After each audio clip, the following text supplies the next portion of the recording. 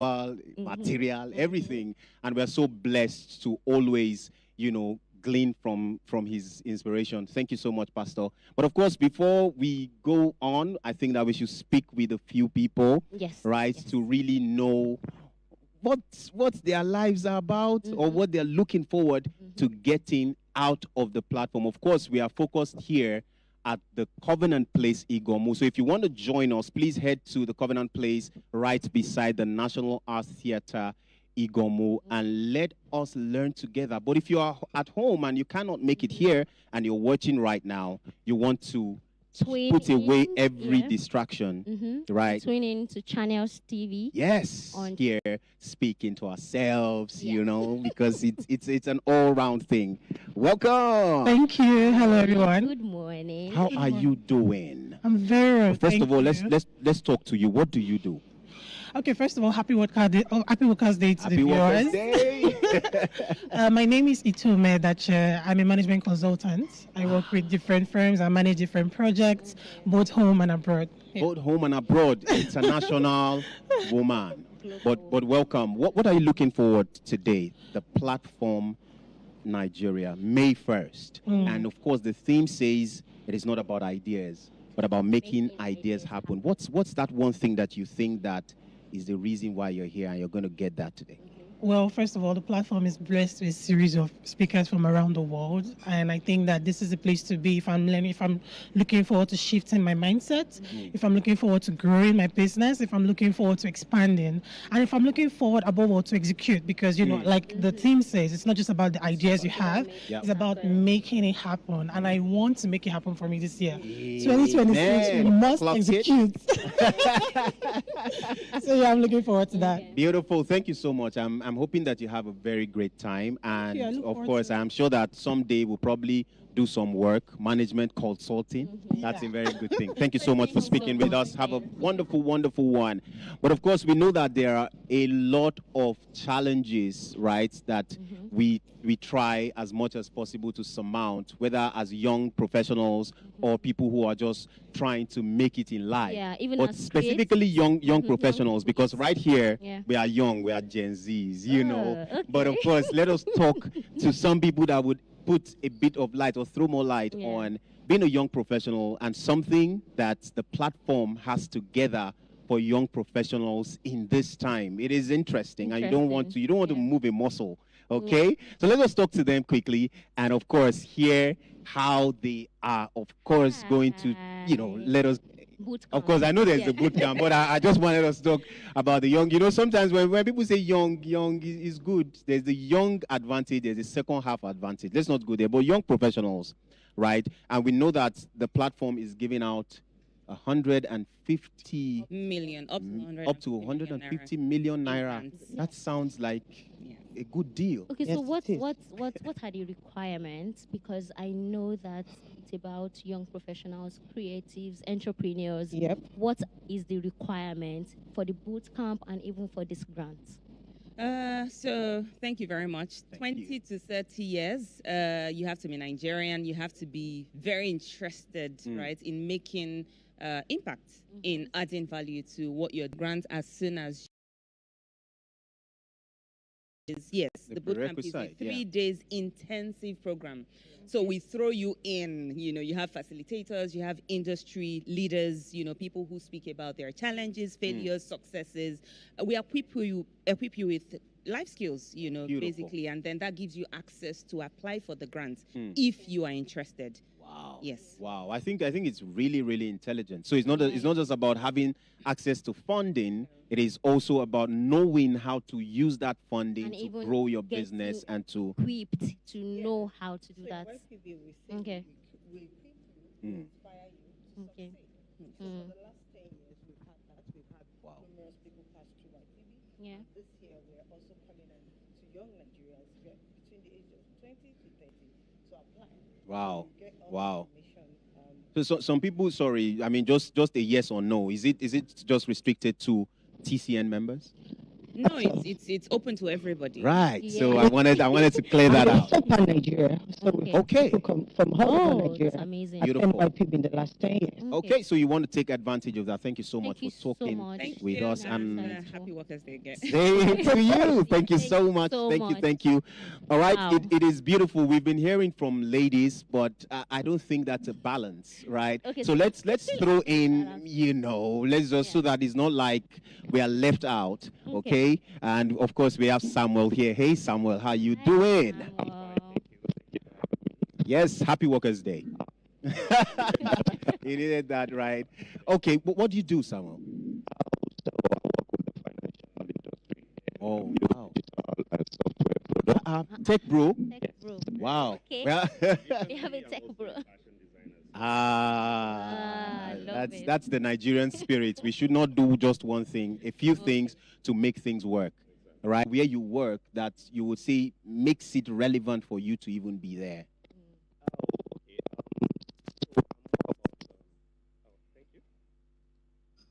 So I've built a lot of digital solutions that is currently impacting lives, across the African space, across the African countries. So I'm more focused on providing solutions that helps people to meet their daily needs, right? So we build digital product that helps life, in terms of how you save money, how you spend money, financial literacy, spending, a whole lot of things that helps people. So You are that's doing what things. I I should know you, this guy. But you have any questions for? So how does what you do impact life every time?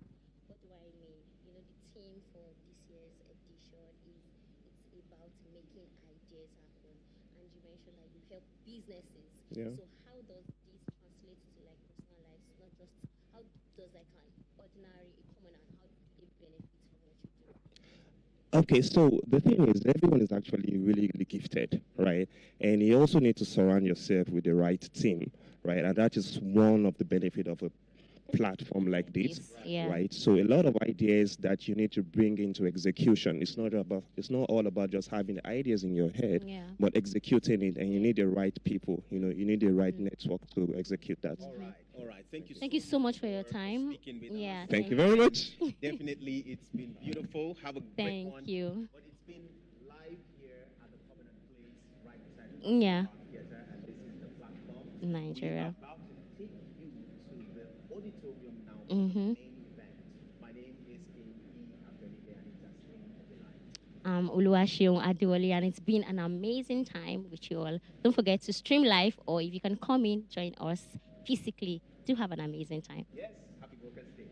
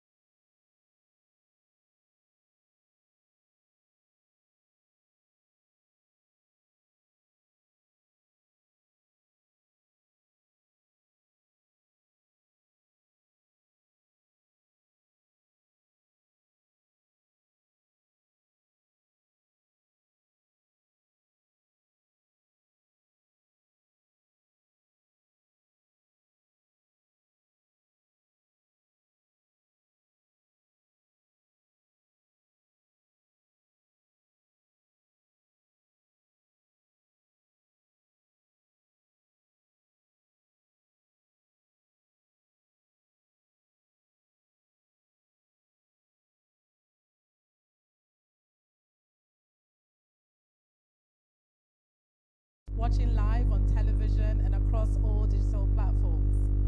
My name is Chidima Agbamuche Madka, and it is my honor to welcome you to the platform Nigeria. Please give yourselves a round of applause. Today.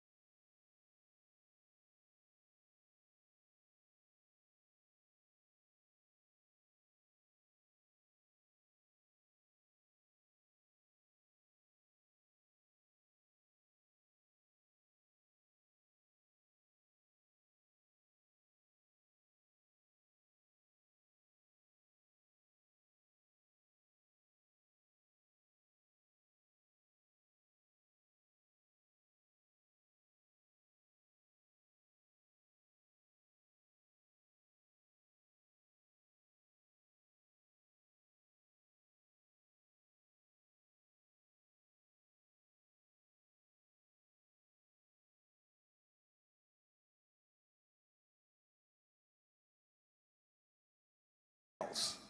That is, anybody you see in any position today, at some point, they needed a little push. Whether that push was through mentorship or by opportunity. That is, successful individuals often benefited from the guidance, encouragement, or somebody somewhere who helped them. And I just want to tell my own personal story, and this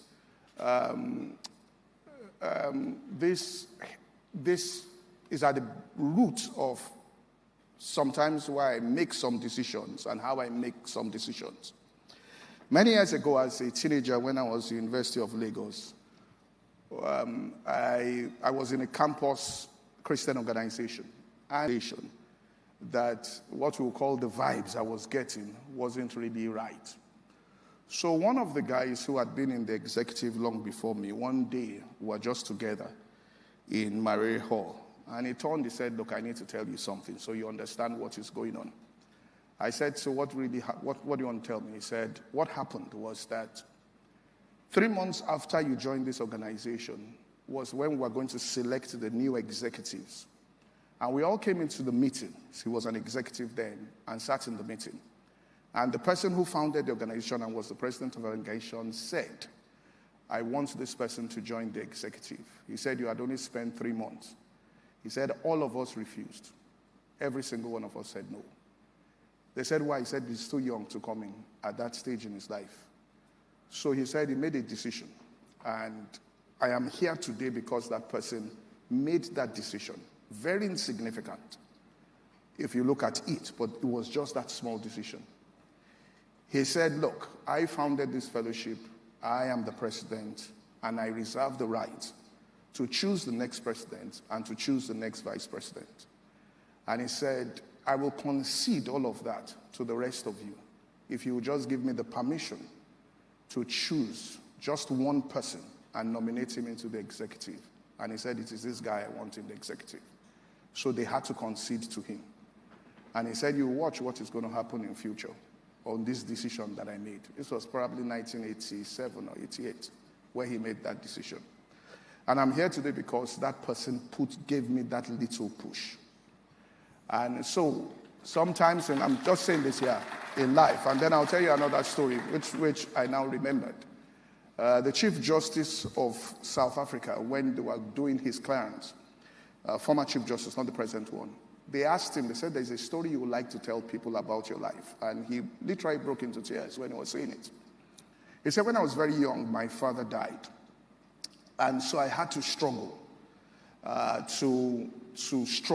to help my mother and go and work. So when I got admission to read law, he said, I knew I would no longer be around and all my siblings were too young to work. So I had to go and look for a way she would be supported because I think she was ill while I went to school."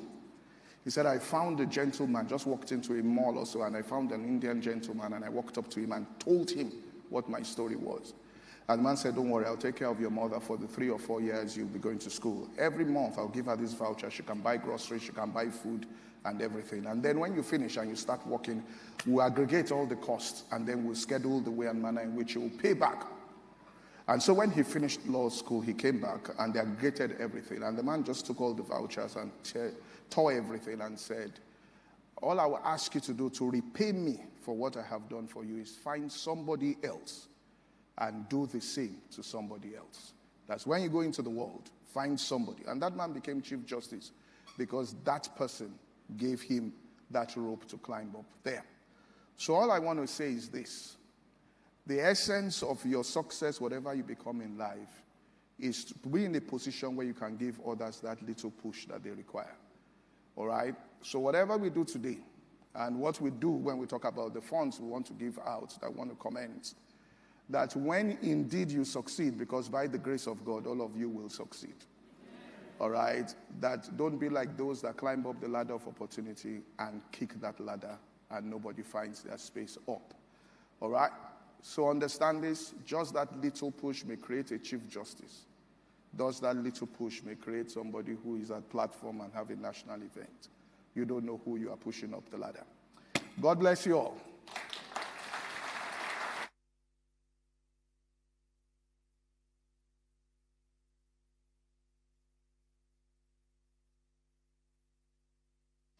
Let's keep the applause going.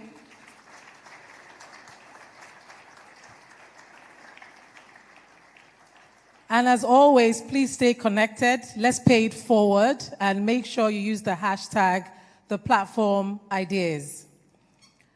Now we bring in a different dimension of execution, not just startups, not just businesses, but institutions. This is where ideas must pass through systems, governance, and structure, and still deliver results. Ngozi Akinyele is the Group Executive and Chief Marketing and Communications Officer at the Coronation Group, where she leads brand, strategy communications, and corporate transformation across multiple financial service entities in Africa. Her career spans consulting, banking, and corporate leadership, including key roles connected to institutions such as KPMG and Union Bank, where she has driven strategic growth and organizational transformation. She has been recognized among the top 50 most influential women in marketing, and her work continues to shape how institutions communicate, grow, and deliver results. Ngozi represents execution within complex systems, where ideas must align, scale, and produce measurable impact. Ladies and gentlemen, this is execution at leadership level. Please give a warm round of applause for Ngozi Akinyele.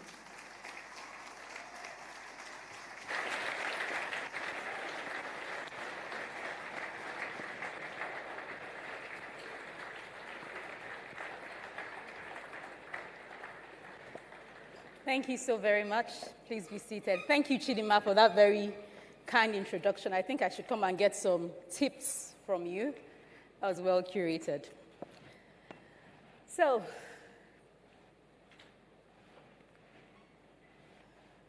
my slides up? Good morning, everyone. Happy Workers' Day.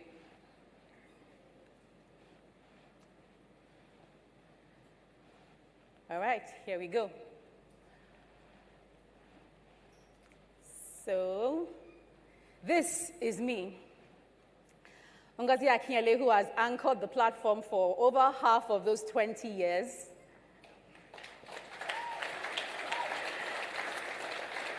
Ngozi Akinyele here interviewing the Vice President of Nigeria at the time. Here also welcoming the former Minister of Finance at the Coronation Art Gallery where I direct.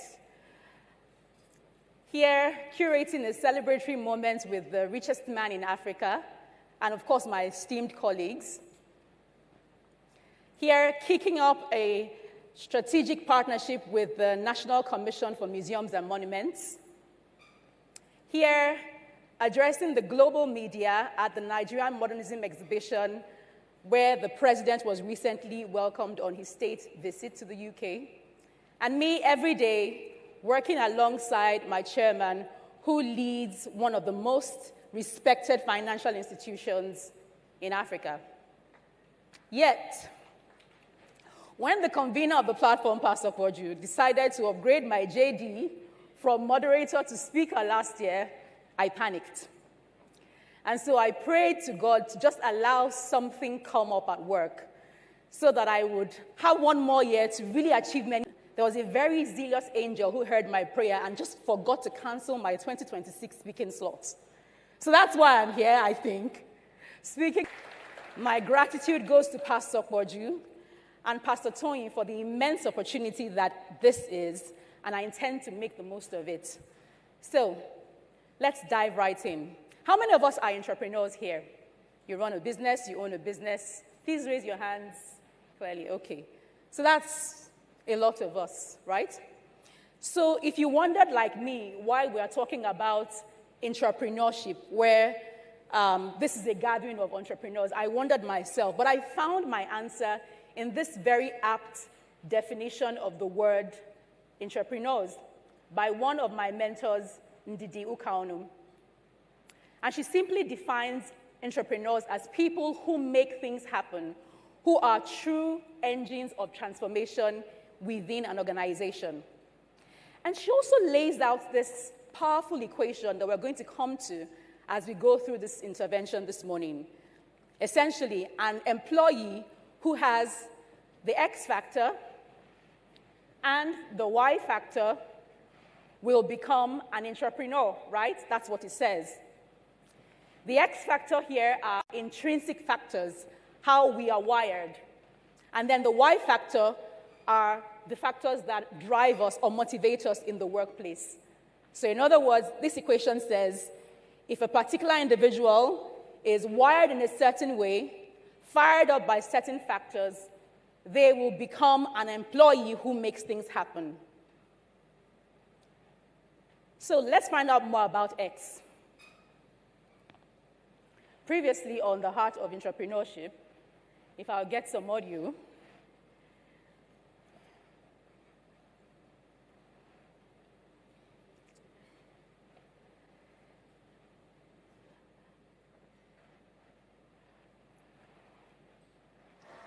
So I'll start with the stone. It's always good to start with the heavier task, like they say, right, in problem solving. I said you should help me get a lighter stone. So I'm going to drop it in. This is our time and chance now, as ubiquitous as water is, right? The people, the problems, the platforms is our water. And here is our stone. Completely impervious to its environment, sinks right to the bottom, doesn't change in shape, doesn't adapt, doesn't expand, just sits right there, complaining, blaming, and obviously blocking the flow of others. On the other hand, we have our, in the same environment, in the same time and chance, gets into the water, goes through time and chance every day, adapts, changes shape, maybe not this particular one, but changes shape, becomes a conduit to be able to impact the lives of others. And then it goes back into time and chance, once again, interacting with the environment, with people and problems, filling up again, and impacting even. But a few days later, precisely 15 days later, I got this message on LinkedIn.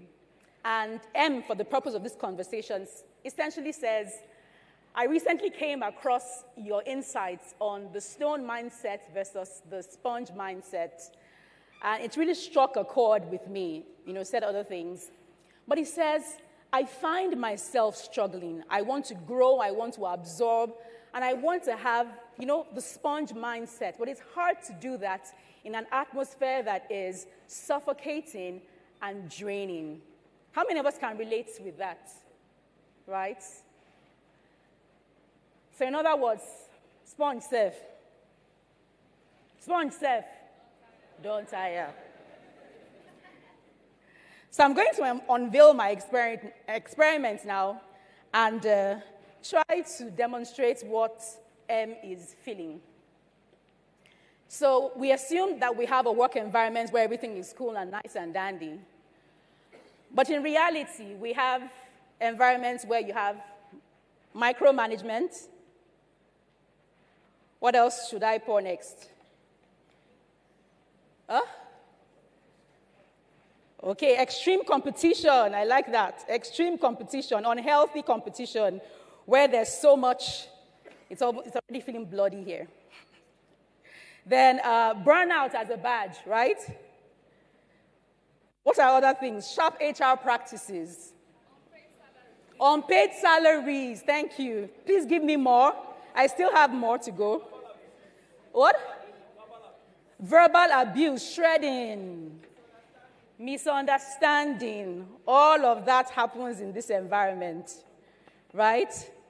So we now have Mr. M, like myself and every other entrepreneur, assuming that this is an environment where we can grow and thrive and make ideas happen. But in reality, it's an environment where even an entrepreneur with the sponge mindset cannot make any ideas happen. Worse off, It's also an environment where that entrepreneur can soak up those negative attitudes and behaviors and then transfers that to other environments. Not where we want to be, right? So, particularly in small and medium organizations in Nigeria, how much is fuel now? And we need to get to work. Okay. So we get ourselves to work, and then we also have to get ourselves to retreats and hangouts and take all the staff selfies and have all the vibes upon vibes. But really, can someone tell us how our careers are really advancing here? And then, I like this one.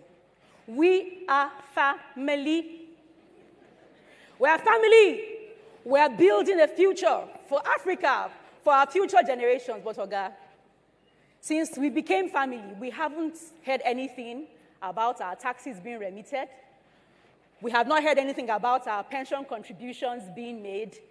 The pension that is supposed to help me, even in this generation, let's even leave future generations, you have not paid it. And then we go on to say, this is an environment where we have high risk and high rewards. Okay, let's dwell on those rewards a little bit more. Employee share options. Employee share options, like we know it, right? Who has ever unlocked it? Short-term incentives, STI, TIs, or TC. And then we have this one. Promotion comes from the Lord, be patient. But you are the one to put my name on the Lord's list, and you have not done it.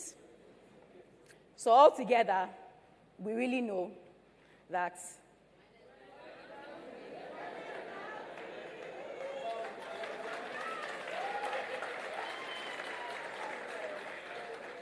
so really, although all of these frustrations are not typical of all small and medium enterprises, certainly not the great ones that all of our great entrepreneurs who are here, lead and manage, we also know this, that there are several factors that drive your growth from being a small business to a startup and then a scale-up. You have your product market fit, right? You have your marketing and distribution, which is actually my day job. Capital strategy, figuring out how to keep your costs under control and how to manage regulation. All of those things are very important. However, your greatest advantage will come from the people who make ideas happen. So that becomes the premise of the rest of my intervention this morning. Enters the sponge boss. I know the very next question will be, who is the sponge boss, right? All right. So for the purpose of this discussion, the sponge boss is the one who understands the value of people in that equation. The sponge boss understands and he needs to create an environment where people can think, where people can try, they can learn, and they can contribute. That is the why factor. But what do we see across the UK and other labor markets where our current and future employees also seek to work? We see employees want the same things, right? Employees want flexibility. If you can see the text underneath the bars, they want flexibility, colleagues, great colleagues, fulfillment, and autonomy, which are strong factors that correlate with innovation. And they want a healthy culture. Now, look at some of the terms that are associated with a healthy culture as we dwell on that a little. Supportive, right? Caring, fair, professional. This is the 2026 data, what people want. Trusting, calm, professional. So many more along those lines. On the flip side, employees don't want to work in organizations where we have, I'm sorry to say, poor leadership, which is yourselves, pay dissatisfaction, lack of resources, and unhealthy culture. Now see the strongest word associated with an unhealthy culture, an environment where the boss or the employer is selfish. In other words, entrepreneurs or employees will not make ideas happen in an environment where the boss is seen as thinking of me, myself, and I all the time. So we have other related words like toxic, unfair, unkind, busy, incompetent. All of these words come to mind. Now, the final slide in this data set is truly powerful. The top 30 words that employees use to describe their employer. Have you thought about it? Maybe not to your face. Have you asked your employees how they will describe your work environment? Or they will describe you, better yet. Some of them are likely to stay for the long haul. Also, on the flip side, if those who work with you describe you as selfish, overly corporate, uncaring, then 8 out of 10 of them are active on LinkedIn right now, honored to be, excited to be, very, very deeply satisfied to be looking for a job today, which is Workers' Day. So what do you need to do to respond to all of this? Because I believe that it's not just about calling out, what is wrong, but it's about providing some perspectives and paradigms to help you see the unique position you occupy. So think about your first boss, right? Think about their sense of ambition, their drive, their values, and think of how much of that is still in you today. Why? Because your first boss creates an imprint that calibrates how you lead and how you follow later in life. You are the first boss for so many people. You have the opportunity not just to create an environment where entrepreneurship thrives, but a place where future leaders are shaped. So think about it. Today, it's not just Abraham that has many sons and daughters. Across corporate Nigeria, you have patriarchs and matriarchs whose entry-level employees are now CEOs and chairpersons of large organizations themselves. They started just like you. Once they were 5, and then they became 10. So you also will grow. You will become 10, and 50, and 500, and 5,000, and 50,000 people all across the globe making ideas happen. Thank you for that amen. I think you should amplify it. But when that time comes and your organization becomes that large, you would not be able to coach everyone directly. You would not be able to buy chocolates and perfumes when you travel for 50,000 people. You would not be able to remember everyone's son's birthday. Neither would you be with them when their parents pass on. But when that time comes, those who you have sown those seeds into will become the ones who multiply them. They will do those same things for the others and the others who will come after them. So then, your policies and your systems and all of the HR processes will inherit the spirit of excellence, of ethics, of empathy with which you are leading today. That is how the right culture is built. The one in which entrepreneurship thrives and the one in which ideas are made to happen. I'm not just talking about this, from a theoretical point of view, because I also have my own personal experiences across all of the bosses who I have worked with in my career, beginning with my first boss, Mr. Debo Adedinro, who owned a chain of small to medium-sized organizations. He encouraged me to go on an employability program at Workforce Center. And when I was done, he did something that shocked me. He picked up the phone and called a partner friend of his who worked at KPMG and said, "There's a young, smart girl who works with me, and I think she would have a brighter future working with you." So I got a call, took the test, and thank God I didn't disgrace him. I got into KPMG, but he proved something to me very early on in life, that vision is not one-sided. There are two sides to a vision, Because vision also means you're able to spot potential and see people beyond being personnel, but see them as professionals in their entirety. So I get into KPMG, and one of the very first things you realize when you're a smart person in a Big Four firm is that you are never the smartest person in the room. You think you have always been the head girl and always come first, but you will see people who are fire, people who know so much. But very quickly you understand that that is the perfect environment to have the sponge mindset.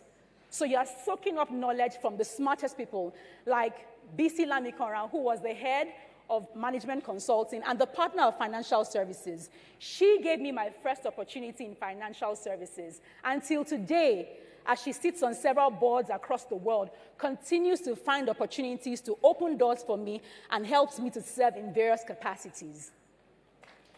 Thank you, BC. Now, I come from consulting into Union Bank, basically an opportunity that became available because of my consulting work in financial services. And I crossed over from the culture of consulting to a 100-year-old institution that was slow and bureaucratic and seeking to become simpler and faster. That was the job that EE, the CEO of the bank, and Mien had to deal with. Now, one of my best definitions of culture is what the leader does and allows to be done.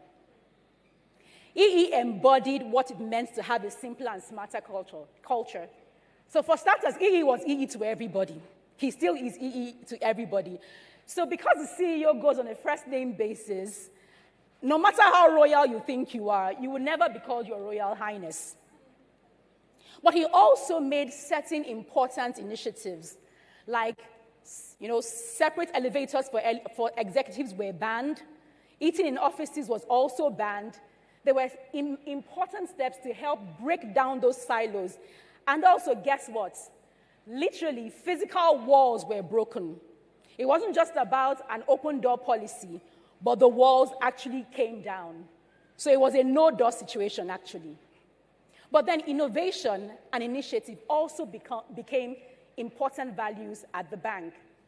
And so enters level 4, Lola Cardoso, who headed up innovation and digital ventures. She brought structure to innovation, organizing the innovation challenges, the hackathons, which I would always participate in. But then we took that further into creating a digital ventures business that essentially meant that the rest of the bank was the mothership, and then the digital ventures was the speedboat. It was on that speedboat that I helped create and build several sub-brands in response to customer needs outside banking. And I had a direct boss, Joe Mbulu, who enabled my growth. There was never a time where I was unclear what was required to do to move to the next level. He was that specific. When I needed to expand my skills or pick up special projects, like when I had to pick up the project of managing the bank's centenary event, which brought me into marketing and communications and essentially brought me into my new north, which I'm absolutely loving.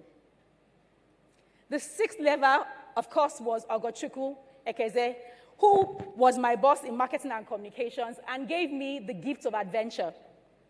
I knew nothing about marketing and communications at that time. All I had was a flair. But she enabled me to train my guts, to build my skills, and to do work that I'm still proud of till today. And so finally, I work today with Mr. Aigboje Aigimokwere, and I have what you call stretch. Because I'm working based on an ambition that transcends one organization. It transcends one country, and it goes all the way to the continent. I'm leading partnerships across the world with a standard of excellence that is expected of me every single day. So, these 7 levers have taken me on a journey that is still very much in progress, but it looks like this so far. I have walked through local, regional organizations. I have gotten promoted quite a few times, done several roles, also had 3 beautiful children with my husband who helped work on these slides.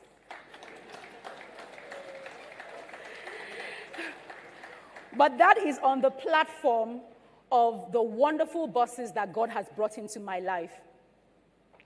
So the question is not about if you're a good boss or if you're a good person, really. That's not what I'm saying here, because you can be a good person and be a bad leader. It's about the systems that you are building. Which of these levers are you going to be pulling?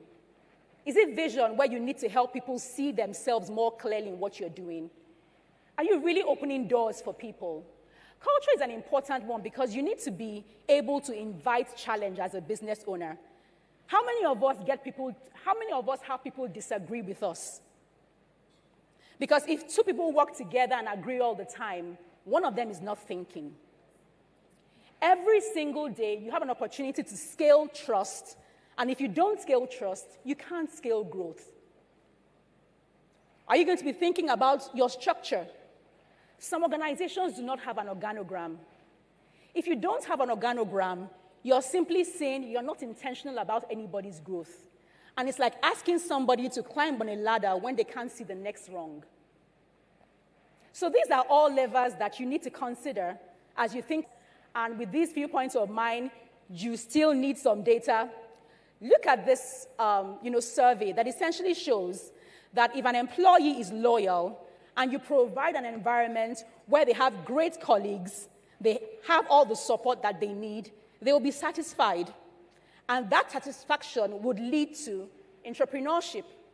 Entrepreneurship, as it rises, will drive firm growth, which is what you want. So let me come back to remind my entrepreneurs in my own constituency, because even in imperfect systems like we've shown here, value is still multidimensional. You still have your X factor, no matter what the Y says. I know the source of my X factor. I think I get it from my parents. My mother was born in Calabar to a family of 4 boys and 3 girls. Her father was ill-advised to stop sending his daughters to school because her brothers needed the money to go to school. So she had to work her way into school, eventually got into OAU, and she had to pick up basketball to be able to see herself through school with the sports bursary. My father was born in Ado-Ekiti to a large polygamous family. He got his whole life funding cut off when his mother made the tragic mistake of cooking poisonous mushrooms that claimed the lives of all 3 of his siblings in one day. So he got kicked out, with her, of course, and moved to Ibadan.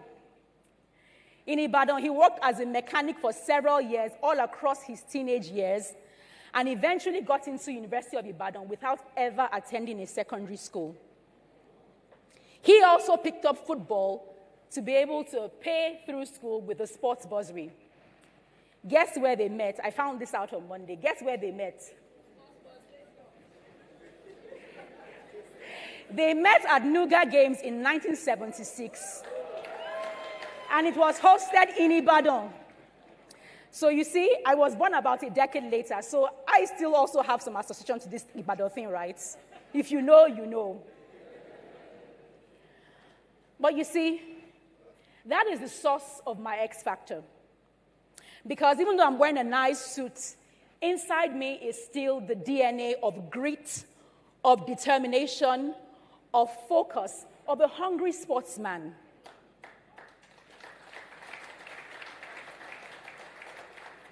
We were raised to have execution discipline, mental strength, adaptability under pressure, teamwork. These values were things we were taught even before we knew how to pronounce those words. They come with me wherever I go. Whatever role I occupy, even if I don't own the shop, what is your X factor? I'm not saying that if your parents didn't meet in Ibadan, you don't have the X factor. I'm not saying that if your parents are rich, and didn't play sports, you don't have the X factor. But I'm saying that you have your story. And if you think you don't have your story and there's no good in your background, then you are now the background.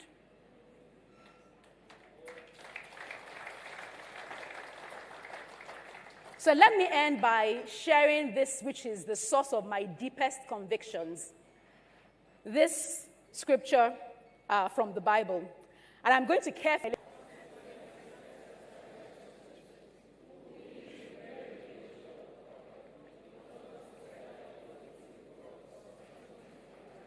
Okay, you've had your bit. Let me have mine.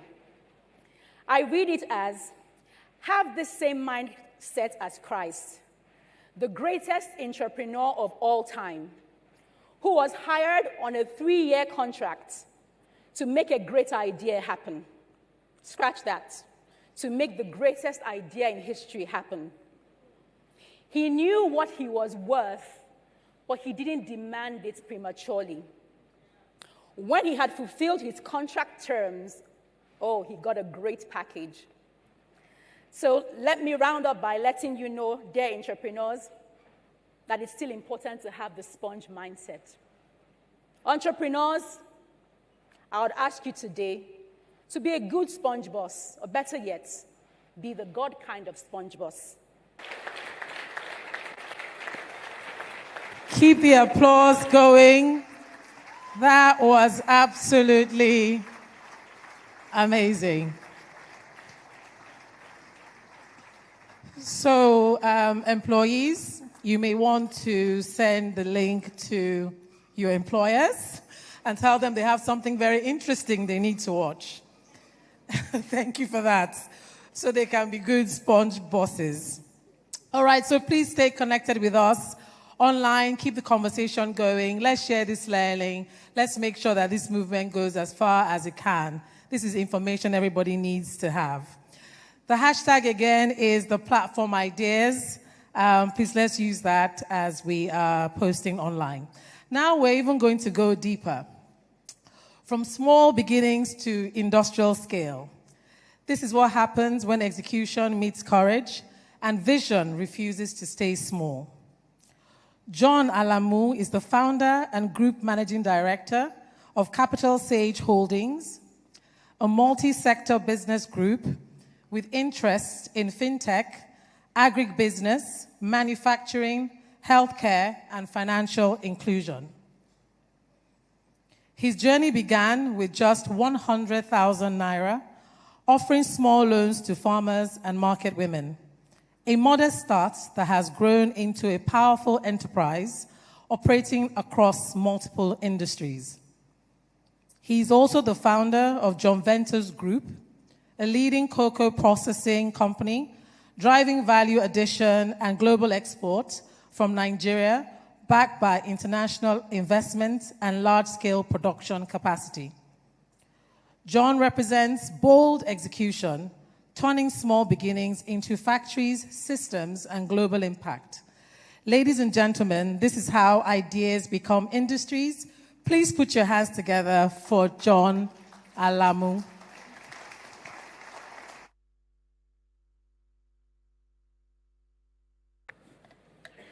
Good morning, everyone.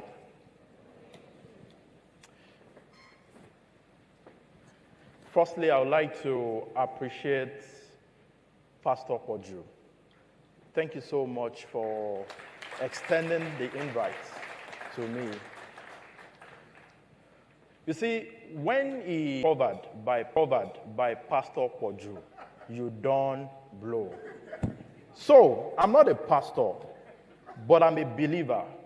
For everyone here today, the type of idea that will make you blow, and Pastor Poju will discover you. May God grant unto you in Jesus' name.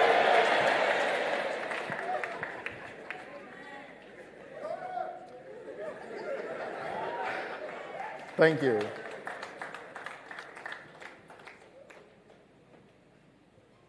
My name is John Alamu, and I've been through a lot.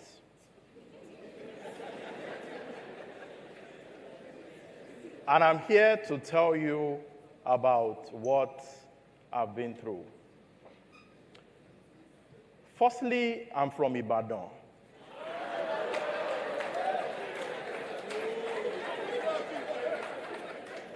Yes. And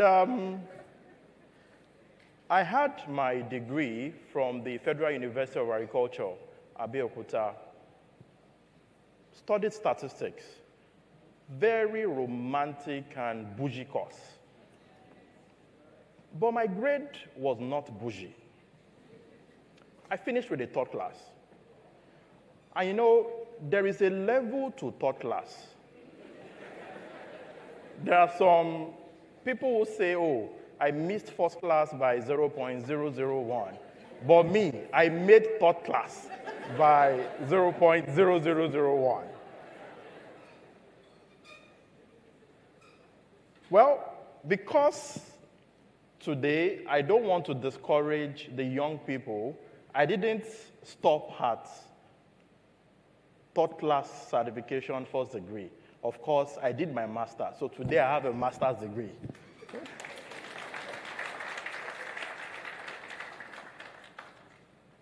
I was privileged to have my NYSC at the International Institute of Tropical Agriculture, Ibadan, where I discovered two problems as an M&E person.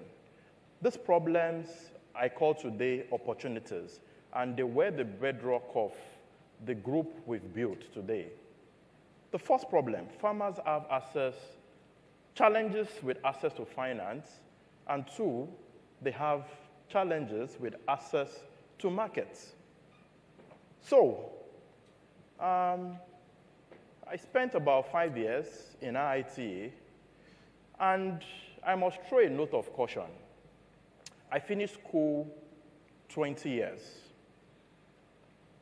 When your parents are civil servants, especially when you have a mother that is a teacher, you know the kind of upgrade. They keep making you jump, you know. So I started my own entrepreneurial journey about 22 years. So I don't know if I'm worthy to even be before you today, because some of you are quite older than me. I'm 33 years.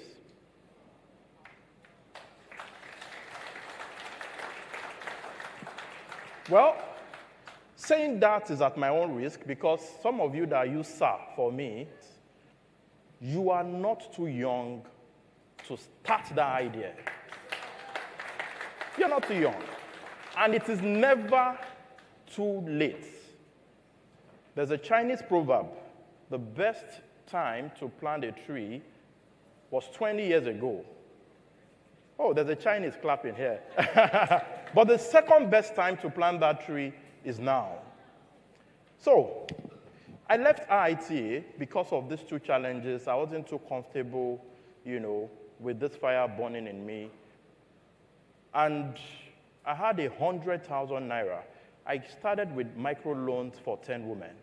I gave them 10,000 naira each, formed them into a group. And then I started John Vance Consulting. You know, I was just looking for a company name, and then I had many ideas in my head. So John Vance is John Ventures. I had many ventures, so I just named it John Vance. And you see, today, I will tell you for a fact that for some of you that are here, especially working professionals who have ideas in your head, and you're thinking, do you want to quit? Should I quit my paid job, you know, to start my idea? Oh boy, if you try it, you will suffer. It was not easy. When I started Jovment, I started training farmers and all of that. I remember the time when I tried to lease a farmland, 20 acres, and I leased it from, you know, a local community head, which in Yoruba is called Baale. That's the biggest guarantee you would ever have if you try to, you know, lease a farmland. But as the tractors were working on the farmland, you know, people came and then, you know, asked them to stop working. And guess what? The land never belonged to the Baale. Apparently, that land belonged to one of his chiefs, who was very powerful, powerful than him. So we were invited to the palace to come and settle. And as we were all seated, policemen came and packed all of us. Both Baale And me, chiefs, the chief was that powerful. And for the first time, I was locked in a cell with my farm manager. And eventually, when matters got settled, you have to bail yourself. I didn't have the money to bail myself. I collect water. You see, having an idea is good. Everybody here has ideas. Idea is not the problem we have in Nigeria. Number one issue we have is resilience. In that cell, I had just two decisions to make. Either I leave the cell and then I stopped that entrepreneurial journey, or I go out and I become stronger. Well, it was my parent that came to bail me. My mom came to the cell, saw his son. You know what that type of feeling is. But then I left, and to the glory of God, today, that credit assist business has become a global business. We are currently in 5 countries offering financial services, micro-lending. Today in the financial services group, there is the asset management business, there's the investment bank, there's the tech. But today I will not talk about tech because everybody wants to do tech.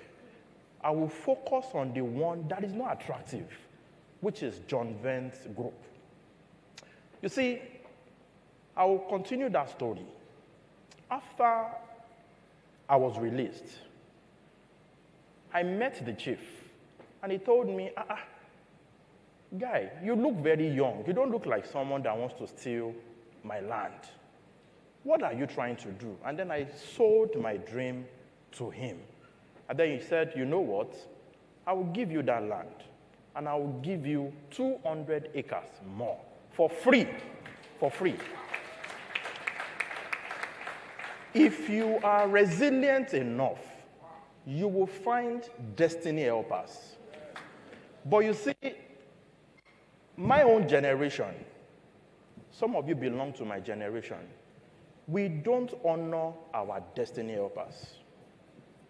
We put our phone on DND so that our destiny helpers will not stress us. You have to honor your destiny helpers. In my journey, I have had a lot of destiny helpers. Your staff are your destiny helpers. You cannot make yourself a billionaire. Only your staff can make you a billionaire. So the first lesson is drawing inspiration from that chief that put me in the cell. It was my first benefactor. What are ideas? Ideas are living entities. They are energetic beings, always looking for human beings to partner with. But you see, if you do not respond to them quickly, they leave you and find someone else.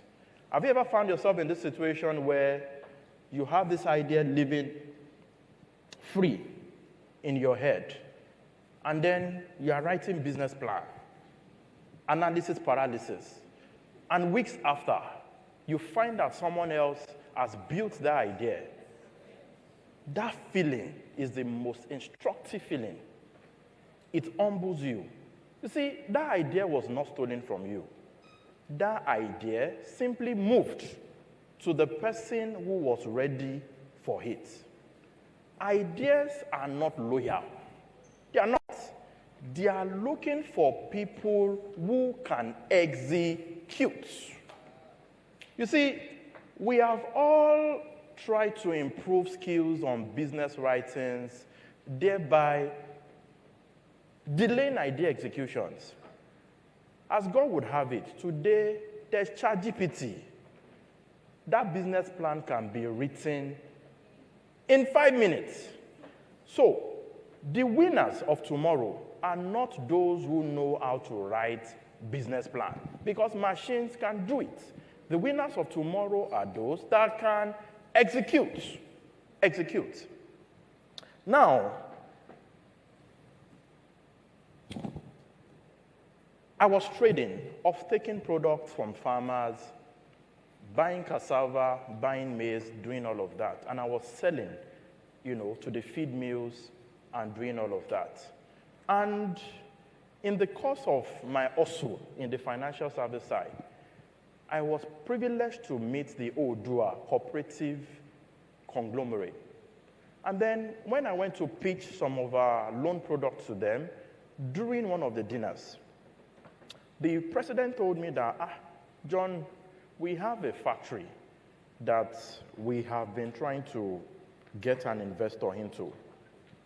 You see, I have never done manufacturing in my life. I am not the best from the university. In fact, what did you study? Statistics. What have you got to do with manufacturing? The journey to industrialization for us started when you are privileged to attend those type of social dinners. It can be the only opportunity you have. So the president told me they were looking for an investor, and I said, let me see the factory. And then they took me there, and it was massive, very, very massive. And I looked at him. I said, sir, I am interested. You see, the man looked at me. He said, this factory was leased by Holland. Who are you? You are too small. And for those of you that are not from Lagos, that know about cocoa, they say cocoa is not a trade for young people. It's a trade for old people. And I told him, I said, Baba, I am interested. He said, this is billions. Where will you find money? I said, Baba, you are the one that would help me. I don't have the money. You are the one that will help me. You see, it is called audacity. Audacity. There are some audacity that will put you in trouble. Like if you're in front of a policeman and then... But when it comes to implementing ideas, you need to be audacious. And with God on our side, the Baba agreed to split the payment terms for me. And then I went to raise money, family, friends, and all of that. You see, today, we do not only run that factory, we run 10 plants in Nigeria.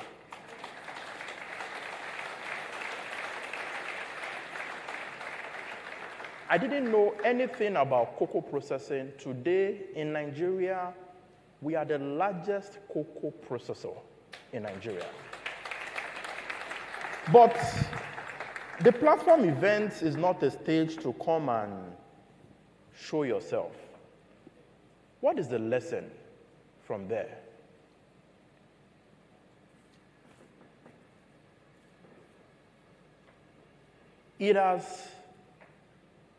We have not expanded this far because of me. I am the founder. But I am not the right CEO. There's a difference between a founder and a CEO. Some people are brilliant enough to be both founder and CEO. But the wisdom in executing ideas is knowing what you do not know. You see, I'm a very generous person. The first speaker, I'm the typical example of an employee that would like to give staff my kidney, my liver. But you see, that is not what it takes to run a business. I know what I do not know. So, one of the reasons why we've been able to expand this far is because we have invested in strong management team. Not all of you can be entrepreneurs. So don't be over-motivated. There are some people that are made to build businesses. There are people that are made to run businesses. Some of us here, we would do better as working professionals because to run business, no be moi moi. So, know your core competence. Are you a founder or are you a CEO? Or are you both?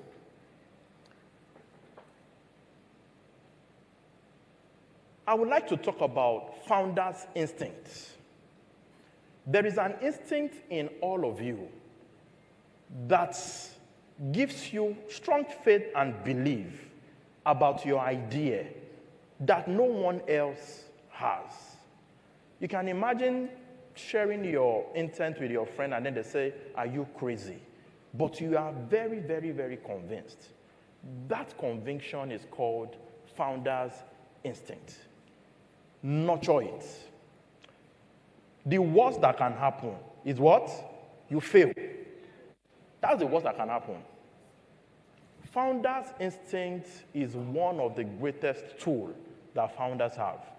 And it has worked for me. It worked for me in choice of recruitment, in choice of starting a business. You know, there are some staff that will come to an interview and with just one question, I know this is the person. And then every other person will be asking, KPMG level kind of questions. And I'll just be like, this is the person we are hiring. You're just wasting your time. Founder's instinct. There is, this one I have to be careful. In Nigeria, we call it work-life balance. You see, I'll be very, very dishonest if I tell you there is anything like that in entrepreneurship. There is no work-life balance. If you want to balance life with work, you are not a founder. You are a what? You're a CEO. No meetings on Friday, no meetings on Saturday. There's nothing like that. It requires so much hard work, so much effort in building. So much. So much. And you know what? As you are trying to build, there are a few things that will not make life balance with work. Number one is the environment. In Nigeria today, it is not easy to be a young entrepreneur. Young entrepreneurs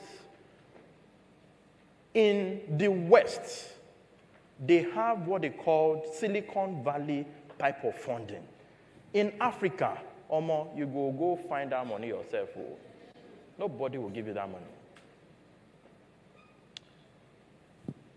Staff will humble you. When I was still at the building stage, I remember that one of our branch managers gave out a loan to a footballer. Upcoming, not... To cut a long story short, they misplaced that collateral. And the guy went to the police station and they wanted to arrest the staff, the accountant, because the staff jackpot. And I came from the field because I was doing multiple jobs. Remember I told you one of the biggest regrets was leaving a pay job to, you should run both concurrently until one stabilizes. So I came back and I was arrested. And I was locked in the cell again. In fact, this was Yagokun. And if you've been to Yagokun before, the first cell was better. This one, as I was entering, the boys in the cell were like, see your stomach. Oh boy, we go beat you.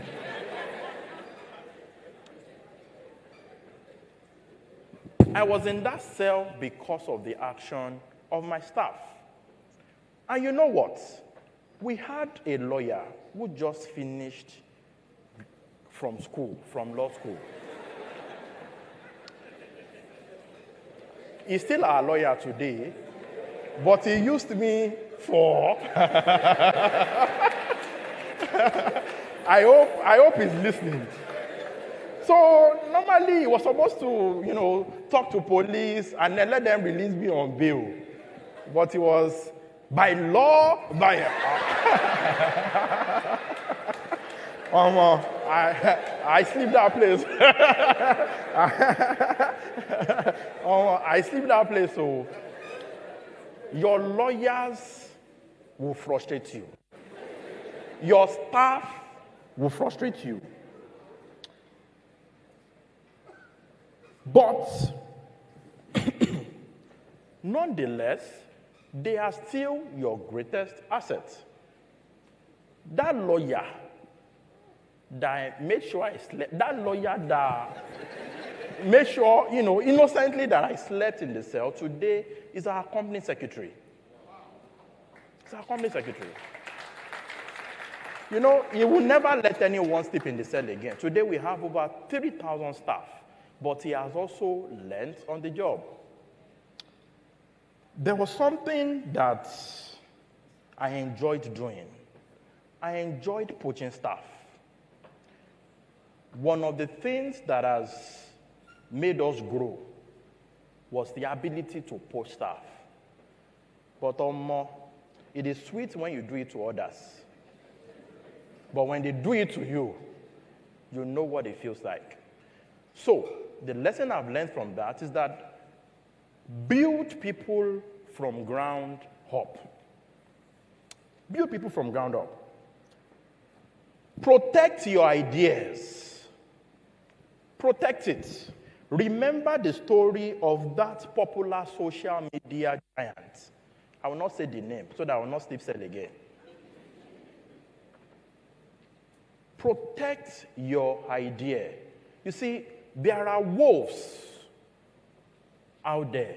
The wolves can be sitting on your board. The wolves can be sitting as your PA. The wolves can be sitting as your most trusted staff. You have a responsibility to protect your idea.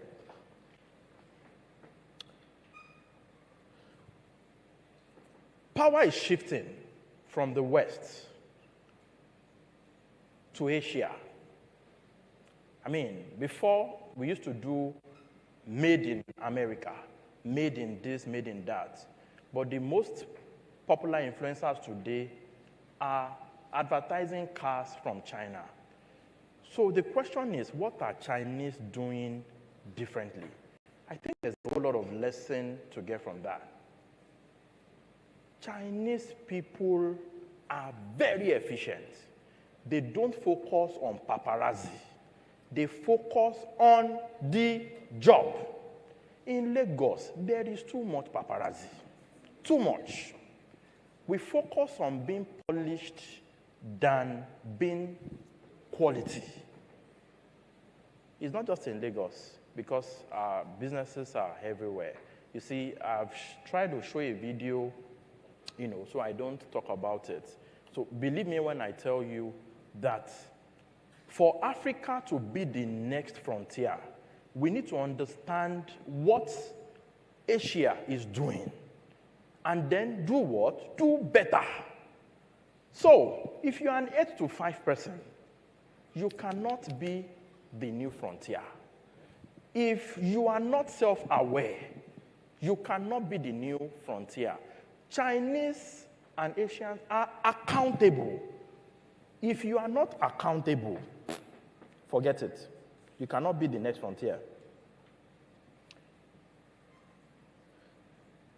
Now, you need to ask yourself some difficult questions when it comes to idea execution. Do you have a founder market fit? You see, in the past, I used to like to innovate. But now, I don't innovate anymore. I will listen to what Tose and Onoda will say today.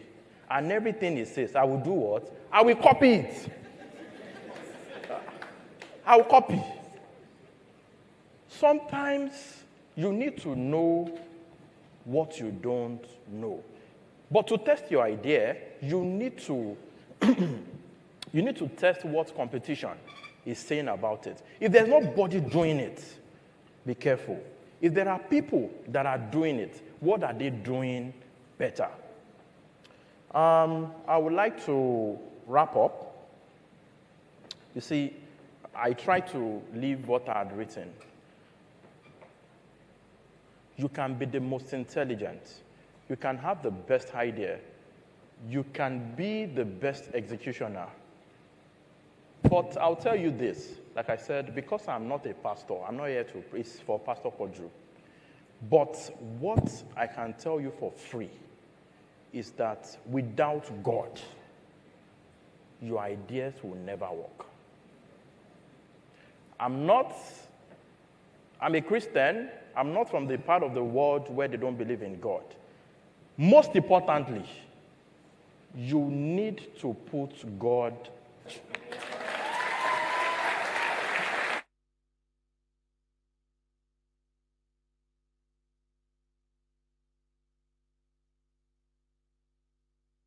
Let's keep clapping. Let's keep clapping. That was extremely enriching.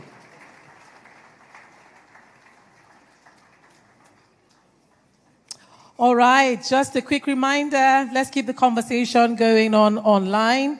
Please share your learnings. The hashtag again is the platform ideas.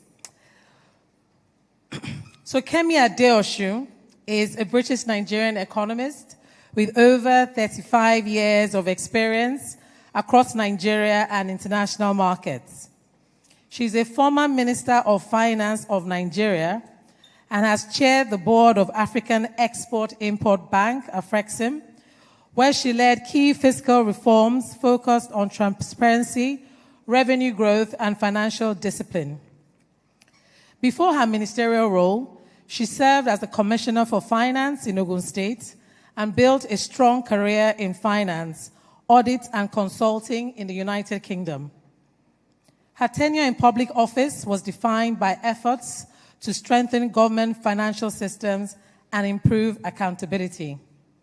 She brings a perspective shaped by real leadership responsibility, policy execution, and navigating complex national systems. Please join me in welcoming Kemi Adeosun. Please sit down. Thank you so much. I want to start by thanking Pastor Podru for all he does. 2017, I was here last. I was minister. He's always where he needs to be. So then he just wanted to understand what was going on with the economy. And I came here and gave a presentation. And I find it very interesting now that 9 years on, he's talking about the same things that I'm thinking about. Which is entrepreneurship. So when he called me and said what I think that Pastor Podru is onto something with what he's doing. So this country, and please, all those people that say in 2080, I think somebody told me 2080 the other day, Nigeria is going to be the top. I said, you people are crazy. In 2080, I'll be 113 if Jesus tarries. We can't keep on pushing the thing forward. You know, in 2040, we're the biggest economy. In 2050, it keeps rolling, right? The only way we're really going to jump, and there's an opportunity now for Africa and therefore for Nigeria to jump, is when SMEs begin to grow, begin to scale. And that's why I started a new project, which I'll talk about a little bit. And that's why I felt I needed to be here. Interestingly, John Alamu, I traveled 6 hours to go and find John Alamu in Akure, because right now my life is about showing people that entrepreneurship can work, that businesses can be founded and businesses can grow. Because in Nigeria today, if you are employed, that is if you have a job, 80% of you are employed by SMEs. Forget government, forget the days when, you know, if you drive all around here, you see big industrial complexes that used to be factories, and a factory would open and employ 2,000 people. Those days are gone, and they're not coming back. They're not. What they're going to be replaced with is nimble, digital-based, intelligent, data-driven businesses. And the digital economy has leveled the playing field in a way that you wouldn't believe. You can walk into a shop in London and see made in Nigeria chin-chin for sale. You couldn't do that 10 years ago. In fact, once they heard that the product was from Nigeria, they wouldn't want to stock it. Now, the world is digital. You can get online, you can create an ecosystem, you can create a following, and we're seeing it. We've seen it in music, we've seen it in film, we're seeing it in sport, we're seeing it in tech, and I'm very happy that Tosin of Money Point is here. The next bounce of the ball could be yours. And that's why I'm here to just share a few ideas with you that I hope will open up your thinking. Let me start by a small confession, because some of you will know me as minister, commissioner, all those things they read are true. I am all of the above and more, but I'm also an entrepreneur. I've had 9 businesses. 6 have failed. 2 were draws, and 1 is struggling. And I say that with intentionality because failure is a part of business, okay? So and I say this, and it's very important as children of God to understand this, because this is where a lot of us get it wrong. So if you failed, did you pray? Was it a good idea? Was it a God idea? You know, you get those kind of miserable counselors when you fail. They sit down in front of you and say, so what happened? Did you pray before you started? Say yes. And what did God say? God said I should do it. Okay, so why has it failed? Now, these are logical questions, but they're not useful questions. Those are the questions that people went to Joseph when he was in the prison and said, so did you pray? Yes. Did you fast? Yes. So why are you in prison? But they haven't seen what you're learning along the journey. Every single failure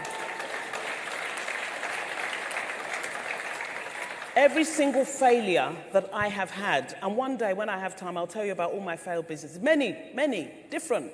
I had a Christian bookshop. How more anointed an idea can be a Christian bookshop? How more anointed can you get? So when the bills would come and I couldn't pay, they'd say, Father, this is your work. This is your word. I had scriptures that I was standing on.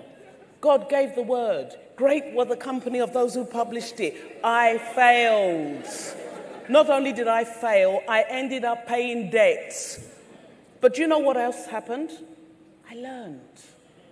I learned what to do. I learned what not to do. So please, if there's anybody here who's failed and thinks that maybe it's not for me, I want to encourage you that if you get another great idea, and hopefully when I finish this presentation, I'll show you how to validate it. Not in a spiritual way, right? Because having a God idea does not exempt you from the market. Yeah? And being anointed, and even if Pastor Paul pours oil on your head, you are going out there, you will face competition. You will face unfair competition. You will face fair competition. You will face the impact of your own bad decisions. But it's part of the entrepreneurial journey. And it's an exciting journey. So I have a very bad habit. My staff have told me of getting them to present PowerPoints and then talking as I like. So today, I'm going to try to stick to what I've prepared. My presentation is called A Great Idea. And so I want to talk about the 4 laws that apply even for anointed ideas. Yeah? No matter how anointed your idea is, you are going to compete in the market. Angels do not bring customers. Trust me, I've prayed all kinds of prayers for business. Angels don't bring customers. Marketing brings customers. Lying on the floor in my shop, calling forth customers, pointing to the book, standing on scripture didn't bring customers. The business still failed. And I think this is where some of us miss it. We've heard from God, we're anointed, pay our tithes, serve in the ushers, and now we have an idea. Of course it's got to succeed. But I want to just ask you that there are 4 things I want you to put your idea through. After God has told you, because God has told you, and I'm sure you did hear correctly, but you also have to hear about these 4 things. So 1 is the market. Now, as I say, you can call your business Anointed, Children of God, Small Chops. You are going to compete with every other small chops. And I know some of us do that, right? We're trying to be really spiritual, kind of blackmail God, give the business a name that is embarrassing to God if it fails. My bookshop was called The King and I. How good is that? It failed. In fact, it failed and left me in debt. So, what is the market? Have you done your research? Do you know the market you're going into? I'll deviate a little bit and talk about the project that I've started, and this is the reason why I interviewed John, and today I'll be interviewing Tosin. I've started a project called Nidacity. It means Nigerian audacity. And what I'm doing is I am showcasing Nigerian business at a granular level. So I'm looking for entrepreneurs, I'm speaking to them. We are providing what we call inspiration, education, and resources to support businesses. So you go there, you read a story. You won't read Bill Gates, you'll read John Alamu's story. You'll read the story of the guy that started Mega Chicken. You'll read Tosin's story. So you will be able to understand where they failed, where they got it right, where they got it wrong, because business is a process. And anointing will not take you there. You've got to do the work. You've got to do the research. You've got to understand your competition as well as you understand yourself. And you don't do things like, and we do this again, God help us Christians. Sometimes we over-spiritualize things. So one of my failed businesses was a hair salon. And after I opened the hair salon, somebody else opened maybe 3 doors down. And then people would come and tell me, do you know what she's using? It's like, whatever she's using, she's beating my ass right now. So it's really not relevant, So let's not over-spiritualize competition. Competition is there for a reason.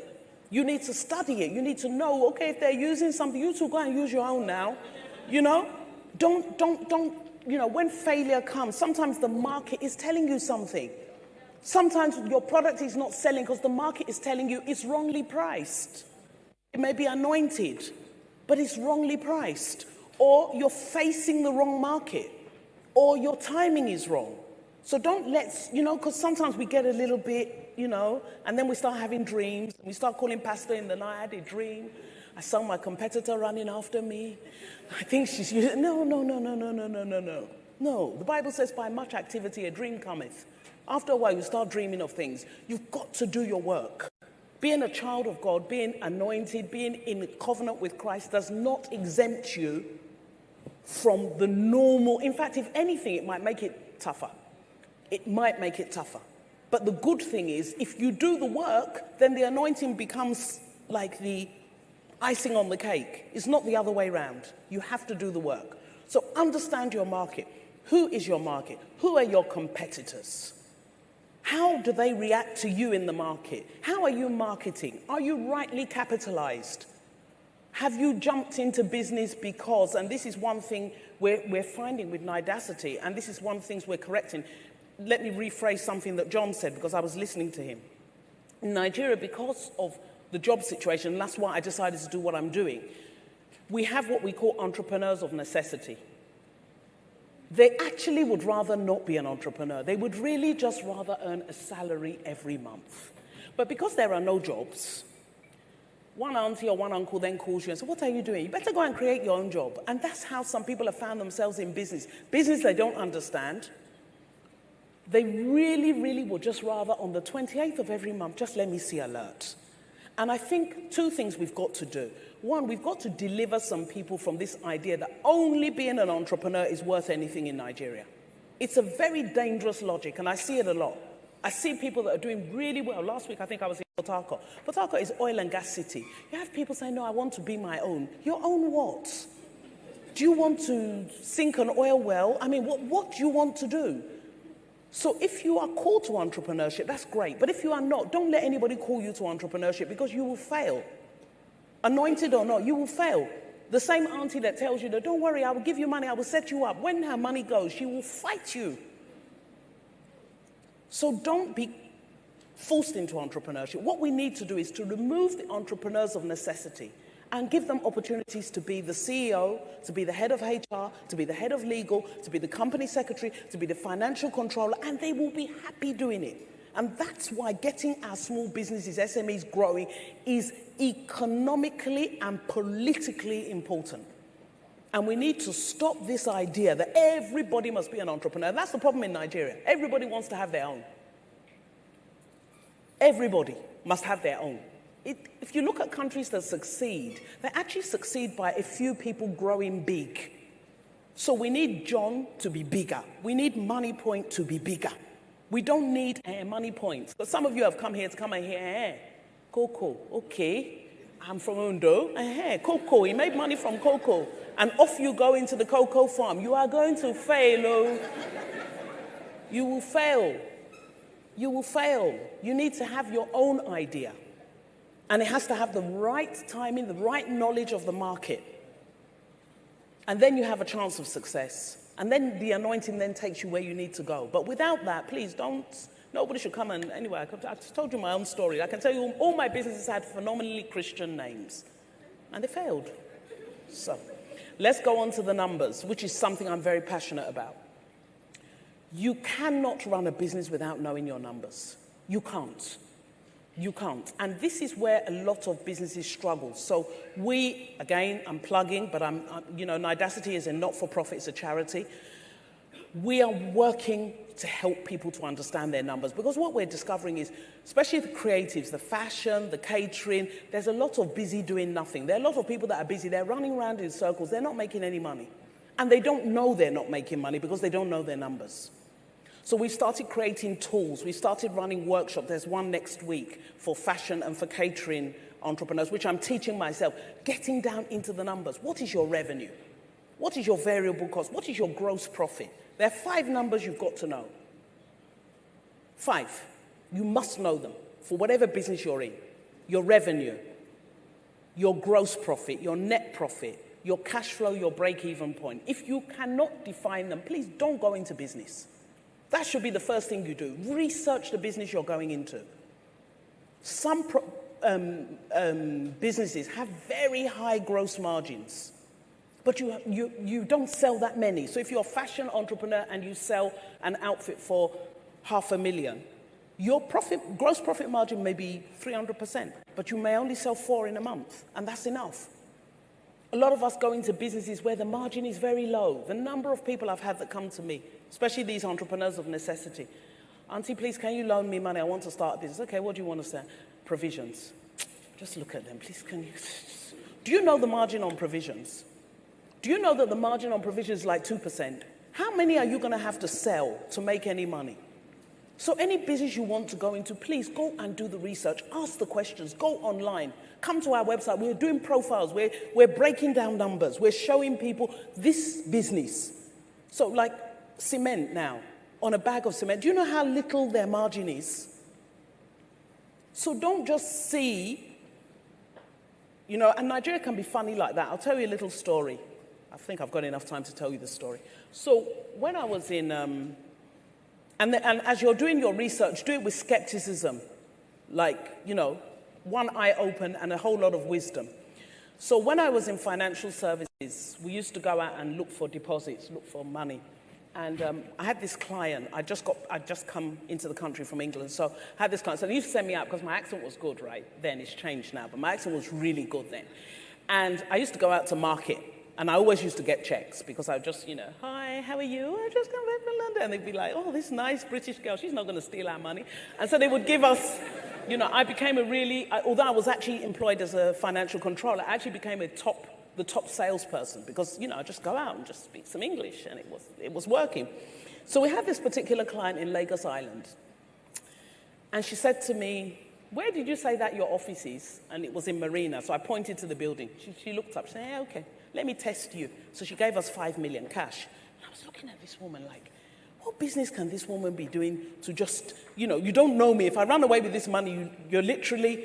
Anyway, over time, she became a really strong client of mine. And I became, a friend. You know how you endear yourself to people. So she used to sell wine. So I said to her, Ma, this wine business, it's like really good. And, and the entrepreneur in me is thinking, wine, okay, where do you employ where get your wine from? So she said to me one day, she just looked at me, that kind of pity, like, you don't know anything. So she said I should follow her. So we get in the car, we drove. I'm like, okay, this is Ijebu-Ode, we're still driving, okay. Anyway, we finally get to some clearing, and I literally mean clearing. Those places where there's a sign that written says, this way to. It was, this way to, and so that's where we ended up. And maybe as far as the eye can see. So if you imagine this auditorium times 10, she had catfish ponds, little earthen catfish ponds. So I said, Mama, she said, eh.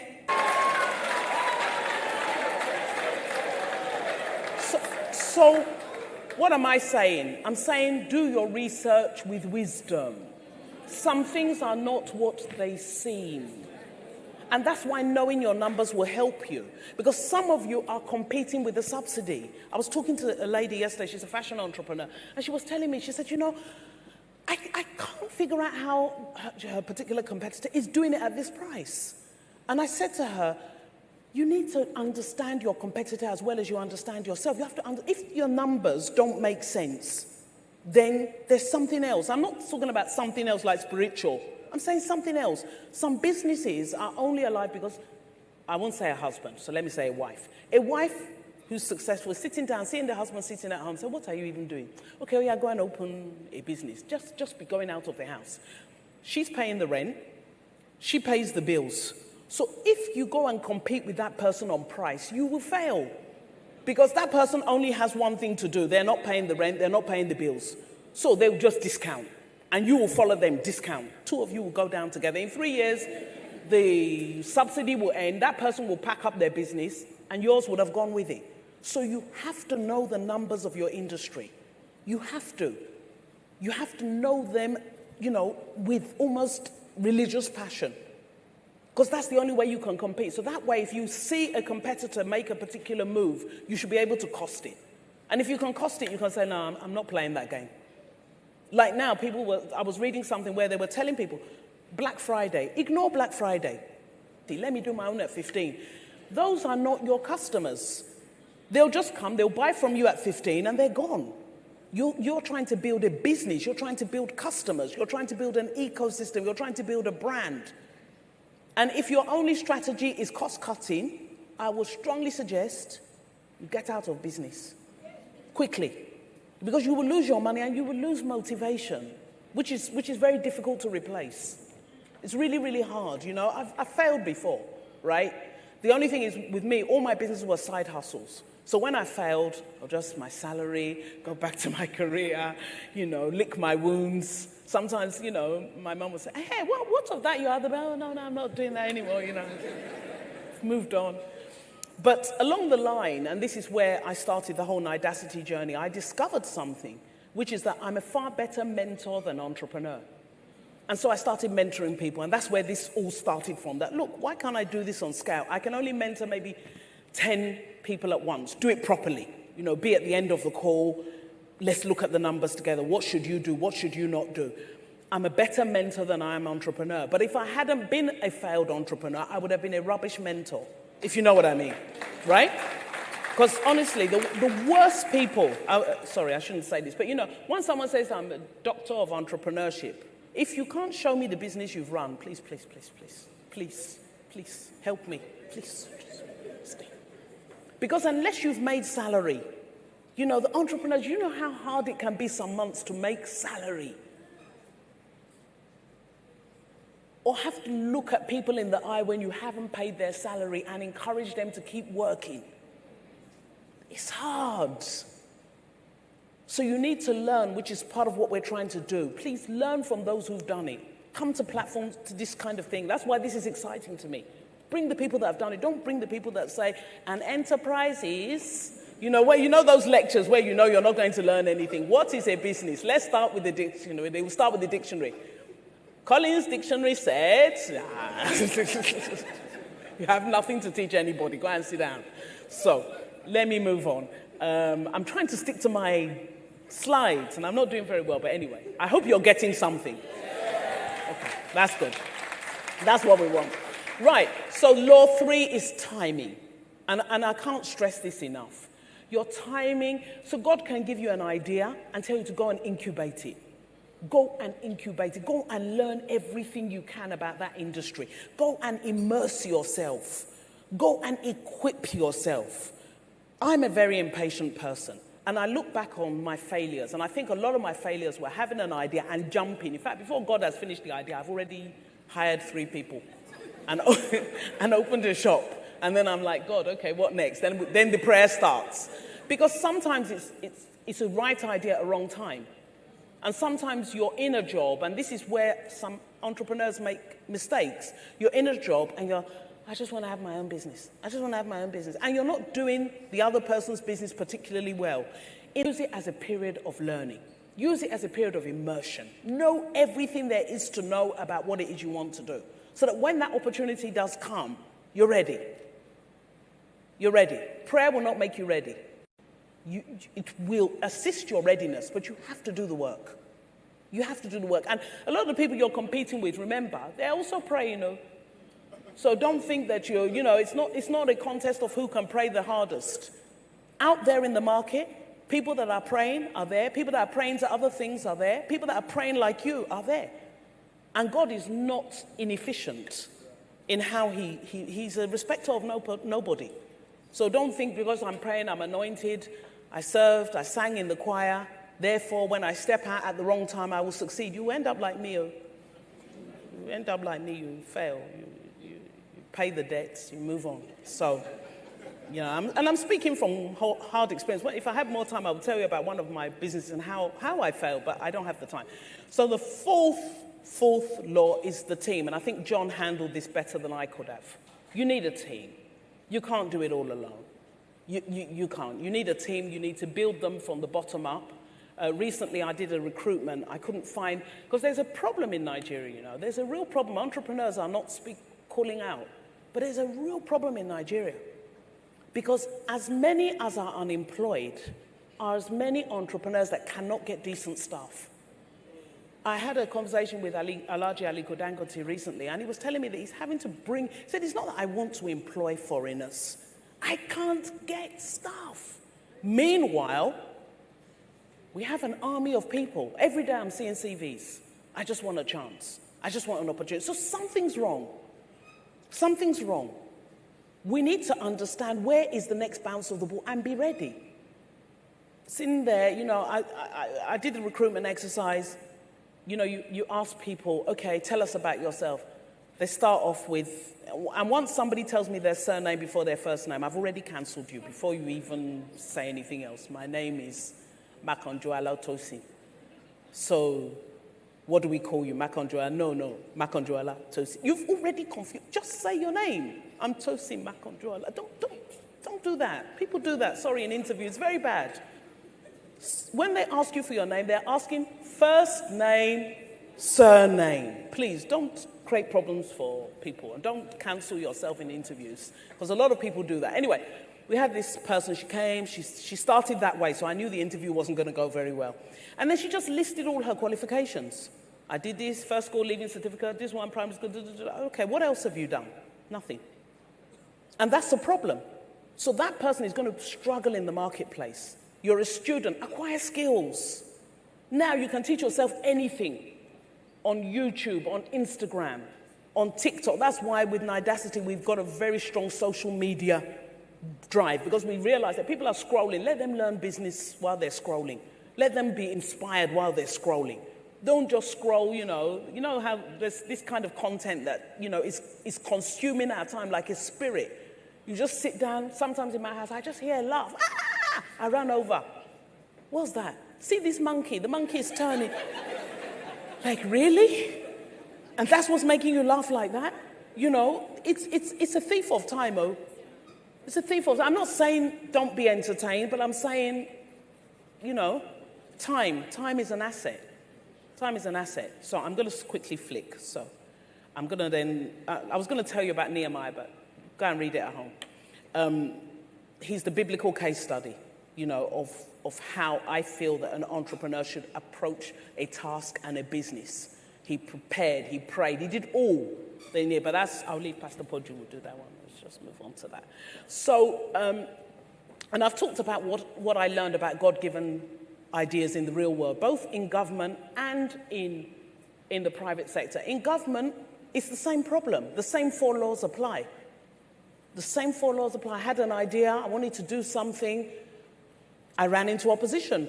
It's interesting when people talk about my tenure as minister, they say, oh, whistleblower scheme, oh, this one, oh, ghost workers.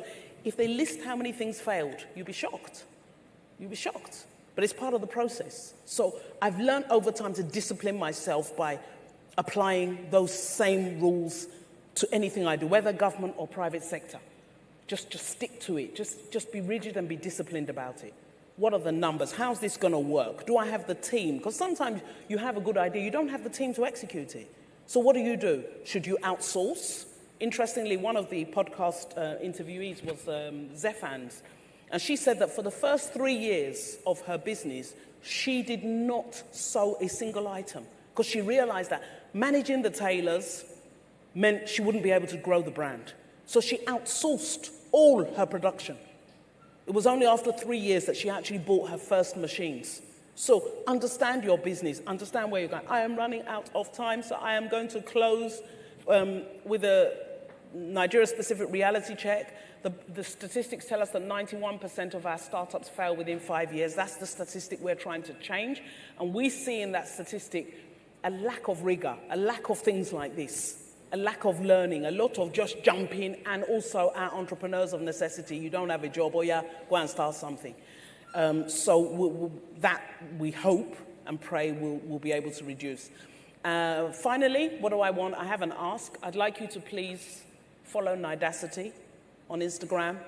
I'd like you to watch our podcasts. John's podcast, you need to watch John's podcast.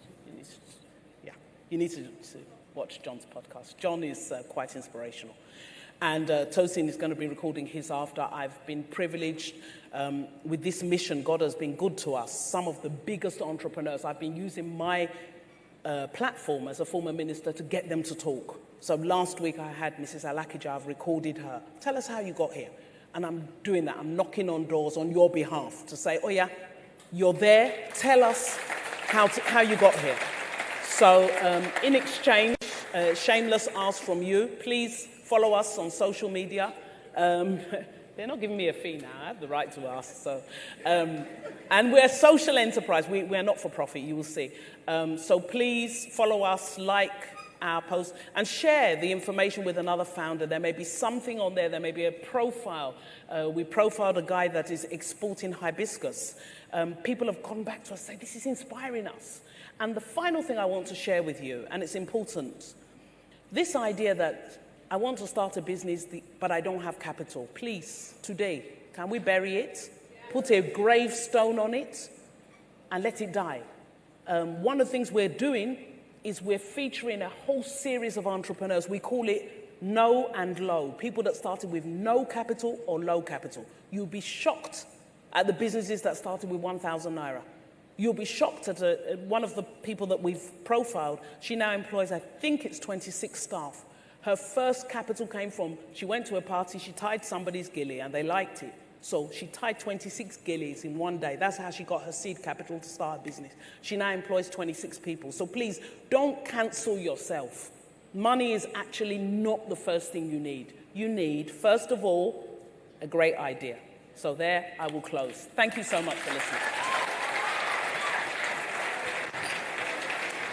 Wow, keep the applause coming.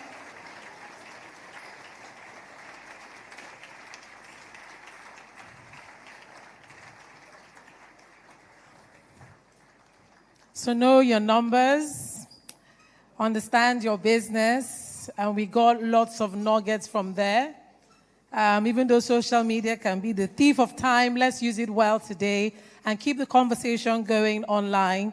The hashtag again is the platform ideas.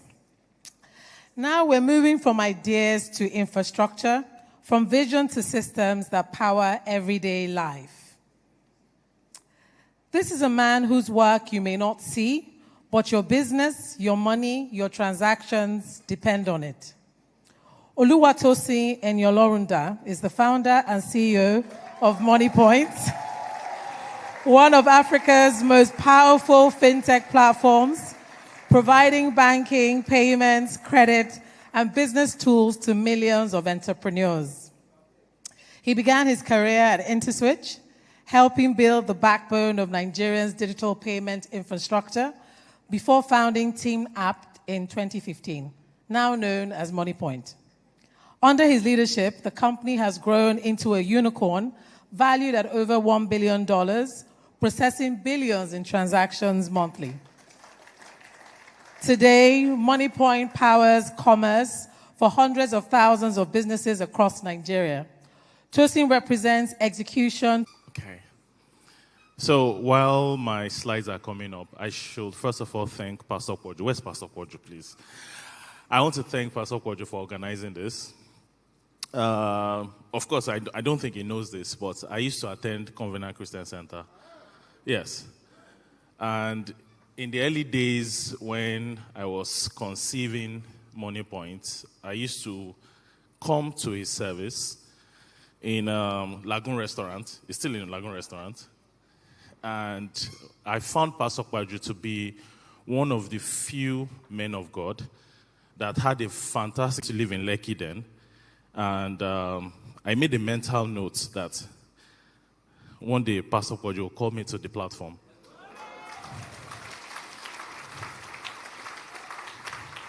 And so when John said it, I was like, I got it. So normally I don't even attend these events. So when he reached out, I just told my wife, I have blown. So thank you very much, Mr. Pastor Kwojo. You're a blessing to the generation. I would say many of your teachings those days formed many of the business mentalities I have today on how to run a big organization like MoneyPoint has transformed. I am proud to say MoneyPoint started from scratch when I and my co-founder Felix started in 2015, purely Nigerian. Everything we've done in MoneyPoint today is purely Nigerian. I was born in Lagos. I grew up in Ibadan.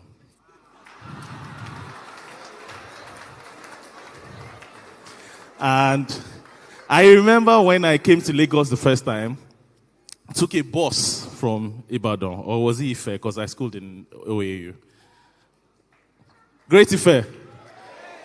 Great Ife. You know how we represent, right? So I took a bus and I landed in Ojota. That was my, first time in Lagos, and that was in 2007. So your small Ibadan boy is now, the founder of a unicorn. So every one of you here, just know it's possible. I would tell you some of the teachings that I have learned along the way. Many of them I'm hoping maybe it's not too advanced. I'm hoping that it's not too theoretical. I'm hoping you note them down and just use it to form a mental model of how you run an organization and how you create something big. But my Lagos story is when I landed in Lagos and I saw the chaos in Lagos. Imagine all those downfall buses.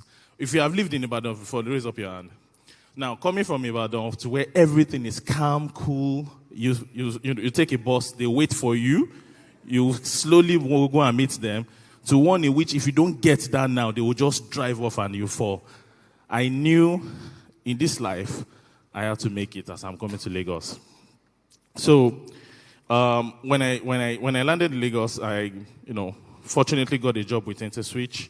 And in InterSwitch, I met my co-founder, I met my wife. I was initially a software engineer, became a product manager. I think I just briefly said I met my wife, right? Okay, so I became a product manager, but I had always had it in my mind that I was going to create something big. And initially, I thought I was going to create like a hardware company. Along the way, I realized that there's this country in this side of the world called China that's going to beat the world in hardware. So I stopped my hardware dreams and focused on software. That's why I joined InterSwitch, fortunately, and The reason why I joined InterSwitch is because I felt like I needed to stand on the shoulder of a giant for you to be able to see the state of the art and then launch from there. Unfortunately, InterSwitch taught me and my co-founders many of the things that we needed to learn to be able to proceed and ride from where InterSwitch had taken the industry to. So, please, where are my slides? All right, beautiful. So today, that small company that we have done, next slide, now is Africa's leading payment infrastructure, where we process, next slide, 8 out of 10 transactions today offline today. Next slide. Today we have about 6 million businesses on our platform and roughly about 10 million personal customers on our platform. Next slide.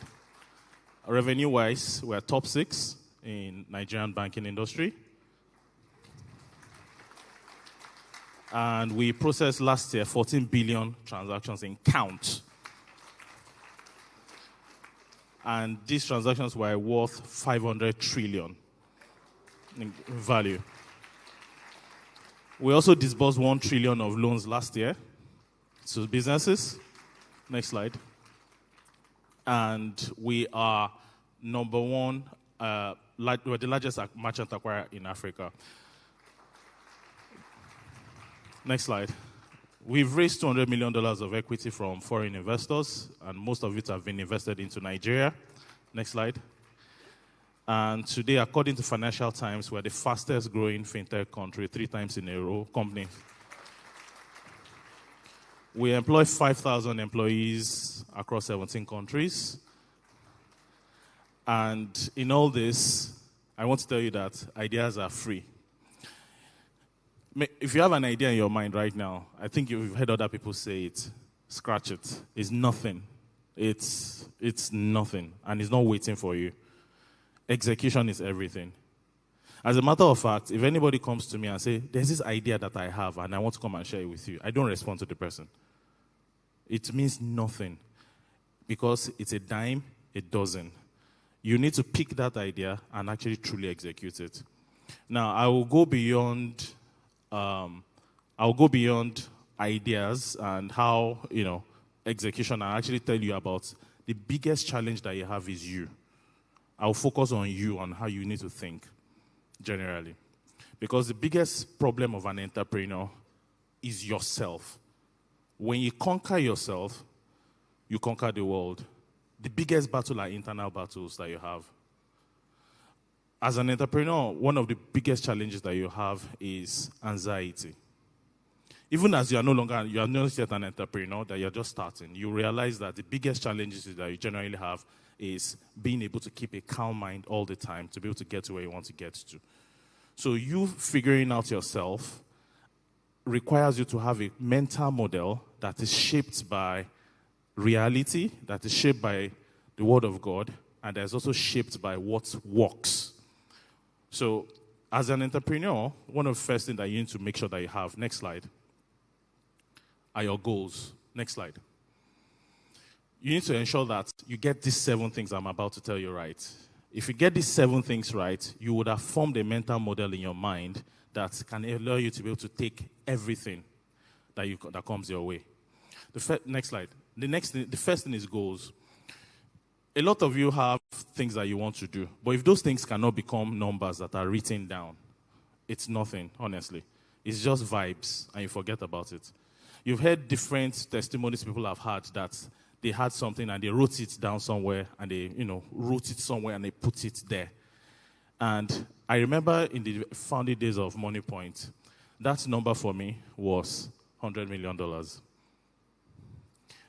When I was recruiting many of my early founders, the pitch I was giving to all of them was, please come and work for MoneyPoint. And if you work for MoneyPoint, I'll give you 1% of MoneyPoint. And 1% of MoneyPoint will be worth $1 million. That's the number I had. And I wasn't working extra hard because I was going to make myself out there. And here was I, one young boy. I was in my early 30s. Good job, you're in your 33. So I was in my I was in 29, and I was actually asking that you come and join me and come and work for MoneyPoint. And you had the opportunity of working for superior companies at that time. And I knew that the best people had multiple opportunities. So I had to give them a pitch. The pitch to all of them is just come and work for MoneyPoint. They saw the vision, they saw the passion. They felt like, okay, we are young. We can take a chance here. Even if it doesn't work out, we'll bail out and go and work somewhere else. So, but that number for me was just $100 million. And I want to encourage everybody that if you have something at the back of your mind, for you to be here, this interests you, you need to write that number down. What is it? If you don't set goals in a larger organization also, the organization begins to move in any direction that you want, that you don't want. People work with vibes.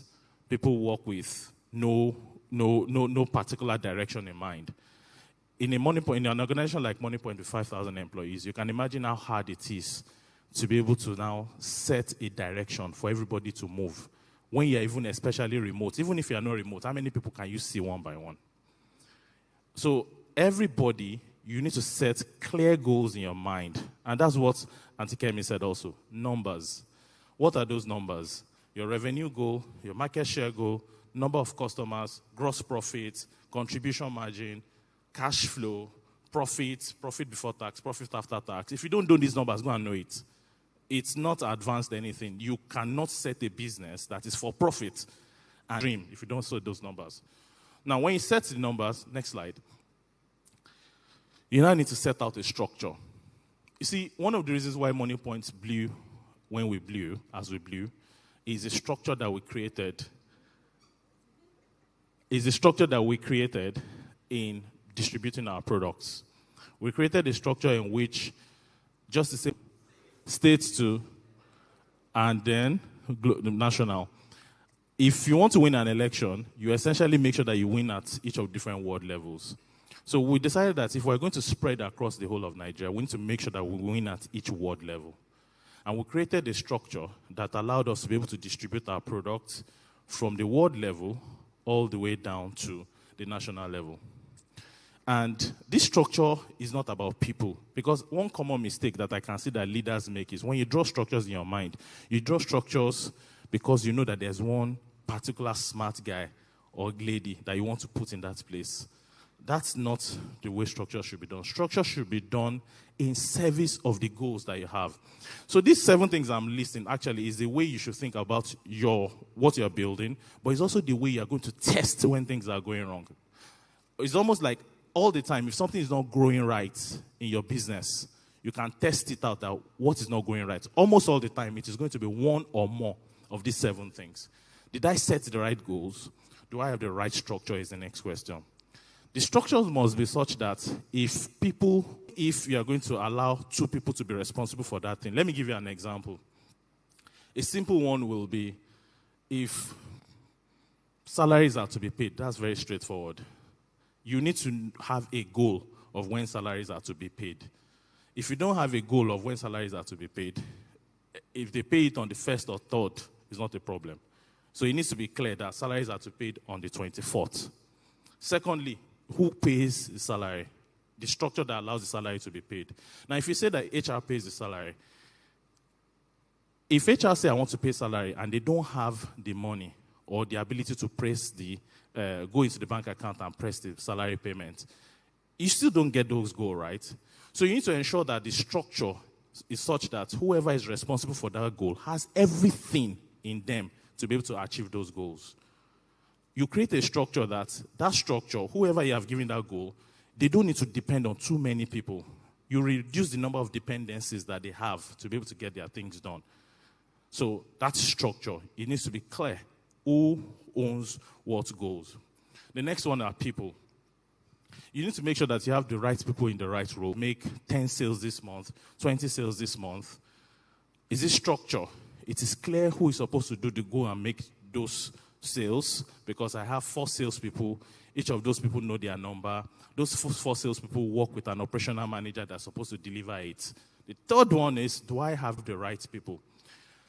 You know, it hits me to the bone when Auntie Kemi also mentioned that even Alhaji Dangote was saying that Nigeria, we have, if you go to MoneyPoint career websites, which you can go and apply if you want to, we have probably maybe 500 vacancies or so.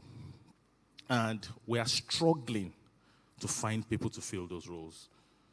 We did not make an attempt to start hiring from Nigeria. As a matter of fact, in 2024, we made a decision that we will no longer hire from any other place than Nigeria. And we chopped the cane in 2025. We chopped the cane in 2025. Not only could we not find the people at the quality and the quantity we needed them, the few people that we found were not up to the global standards of quality that we needed. And we're competing globally. You're not competing with just local players. You people know my biggest competition. You know where they are from. They are from China. I'm competing globally. I need to make sure that I have world-class people working on the organization. And here I am, looking for Nigerians that cannot meet the requirements that we need to meet to be able to compete and build world-class products. I blame quite a bit of things. I blame our education system. I used to feel like Nigerians are really, really bright. And I am honestly beginning to feel like we need to do something to prevent the general IQ of this country from going lower. I am really, really worried. I used to feel like intelligence is equally distributed around the world. But I am realizing now that environment shapes a lot of things. I am realizing that the social media that we are consuming all the time, I am realizing now that the values that are shaping our systems now, the hookup culture, the Yahoo culture, the let me just do cool things because that's what matters culture. The level that people are reasoning in this country is not as high as it used to be. And this is coming from me, that I am a die-hard Nigerian that want Nigerians to grow. We need to do something about it. And my suggestion is we need to create people like John and Tikemi, what Pastor Poju is doing. Because I feel like this is a role model problem. This is the problem that the person that they see around them is that local boy that has collected $30,000. And they want to be like him. In the grand scheme of what you can create in a 200 million population, there are many other alternatives to becoming a big boy Yahoo boy. There are many alternatives to becoming a hookup babe that is showing how she is traveling to Dubai. And everybody wants to be like her. And that's why I'm hoping that you all subscribe to Antikemi's in Dani City and see stories of entrepreneurs and actually be motivated. And every one of you here should also create great things. We create an environment. Nigeria has what it takes. We are driven people. We are motivated people. We are hardworking people. I was in the airport last week. I was in Nigeria last week. And British Airways delayed their flight.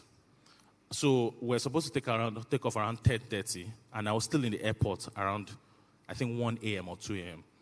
And I picked the phone, and I texted my main driver. He didn't respond because he was asleep. I called our second driver, and the driver said, I am coming, sir, now, 2 a.m. No, if you guys do, this is not normal behavior in the rest of the world, just so you know, because I live in the UK. In the UK has labor laws. And in those labor laws world, they will not respond to you, even if you are paying their salary. And it's not just the UK. Most of the side of the world, we have this level of grit naturally inside all of us, that if we just need to harness it in the right direction, what we will create in this country.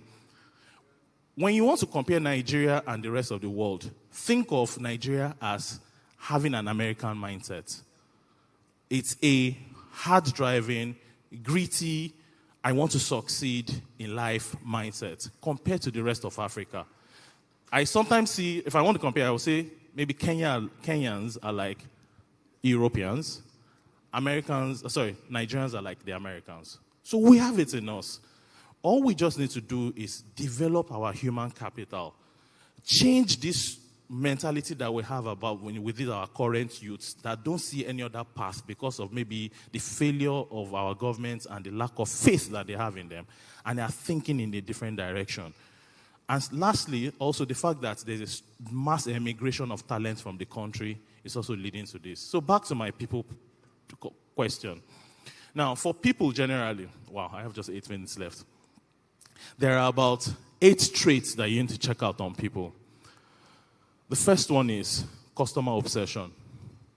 You can't, I mean, when you want to describe people, what kind of person are you looking for? Let's describe them in like 8 traits. The first one is you need to ensure that people are customer obsessed. The number one thing in business is for your customers to love you. That's the number one thing.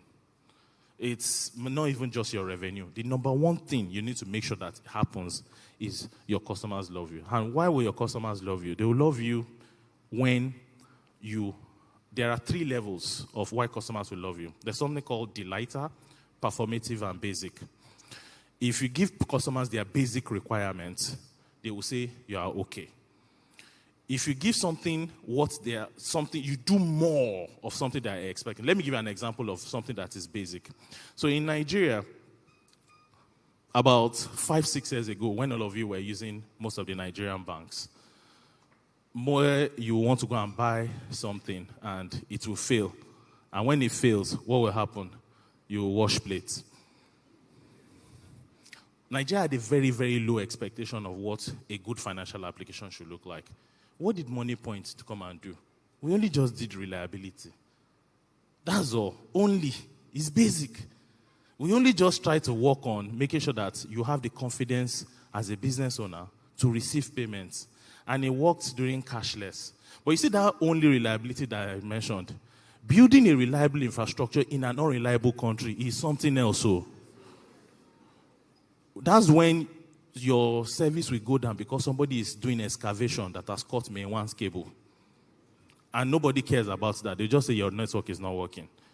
That is when one bank that is supposed to settle you is having core banking application problem and they will not give you the money. That is when one employee that was supposed to deploy something overnight said his internet is not working. Building reliable systems in an unreliable country is something else entirely. But what's the main point? It's basic. It's basic that what we are having an expectation of is that payments should just be reliable. The next thing is performance. It means that customers expect their money to come in quickly. The faster I settle you, the better it is. If somebody will give you their money after, normally banks will typically give money back to their merchants. Who is a merchant here? Who uses POS? Okay. Normally, banks will give merchants their money back after the next day, many years back. What we did is, some people were doing every hour. What we just did is instant. The faster you give money to the customers, the happier they are. And the last one are delighters. Delighters are things that customers are not expecting. You just do it. They were not expecting it. I don't want to use the word promo, because promo is not good for business. But an example is, you're about to do transaction to a bank, and we warn you that this bank is down. Don't send that money now, because if you send the money now, the money might hang. People will enjoy like that, wow, this is good. I wasn't expecting it. Now, the thing about customers is that customers are never satisfied. You see that delighter will now become basic in the next couple of months. Is now the expectation of everybody. And that is why service providers or businesses, you cannot stop. You will continually be improving it and improving it and improving it, such that your customers will consistently be seeing you as somebody that is delighting them. So you need to make sure that you have people that are customer obsessed, because that's the number one thing. When customers love you, the money will follow. If customers cannot differentiate you in the midst of everybody, you are doing a business that is undifferentiated, you have another challenge there also. Because there's no way customers will love you when all of you are the same. So that's the first trait. The second trait, I will need to rush. Wow, okay. The second trait is craft. You hired somebody to do something, They must be good at it. They must be good at it. The next trait is ability to systemize. In bigger organizations, you cannot create processes in which people will just rely on memory. Human memory is very frail. Who agrees with me here that if you create a process and you say that people, this is how we do things, if you come back in 2 weeks' time, they don't follow it again? Systems need to be created. Those systems in the day of IT are automated systems. The next one is ownership. You need to ensure that you have people that have ownership. They are not people that are just coming to come and collect salary for nothing. Next one is you need to make sure that people move urgently. There are people that are urgent. These are traits that you need to expect of people. Next slide. The next one are no ego, candor, and integrity. You want to ensure that people are, Nigeria is a very bossy culture, and I think this is also another one of our biggest problems. Nigeria has a culture where we are very hierarchical, and in the hierarchical, we have an expectation that people should be self-serving to their bosses.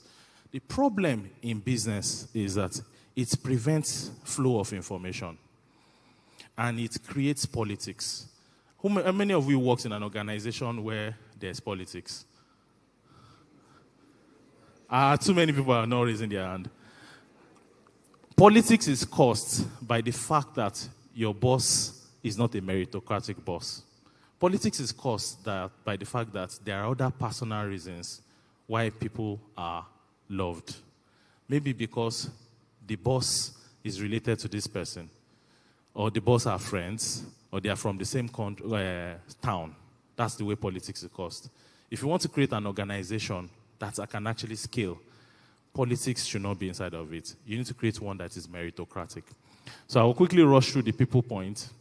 Next slide. Now, let me talk about motivating people since we're still on the people point. Who can list all the points I've made so far? What's the first one? No. The primitives themselves. Goals. What? People. And under people, what are the judgment traits you need to have of them? Crafts.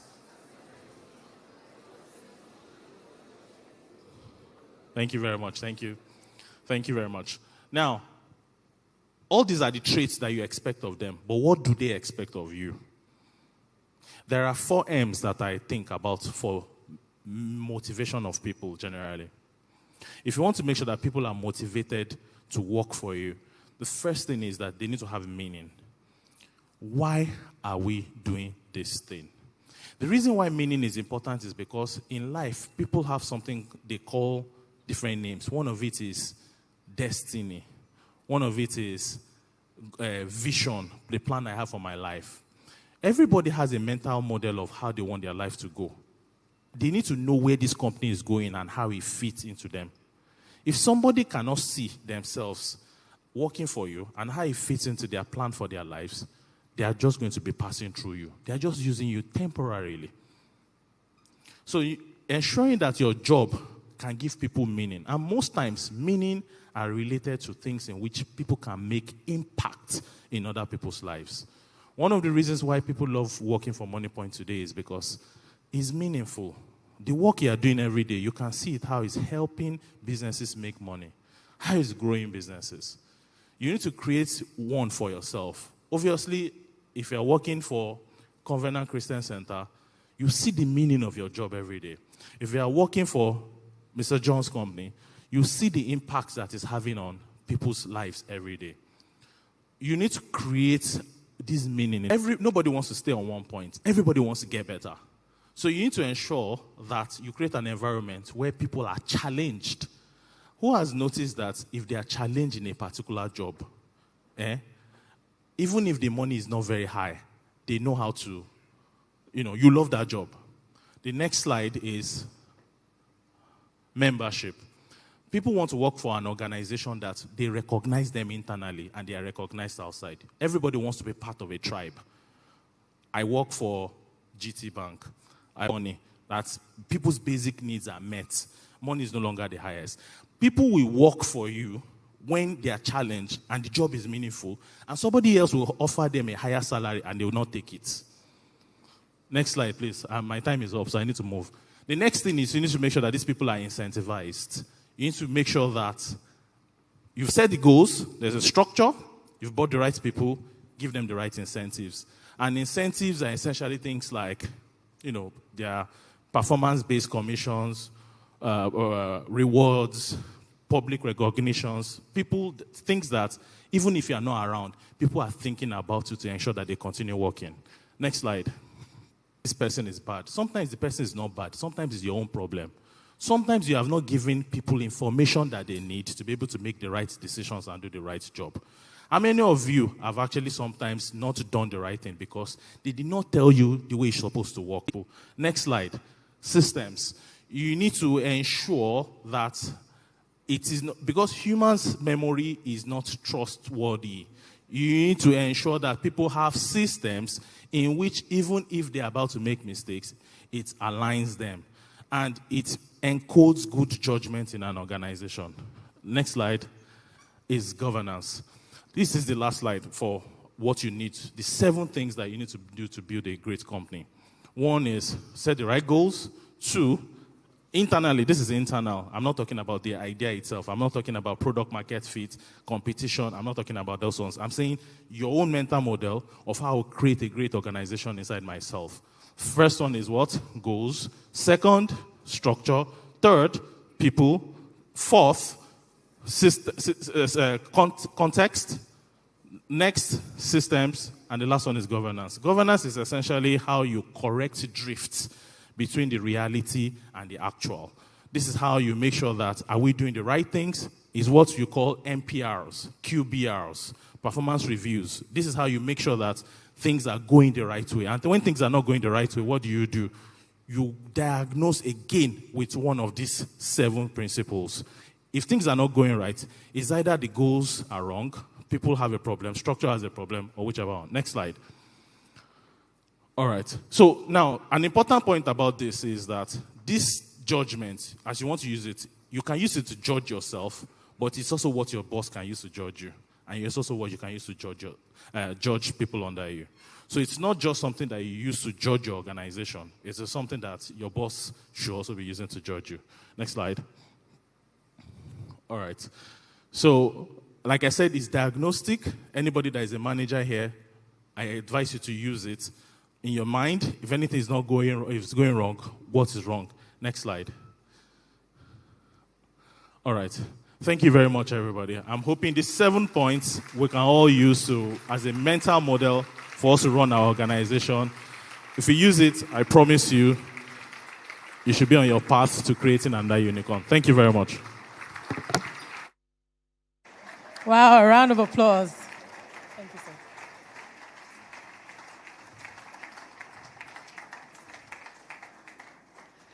Okay, people conversations are very important.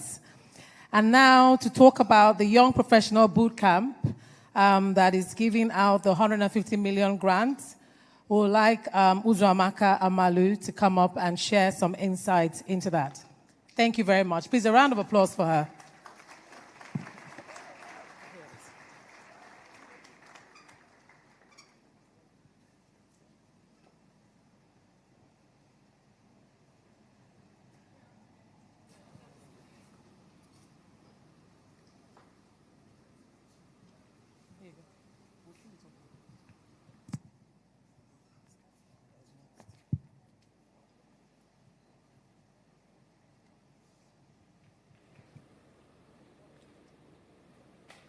Okay, good afternoon, everyone. My name is Uzamaka Amalu. I am a faculty member of the Young Professionals Bootcamp. It feels to me like most of our speakers today have preached the YPB message. So a lot of equipping, a lot of, employability skills, and a lot of things that have to do with young people. So what is the YPB? The YPB is the Young Professionals Bootcamp is an offshoot of the Platform Nigeria. It's powered by the Covenant Nation. And what do we do at the YPB?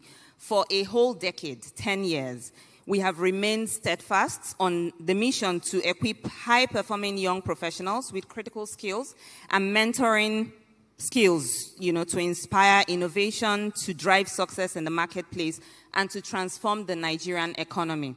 So this is a boot camp. It's a 3 days in-residence boot camp. And for 3 days, we'll have innovators, we'll have founders, we'll have investors who will be listening to creative professionals, corporate professionals, and entrepreneurs.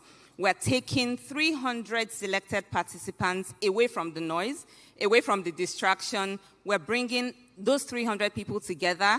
We're listening to stories of successes, failures, challenges, growth, and scaling. Who are we expecting to see at this boot camp? Are you 20 to 30 years old? Do you have meaningful impacts that you're driving, either within an organization or as an entrepreneur or as a creative? We're expecting you to log on to www.theyoungprofessionals.ng.org. You log on to it, you fill the form. There is also a grant. We have up to 150 million grants to be given to founders, to scale your venture, to corporate professionals also, and to creatives who are doing really massive things in the creative space. Applications close on the 24th of May, 2026. It's on a rolling basis. So what that means is the earlier you apply, the better your chances. Your future collaborators, your future investors, your future founders will be in the same room as you would. So please hurry and apply. Thank you. Thank you very much. So please take note of the website. I think information will also be shared as to how you can apply. All right, so moving on to our next speaker. Afyong Williams is the founder and CEO of Real Fruit, a 14-year-old agribusiness that converts fresh fruits into high-value, healthy, dried fruit products. Under her leadership, Real Fruit has grown to distribute products in over 1,000 stores across 20 states in Nigeria and exports to the United States, the Netherlands, UK, Canada, and South Africa. Prior to founding Real Fruit, she worked for 4 years for Endeavor Global, a global nonprofit which catalyzes economic development by supporting entrepreneurs in developing markets. Afyong has received numerous accolades recognizing her entrepreneurial impact, including the Grand Prize for Women Agripreneur of the Year Award 2024 by AGRA. Join me in welcoming with a round of applause, Afyong Williams.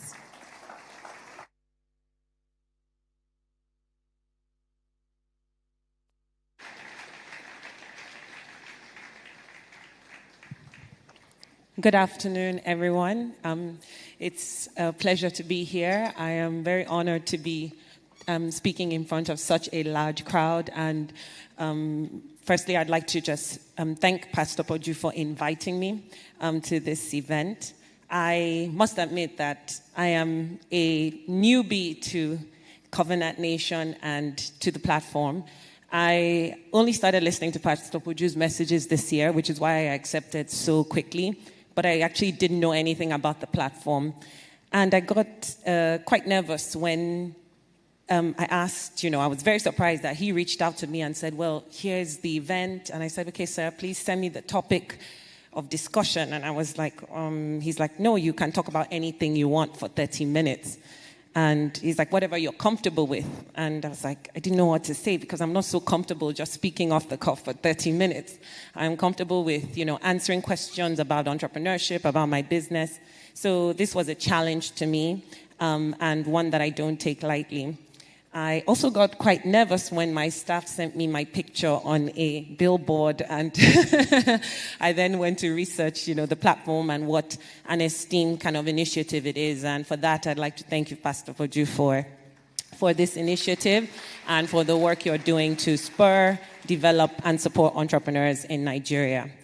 I think I would like to start with a video which I sent prior, just to give some context to my talk today. That's rooted in Nigeria, but everywhere in the world, again, to kind of really showcase what's the best thing about Nigeria, which is like we have this like crazy resiliency and people just think they can do everything and anything. And I want to prove that to the max. Be somebody who hopefully become like somebody who can build wealth, so I can also share that and give that, you know, to make Nigeria better, or the people of Nigeria, let me say, better. So yeah, it's about a legacy of that my work and my sweat can kind of pay off into the future. And it's like a tree. When you plant a tree right now, it takes like 5 years to grow, but it keeps growing and producing for 70 years or 50 years. That's what I want my work to do, to be productive long after I'm gone, to continue to bear fruit like in the long term. So it's not just for now, it's for the future. Thank you very much.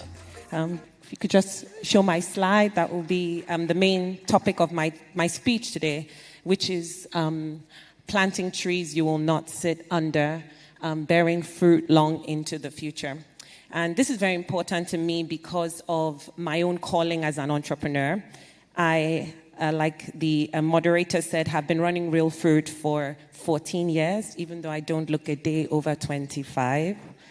I actually turned 40 this year, so I have been running this company for a very long time.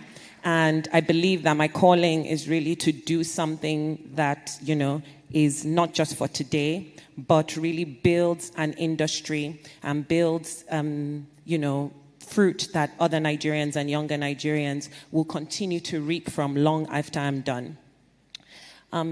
If people don't know me, Real Fruit is a dried fruit snack company. I hope many of you do, because you should be my customers.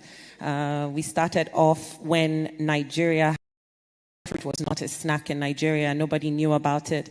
And, you know, I came here with this mission to basically create enterprise, you know, bring it to Nigeria. That was going to be my big win. But it turned out to be actually what would be a very, very long journey, but you're just driven by vision.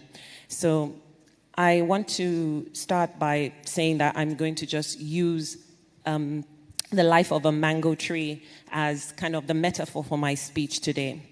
I'll be focusing on 4 stages, which is the planting season, the waiting years, the maturity, and the long harvest. If people don't really know, a mango tree is a gift that keeps on giving. And I do say it with some bias because obviously I'm in the fruit business, and, you know, mango is probably one of the best fruits in the world. But it is truly remarkable. As somebody already stated, the best time to plant a tree, as they say, was 20 years ago, and the next best time is now. When you plant a mango seed today, the work begins immediately. You prepare the soil, you water it, you fertilize it, you monitor, you prune, you treat for pests, and you nurture and grow, and that's a constant. All of this demands your time, your money, and attention, but you'll have nothing to show for it for the first 5 to 8 years. A mango tree does not bear fruit till year number 5, and if you are a farmer planting for income, you'll wait 5 years for no return.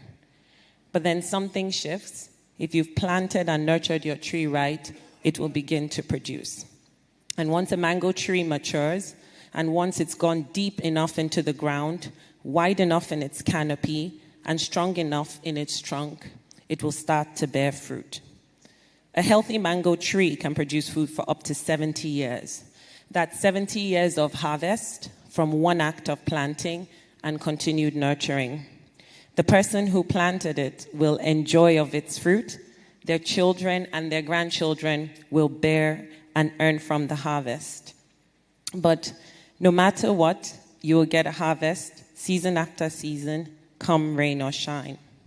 And this is the kind of vision that I want to charge Nigerian builders of today, that we need to be builders who plant trees, who make decisions not for this quarter, not for this decade, but for the Nigeria that exists in 2025, even 2075, 2095, and beyond.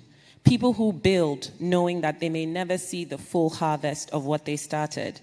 This is the charge I'm bringing to entrepreneurs today.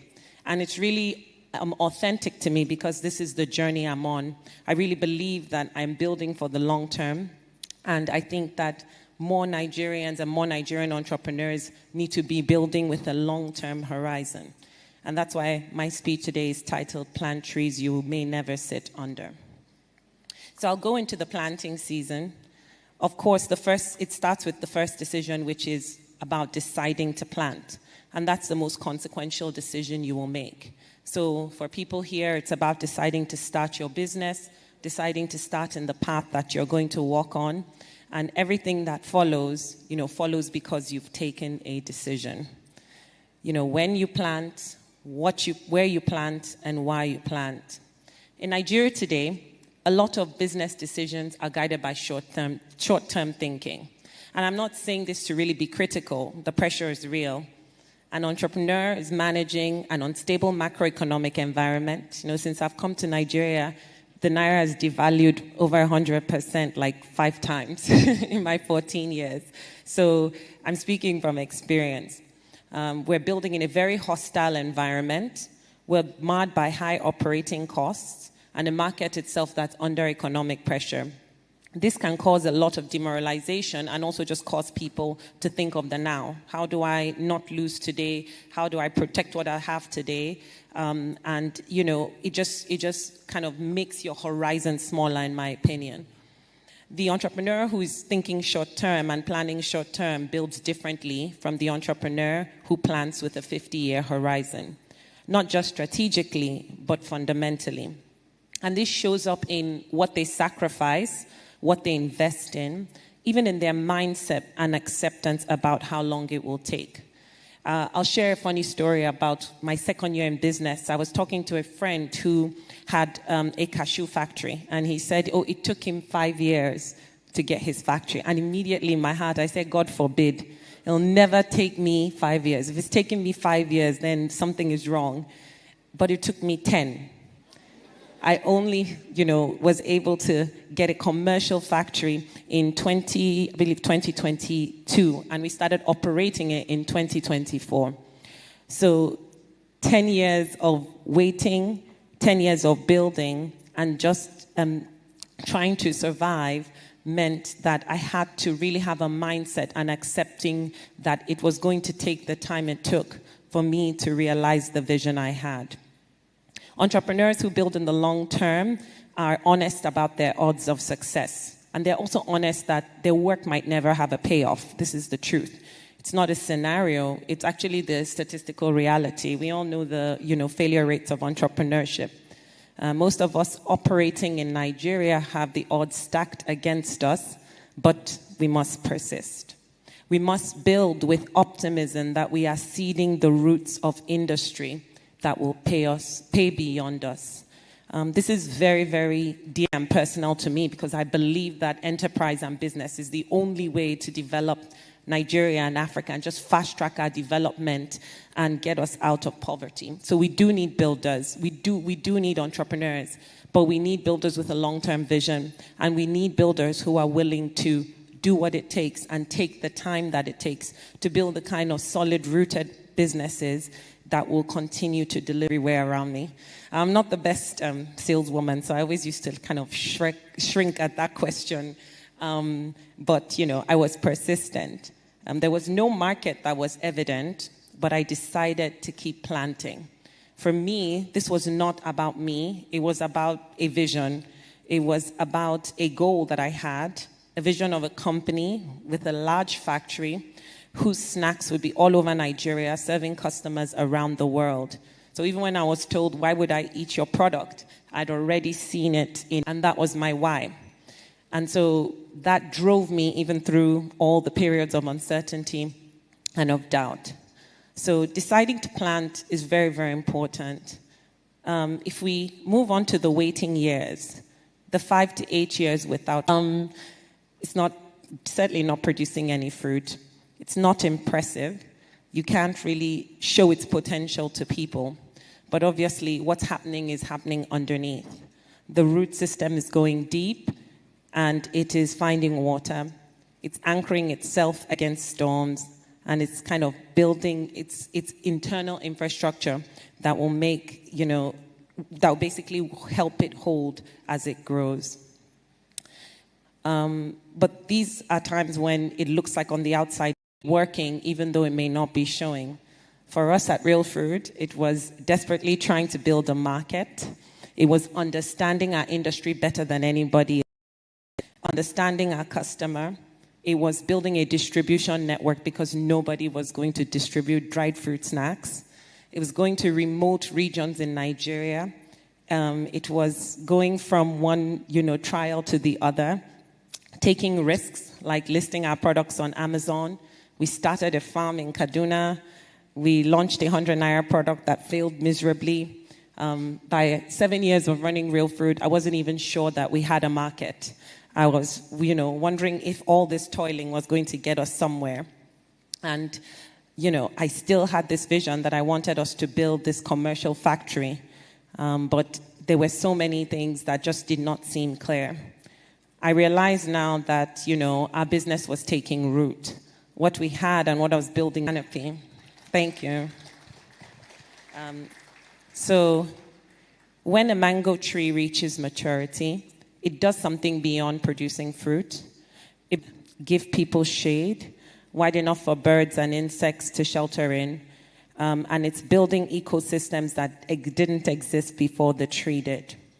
My vision for starting Real Food started with a desire to solve youth unemployment, a factory to create as many jobs for people. But while going through the process of building, that vision has expanded greatly. I've operated within my value chain, and I see more problems to solve as opportunities to create further impact. This is the canopy that my business is building. We now have our supply chain across 4 countries. We work with other small businesses. We, share our knowledge about, fruit industry. We mentor, and we create opportunities for others. I think this is the more important aspect of the wider ecosystem. In whatever value chain you're doing, you can really see how your business can really begin to spread tentacles that provide value from others.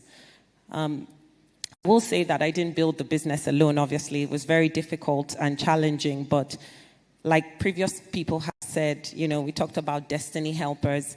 Being on your path and staying resolute to your vision really does bring people around you.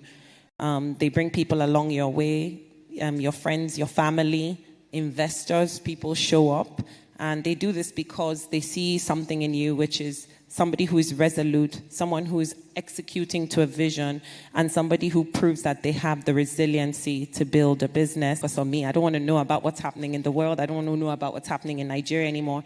And this was also because, I kept seeing cycles of problems and challenges repeat itself. And I kind of, after a while, decided that, not even decided, I felt kind of pulled to kind of walk back that idea that I should not, if I'm fortunate enough to build a business and survive all of these things, I should be open enough to do more. I should be open enough not just to share my knowledge, but to be a solution, be somebody who proffers solutions. I should be somebody who takes on more challenges, not retreats from them. I should be somebody who engages, not retreats, because it's easy to say, well, let me survive and let, the rest figure themselves out. So that just, really empowered me to look at how much more in my value chain I could develop. And there are lots of problems in my value chain. If I started talking about them, we'd be here forever. But I will say that I am even more energetic about solving these problems, because I don't think these problems just, help me. They help the ecosystem. They help Nigeria. They help the people of Nigeria. And for me, that's much more important, I would say, than my own comfort. So I'll move on to the long harvest, the upside. Having 70 years of fruit after you've planted and you've toiled and toiled. As I said, a mango tree that's well planted and well tended through can be productive for 70 years. It will bear fruit season after season, even no matter the conditions. I think about even the farmers in my supply chain. If people did not plant mangoes, 30, 40 years ago, I wouldn't be in business today. There would be no raw material for me to basically create the business and the industry I've created. And that really, propels me to say, what am I doing for the future? What am I leaving for the future cadre of entrepreneurs? And even the people who will eventually see the opportunity to come into the fruit value chain.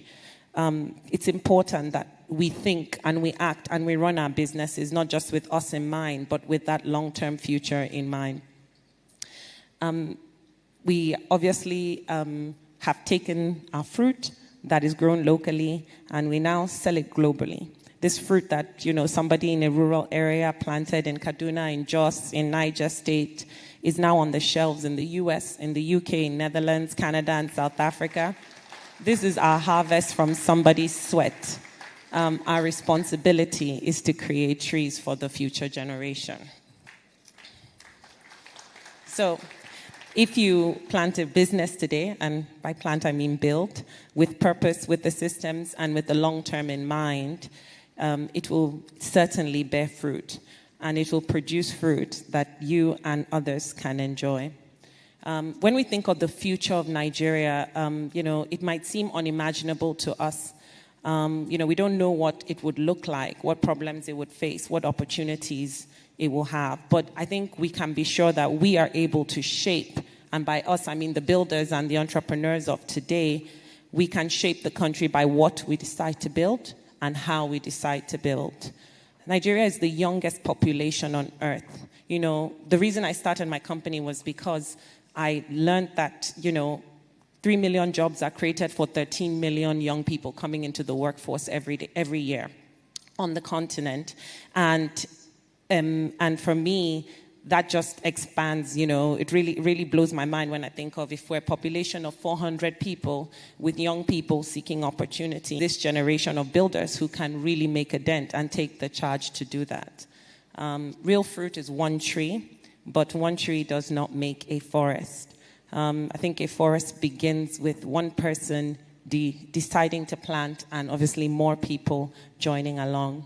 So my charge to entrepreneurs today is that even though it is difficult, even though you have the odds stacked against you, even though the market is challenging, I think it's a worthy pursuit to build for the future. I think it's a worthy pursuit to take a long-term view. I think it's very worthy to aim to plant trees that you may never sit under. A society has grace to tend to those trees in the years when it is long and hard. Give us the generosity to grow for others, and let the harvest of what we build bear fruit for Nigeria long into the future. In Jesus' name we pray. Amen. Thank you very, very much.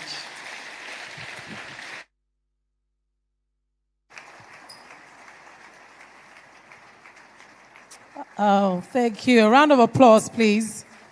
Let's keep clapping. God give us the generosity to plant trees that we will not sit under. I think that's very important. Thank you for that.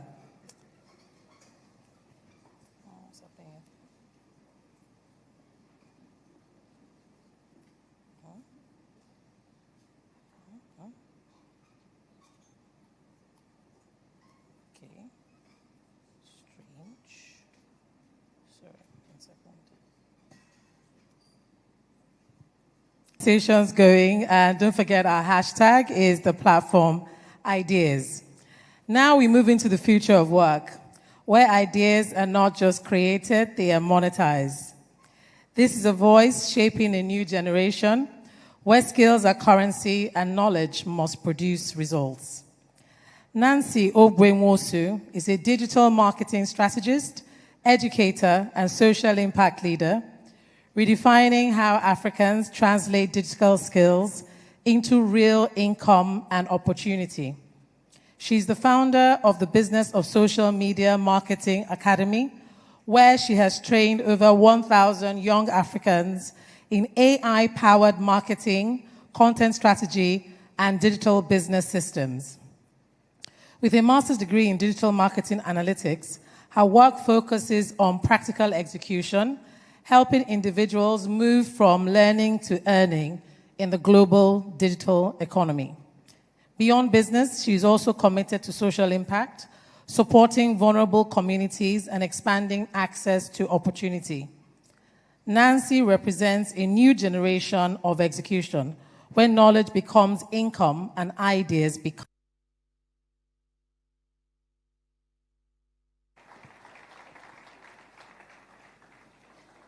Thank you so much, everyone. Good afternoon, Nigeria. Good afternoon. I'm well aware that there's a number of people online watching us today. So to everyone online, good afternoon. My slides must work today in Jesus' name. Somebody say amen. Ogidi people will not see me, neither will Agulu people. Amen. Okay. I want to thank Pastor Poju so much for bringing me here. Thank you so much, sir. Thank you, Pastor Toyin. Because I know, some of these things, he will mention it. Pastor Toyin will say, who is that girl? Let me see her. No. She has not been behaving well. I know her from the women's salon. You don't know that part of her. But she was able to say, no, she's a good girl. And here I am today. Thank you so much, sir. So there's a hold, correct? Sister, the bootcamp didn't hold. You guys moved it to 2023. Yes. In 2022, I applied for the bootcamp. And I was accepted. And in 2023, April 24th, I left Nigeria. So in 2023, they sent the emails first to the people they accepted the year before and said, we are holding it this year. Please, we are telling you guys first. And I responded and I said, unfortunately, I won't be able to attend anymore. I'm out of the country. So if you're sitting in this room and you feel like it's magic that is happening here, I want you to know that I'm a testament of growth, that the same person who wanted to be in this boot camp where you're being given 150 million naira is now standing here today as a speaker. So thank you, sir. Today, I'm a teacher. I teach. I run the business beautiful. I want you to open that phone, and I need you to go on Google. And when you get to Google, I want you to do something very simple. I prayed over this slide, so it better work. All right. So Google prompts. Who is Nancy? Well, that's my name. Put your own. Who is Nancy? So put your name where mine is. And I want you to choose the AI overview answer. And look at the answer you see there. Is it something that describes you properly? I'm going to give you a minute. A minute.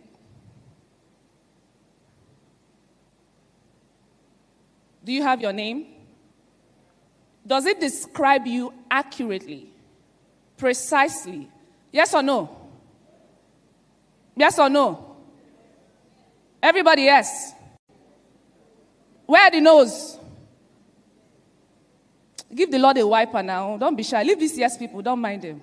Right now, creating job opportunities across the world. 2023, I was very niche to marketing. I was doing launch strategy for personal brands and digital products who wanted to go online and make profit from their presence and their products. And I would have founders come to me. These are people who are doing well offline. The John Alamus of the world, even though these founders I was working with were not 33. Nancy, I am experienced. I have the money, I have the capacity, I have the results, but I have nothing to show for it when you look for me online. So take me online. And I would Google them, and we'll find absolutely nothing. And some of the things we will find will not be anywhere close to what they really did. So it showed us one thing. Everybody already exists online. The question is how. So if you're not the one curating your digital footprints, I want you to understand that it's being curated from the things you comment on, the silly posts you make, your football banter, The algorithm is aggregating all of it to form an opinion about you that may not be accurate. So at the end of this session today, I will be empowering you on how to correct that and maybe build a profitable business at the end of the day. Let's see if we achieve that in 24 minutes. How did we fare with that idea? I would hardly know what I was doing because execution was poor, even though ideation was great. So I went back to the board. And one morning, I got so frustrated. I had 7 clients at the time, paying you so much in dollars, looking for results, and you are telling them the team is not working well. So out of frustration, I went to my Instagram and I said, I am looking to hire social.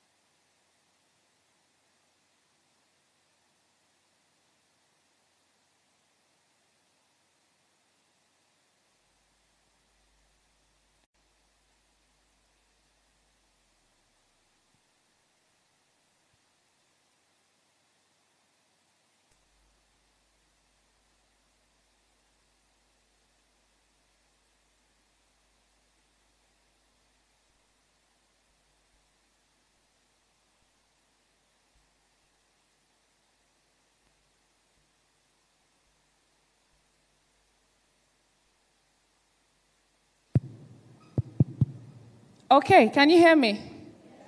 Thank you very much. I lost about 4 minutes on the timer. Someone please work on that. Thank you. Yes. Where were we? Employing who? Good. So we started the employment process. I posted that on Instagram, and in 24 hours, we had 870 applications. Medium-sized businesses across different continents of the world. I have seen 5 markers that make for brands and businesses that succeed online. And this afternoon, I want to hand them to you. Before I give you those markers, I want you to understand that according to research, Nigeria has the highest rate of brand discovery on social media in the entire world. 67% of Nigerians discover new brands through social media. Not a referral, not an ad like you thought, just online. So if I'm asking you to pay attention to me today, it is of utmost importance, okay? The last time the market was disrupted today, which is social media as a tool for market disruption. Does anybody know the money? Oh, Money Point just left, so no point of telling you. You know him. So he's doing 412 trillion in 2025 alone.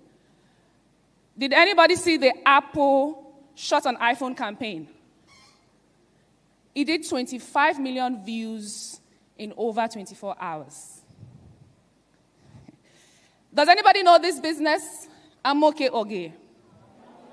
Amala people. It went online, on social media, and on the app that was being used for this delivery, and it did 2.3 billion naira in 1 year.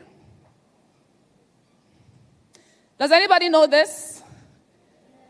What's the movie? Who is the lead actress? It did over 1 billion naira last year into January at the cinema just through the power of social media marketing. So today, when I show you the different markers, I want you to think of the brands that come to mind, but most importantly, I want you to think of yourself. Because you also can make this impact leveraging social media if you understood these markers and how to use them. What are the 5 markers of successful online brands? Number 1 is indoctrination. Every single time you've scrolled your Instagram, your Facebook, someone has indoctrinated you on something. I started listening to most of the speakers here when I saw the flyer, well, apart from my big brother, Vuzi. Every single one of you has said something that made me change my mind on how I run my business, how I employ people, and how I operate as an individual. These are the people and accounts that make you think. They challenge you. They challenge how you think. They introduce you to a new way of thinking. The content that you consume from them does not just inform, it gives you a practical new ideology. So you start to think like that. You start to repost their ideas. You become the carrier of their message. And as I'm saying it, a particular brand is going to be coming to your mind, whether it's a personal or a business brand. That could be you too. The second thing that you really want to start paying attention to are the brands that inspire you. Inspiration online is a tool that people need to dive deep inside, because with this tool, we have driven sales of services, of products, and results and conversion for different brands. So the second marker of brands I've seen that succeed online are the brands that inspire us. They tell stories. They share the journey, the struggle, the setback, the comeback. The content makes you feel like you need to become more. You remember the video you watched with the emotional soundtrack. Yes, we do very well with the editing, to get your emotions working together the way we want it. But it makes you feel like everything is possible. Like you leave their pages feeling like, I can do more. That is a marker for growth. I want you to think about the woman who is documenting a journey with a baby on her back. And I will never forget this one. She sells stockfish. And one of the days I saw her video online, she had women in the backyard tying up the stockfish with their children on their backs. And look at me as an ambassador going to my WhatsApp to go and talk about the importance of stockfish and why people need to buy it that day. If it had that effect on me, what of other people? And that takes me to the next point, which is advocacy. These are the brands that you defend in comment sections you were never tagged in. Nobody asks you, but they defend them. Your fave. These are the brands you recommend to your village people. Their name comes up every time somebody says, do you know anybody who does XYZ? The reason why you are thinking that way is because attention is expensive. It is one of the valuable things that social media can build for you. And the last point, the last marker I want you to be aware of before we go to sales, which is what many of you do at the beginning, is the marker we call awareness. You see the accounts everywhere. These people show up everywhere. They're like bed bugs. You're not even sure when you started following them. You cannot remember the first post you saw. But every time their name comes up, you know it, because you know that they're about to give you some quality information. They break down complex things. They add value to your life. They add value to your business. They are quoting data from Korea. And even without opening Google, you are like in agreement, yes, because they cannot lie. They do the work. They sabi this thing. Yes. What they are doing is bringing you to a higher level of awareness and making your human condition better. Not because of one viral post, because they showed up so consistently for so long that now you have become familiar with them. Because online, familiarity builds trust. Marker number 5. This is the last, but people do it first. So you show up online and you're selling and you're selling and you're selling, and you're wondering why people are not buying. It's because you've not done 1 to 4. And if you miss 1 to 4, 5 is always a struggle. So if you're struggling with 5, I hope you got 1 to 4. Now let's get into 5.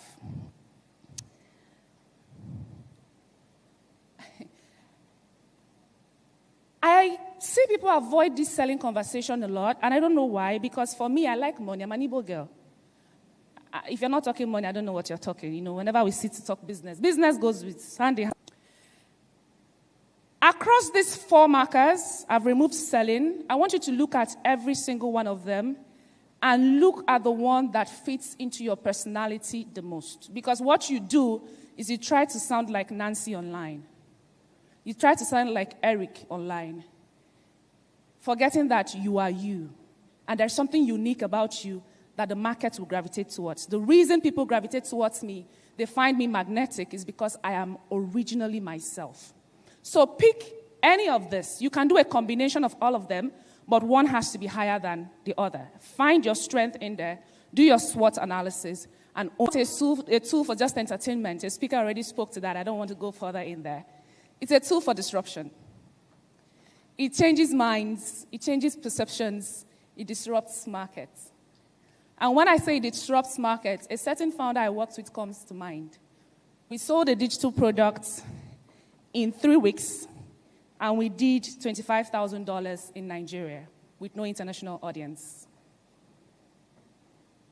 She has introduced me to almost all her friends. If she could wake up her ancestors and introduce me to them too, she would. But that is the power of social media when you do it right. Whether you're selling yourself as a personal brand or you're selling a business. So where do you start? I've gone to a lot of gatherings. They give you nice talk. Bambuzu, daduzu, meguaya to perspire. You go home, you read your notes, you're confused, you're convoluted. A big video right now. Let's start somewhere. Don't worry, I simplified it. Build a formidable digital footprint.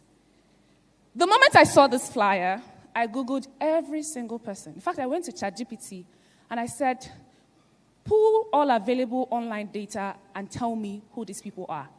And he did. And when he was done, I read through it, and I remembered I had met you at an economy event 2 years ago, and I didn't remember. It was this that told me that, because I put it online. Every employer that will employ you will do this thing we just did today, a very simple Google search. Before any company funds you, any investor, they will do this research. So build a formidable digital footprint. If you doubt me, Google my name, your father. Put my name on your Google search. Then if God wants to catch you, if you see my ad, click on it. You will see me in your dreams. Because I am very intentional about it. Already said that. So the question is whether you are building for or against you. For entrepreneurs, silence online is not, I'm being neutral. No. To your market, you are irrelevant. I understand the need for privacy for some people. You know, there are people that work with the FBI, but they also want to make money. So there's that struggle. I don't want people to know it's me. And there are people that are working in offices and are doing almost what the office is doing, so they're hiding. Whatever your case is, please be visible. Make your business visible. Okay? Number 2, build clear offers. Is that the offer? Yes, that's number 2. Confusion kills conversion. If you're not clear, people don't know what you do. There was a stage in my life where people used the word hustle. Oh, Nancy, we are hustling. And I'm like, yeah, we are hustling. Let's go hustle. It was a good word until the day I sat with the dictionary to understand what hustle means. It's a very bad thing to do. But some of you are, we are hustling. Babe, let's go. I know they hustle with you. I beg. They go front. The moment you become clear about what you do, you will see your own value and hustle will end because people will reward your value because it's a need for them. So please build clear offers. Social media does not fail businesses. Unclear businesses fail on social media. Does anybody know this product in the picture? Who is that? I heard it here. Who? What did you call it? Thank you very much. Yoruba people in the room, please forgive me, I will murder the name. I grew up in a local town called Ogiri. Part of my growing up was there in Anambra State. And I grew up with my great-grandparents and my grandparents, then moved to my mom's and all of that. So it was a beautiful upbringing. So if you grew up around that area, wave at me. Want to do an experiment now? Okay. This product, when I was young, was sold in a van, a minibus. And they will put this speaker, which by now, as an adult, if I saw them, I would have arrested them with the police for noise pollution. But they'll put that annoying speaker at the back and open the trunk. And then you'll hear. So anything I say, just call and response. Bobo Nishi, okay? Agreed? You said we're a good classroom today, right? All right.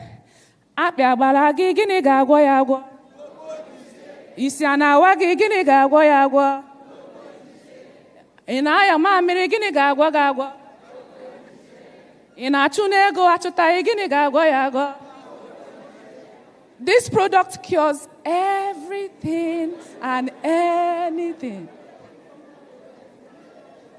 So turn to the person sitting next to you and say, don't be a bobo niche.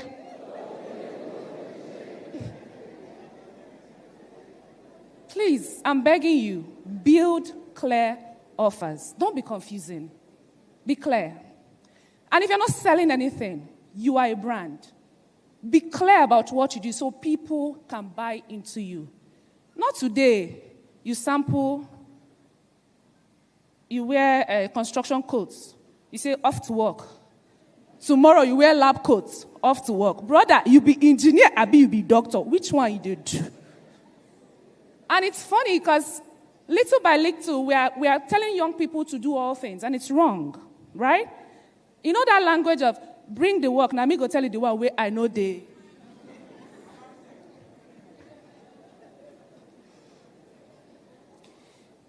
At the early stage of your life, being a generalist sounds nice.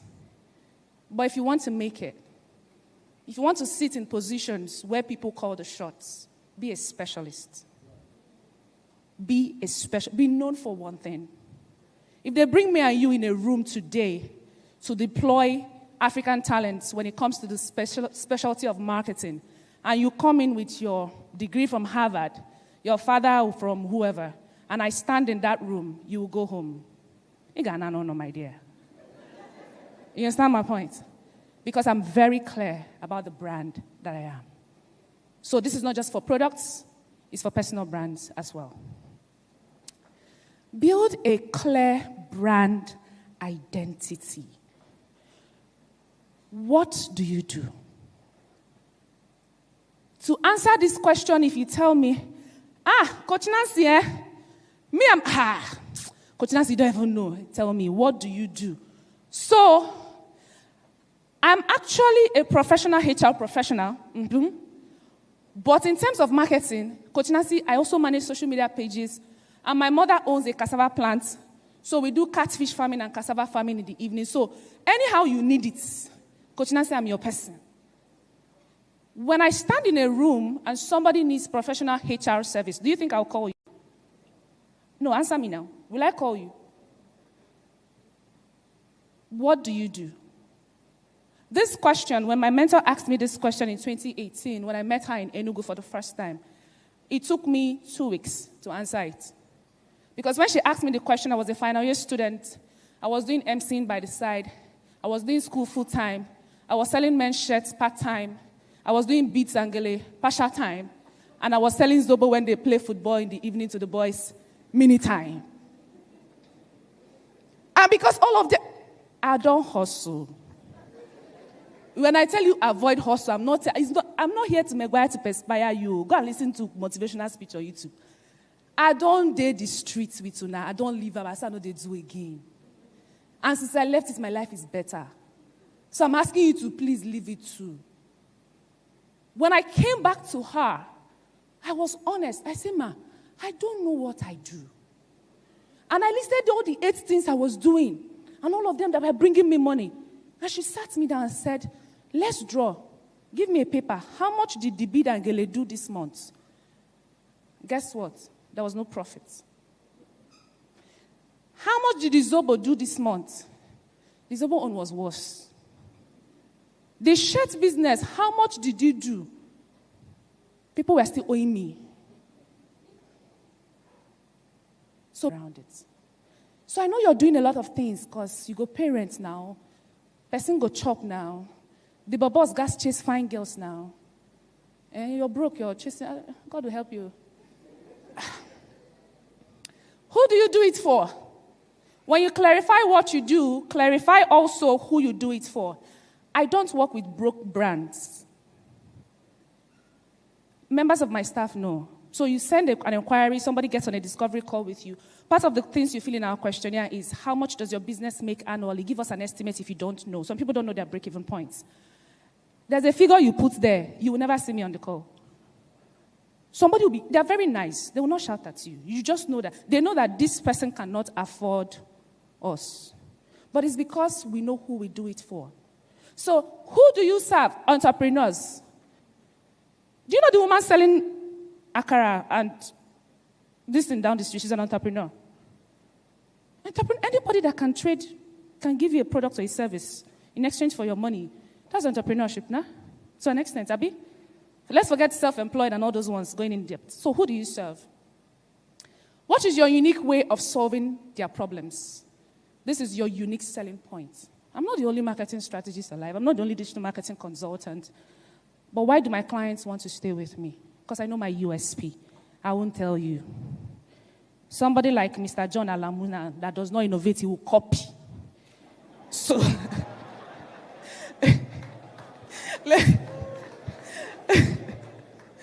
let me carry my own and be going. That video they did with you, I will go and watch it and copy you. You will see something. What do people feel when they encounter you online? Do they feel inspired? Are they informed? Are they challenged? Or are they blank? Please be very clear. Do you want to run a personal page or a business page? People buy from people before they buy from brands. So many of you hide behind your logos.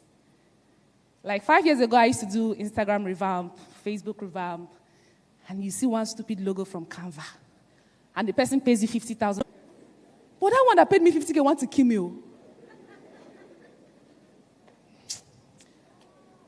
Entrepreneurs, you are the brand before your brand exists. Trust. Personal pages build trust, relatability, and reach. Business pages build credibility, social proof, and conversion. They work hand in hand. Go to Pastor Poju's page. The Instagram of Pastor Poju and the Instagram of the passion is not enough data for building a thriving business online. Don't be a consistency theater. I'm sorry I'm shattering a lot of things your faves are telling you. Just show up. Set up that camera. Put the tripod. Set the light. Show up. I got this by showing up. I see, they're not telling you the truth. You show up and you talk nonsense for a long time, you tell people not to pay attention to you. If you must show up with value, show up with understanding of self, and show up knowing exactly why you're showing up. Digital footprints are very hard to erase. Be intentional about what you're creating. Don't come and twerk online. Karen, let me leave you people alone. I'll deal with that inside the academy. Do not sell before you have built trust. I know you're desperate, you need money. But build trust first. Get people to start responding to you. Get the questions in the DM. Understand the pain points. Understand which of the things you're saying they're interested in. Then solve their problem. Don't sell a product. Sell a solution. If I'm having a headache and you give me Panadol, will I ask you the price? Answer me now. What will I do? Pay you. Because I'm not seeing a product, I'm seeing a solution. So sell solutions. Don't copy what works for someone else. Don't be a copycat, okay? Trends are not strategies. What worked for a 22-year-old will not work for a 46-year-old executive. But online, people are doing it. So the one that is working now is when people shake bomb to sell their wigs. Since you're running will your guy shake bomb online? that's not actually selling. Choose one platform first, your primary platform. Get results from there. Go to where your audience lives, find their demography. Don't try to win these. But today I want you to consider being a disruptor in your own market. It can start with one person in this room, one founder, one employee who decided to show up differently. Remember that before you use the 4 markers. Thank you very much, everybody. Thank you for being a good audience, and I'll see you all later.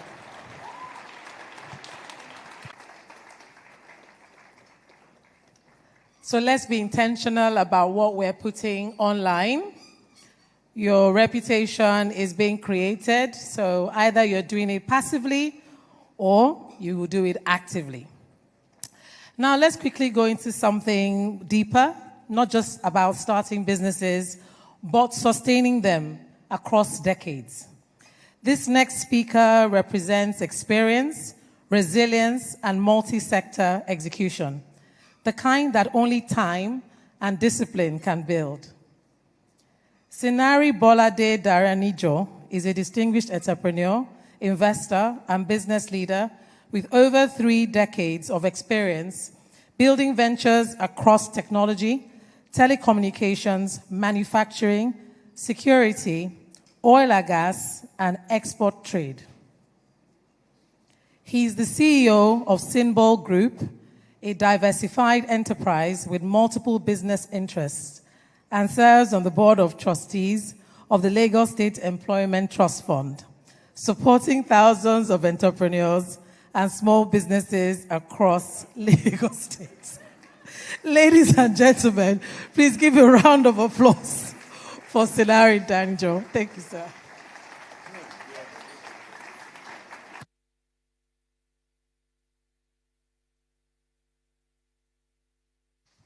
It has been globally celebrated that ideas rule the world. It's not simply about ideas. It's how to make ideas happen, right? So let's give a thank you to, where's Pastor Pojus? Let's say thank you to the platform for giving us this opportunity to speak today. And let's move our bodies a little bit. We've been sitting down for about 4 or 5 hours. Let's move our bodies. Let's move. Stand up and move a bit. Hello. It's been a couple of hours. Thank you, Pastor Kwoju. Where is he? Because I've been quietly, the small ones are running. Some failed. But at least we have 10 that have scaled. I'm not going to mention the businesses unless I would. I'll give you stories. Today, I'm actually going to just tell you stories. Everybody has said everything on ideas, entrepreneurship, and whatever. I'm here. My speech this morning is directed at 3 segments. 1, to the young people, to those who want to make ideas happen, and to those who would like to impact their communities. The second set of people will be the entrepreneurs and business owners who want to scale and who want to take their businesses to sustainability, stability and sustainability. And the third that I'm speaking to today, policymakers, decision makers, who provide the environment for us. Yes, we've all been speaking about businesses, how we scale, what we do and all that. But today, I want to take us a bit further.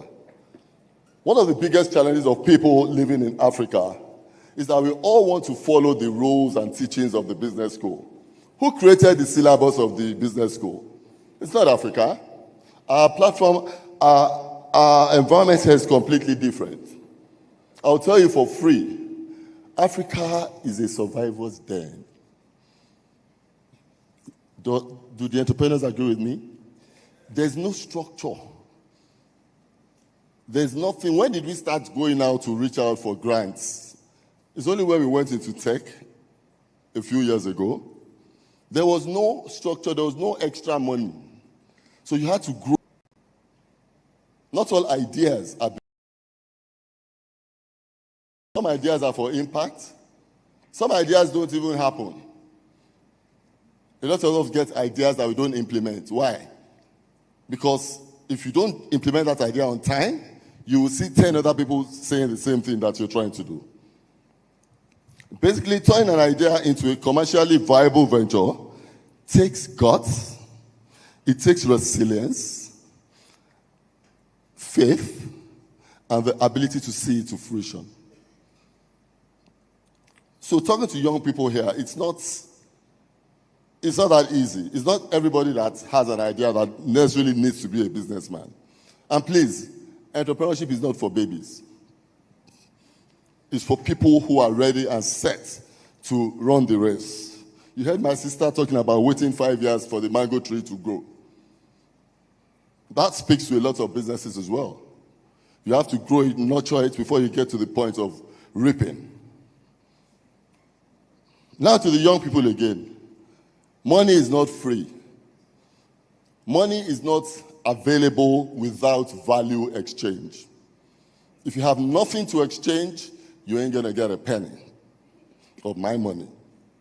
And people who have suffered for their money, they're not going to give you a penny. You must create value. You must either be a problem solver or a solution provider. In the process of waiting and growing, you need to keep it simple. Build your skills. Build your skills. Get extra skills to what you studied at school. Build your knowledge. Get some experience. And create a network. Because eventually, apart from your friends, family, and neighbors, your network will become your net worth. Correct? So, I would say to you, start small, keep it simple, and grow. I enjoy doing business as a natural entrepreneur. What I found out very early in business was that the bottom of the ladder was the most profitable. We sit here, talk about raising funds, yes, that's another level, that's what's happening now. But let's go to where all of you can reach. Where can you start from? What can happen? What can you do? What kind of businesses can you do as someone who has zero naira? Problem with ideas is that, one, if your idea cannot solve a problem, and it cannot provide a solution, and it cannot help other people, money is not going to follow it. I'll give you a little story. Sometime, some couple of years ago, 10, 20 years ago, I was going to get a microfinance back license. And I said, before we get this license, let's even check what's happening at the bottom of the ladder. 5 women. Do you know those women that carry buckets, that cook rice and stuff in it? What do they call them? I don't know what they call them. I just saw them sitting, so I thought these people would need help. Let's speak to them. Anyway, they carry buckets and they look for viable locations to sit down. And I just used to see a crowd of Okadas and people running around them every evening. They had a large crowd buying stuff from them. 20,000 to each woman. Every evening, my PA would go there and collect 10,000 from them. Apparently, that's whatever that business was. It was giving 100% a day. 100%. They were getting about 40, 42, 45,000. So my PA goes there and picks up 10,000 from each of them. And they, because of financial illiteracy, they thought they were paying us back what we invested in them. So we 25 to 30,000. When they get home, the husband will take 5,000, go and drink beer and pepper soup. The children will take money and go and rock it in school the next day. So they remain poor forever. Now, how do you get out of poverty? I'm just saying, this is just 20,000. At the end of the month, I invited them all over to my office and said, so how have they done? They said, they've done okay, that they can now return my 20,000, blah, blah, blah. I said, but we're collecting money from you. We think in our interest. I said, no. All the money I collected was for you. Guess what it was? 200,000 times 5. What's that? 1 million naira. That's what I had. Now, I had a choice. Either to be, if I wasn't doing that, these opportunities are still there. They're looking at you, they're staring at all of you, and you're seeing it, but you're not checking it out. That's the point. Financial education is very important. The art of being able to save, which I will come to again when as I go ahead to speak to young people. One of the other businesses I did was from zero to cash. That had been my principle. I knew, look, there was no money anywhere, but I got to make this money. Look around and find solutions and find problems. One day I walked into two things I did. One failed with First Bank. The second one went right. This was early in the days. I walked into a bank and said, why is there so many people here? There was disorder in the banking hall. There were so many people fighting to get their money. And they gave them something called a token, a tally number. I don't know if anybody knows that here. and I said, but these guys could actually queue this, organize it, and then people could just wait for their numbers and all that. But hey, by the time I got to the people who would buy the product from me, somebody else, they started printing checkbooks. And they said they were going to give checkbooks to the high net worth individuals. So I said, what can we do? Okay, let's add value. So we started producing leather and plastic covers for checkbooks and took it to all the banks. Just a start. The first bank I introduced it to, we branded it, we showed them. And before I knew it, we were doing 100,000 copies. You know, little streams of income, but they grow. At that time, we're making money from all angles. So if you say, who was... I can tell you many examples. As I grew into business, I imported car alarms at one point, and I was talking to car dealers who used to call me every week to come and install car alarms in their cars. I don't know who knows about car alarms. But anyway, today you have automatic car alarms. Those days they were all manual cars, and you had to upgrade it to get it to electrical. And after like a week or two, after about 2-3 months, I realized that I hadn't sold a lot of these things. But there was a particular set of boys that used to come every Friday. They buy between 5 and 10 pieces and they go. So I now called and I said, come, you bought about 120 of these things for me. Where do you sell them? The guy said, okay, you go follow us, go and market. So I said, I said, Dumota. Trust me, man. I got to Dumota on a Monday. On a Friday, I had sold 500 pieces. I saw every aspect of the MBA I learned in university practicalized there, live. Negotiation skills, haggling, marketing, everything was going on live there. In 1 week, I sold 500 units of that. People coming from Cotonou, from all over West Africa to buy those things. So, I'm not your usual entrepreneur. I'm a successful ideas implementer at whatever scale. If it can turn to money, we will do it. As long as I'm not killing people, I am not doing anything negative. Yes, so living in a country where survival was and is still key, I had to go with the flow at times. There was a lot of policy changes, a lot of regime changes. You start doing this, and the next thing they ban it. The next thing, foreign exchange moves on you. You can't import, you can't export. Things just go crazy. So you have to create, you have to innovate, think, implement, and prosper. How do you survive in an environment without structure? We didn't get one bank loan growing our businesses. We grew everything from raw money. From zero to cash, we were building. I wrote a book recently called Unlocking the Genius Within. I've learned since writing it that genius is not enough execution.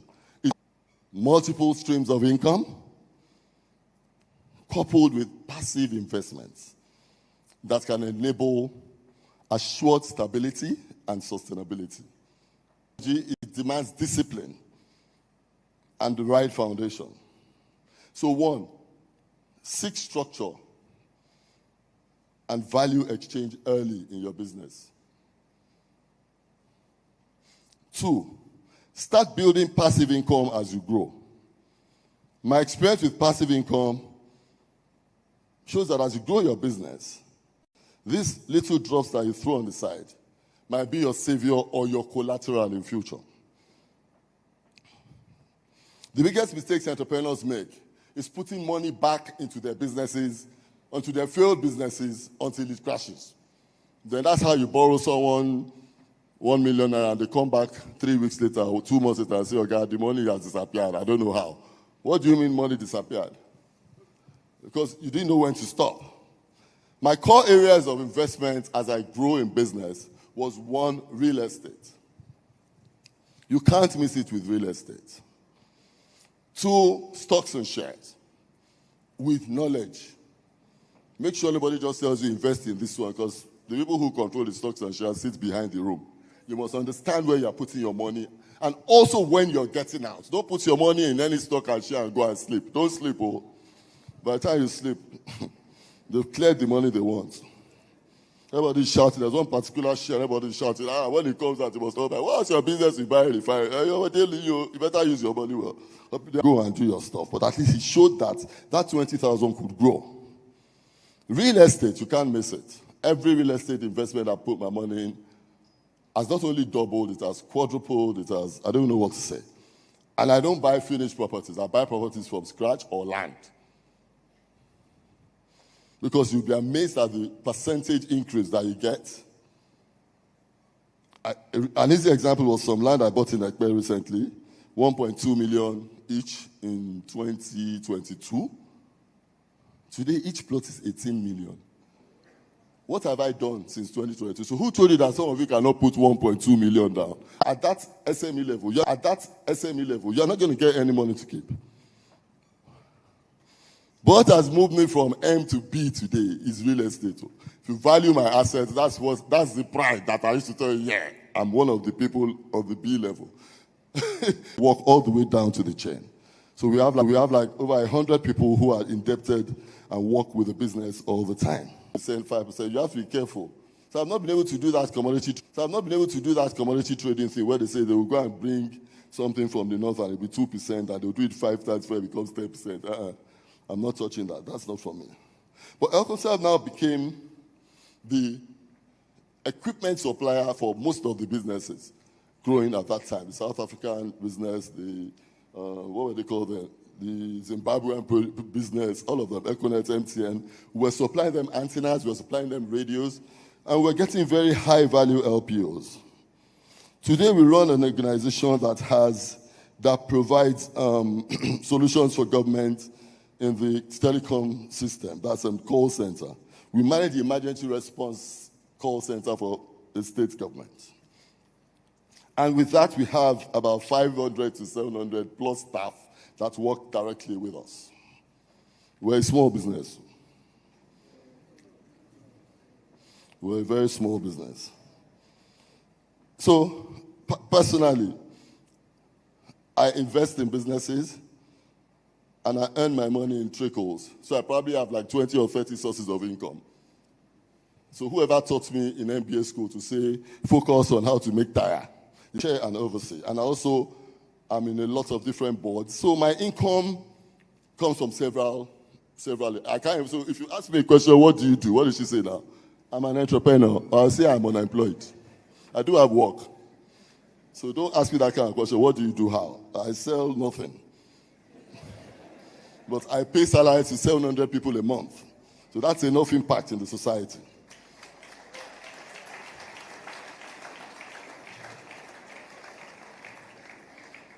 So guys, I hope you've taken out what I've just said. Basically, to entrepreneurs, growing and scaling, keep something aside. Because one day, that which you kept aside, I remember one of the speakers, someone was talking about how he kept money in shares and had to sell those stocks.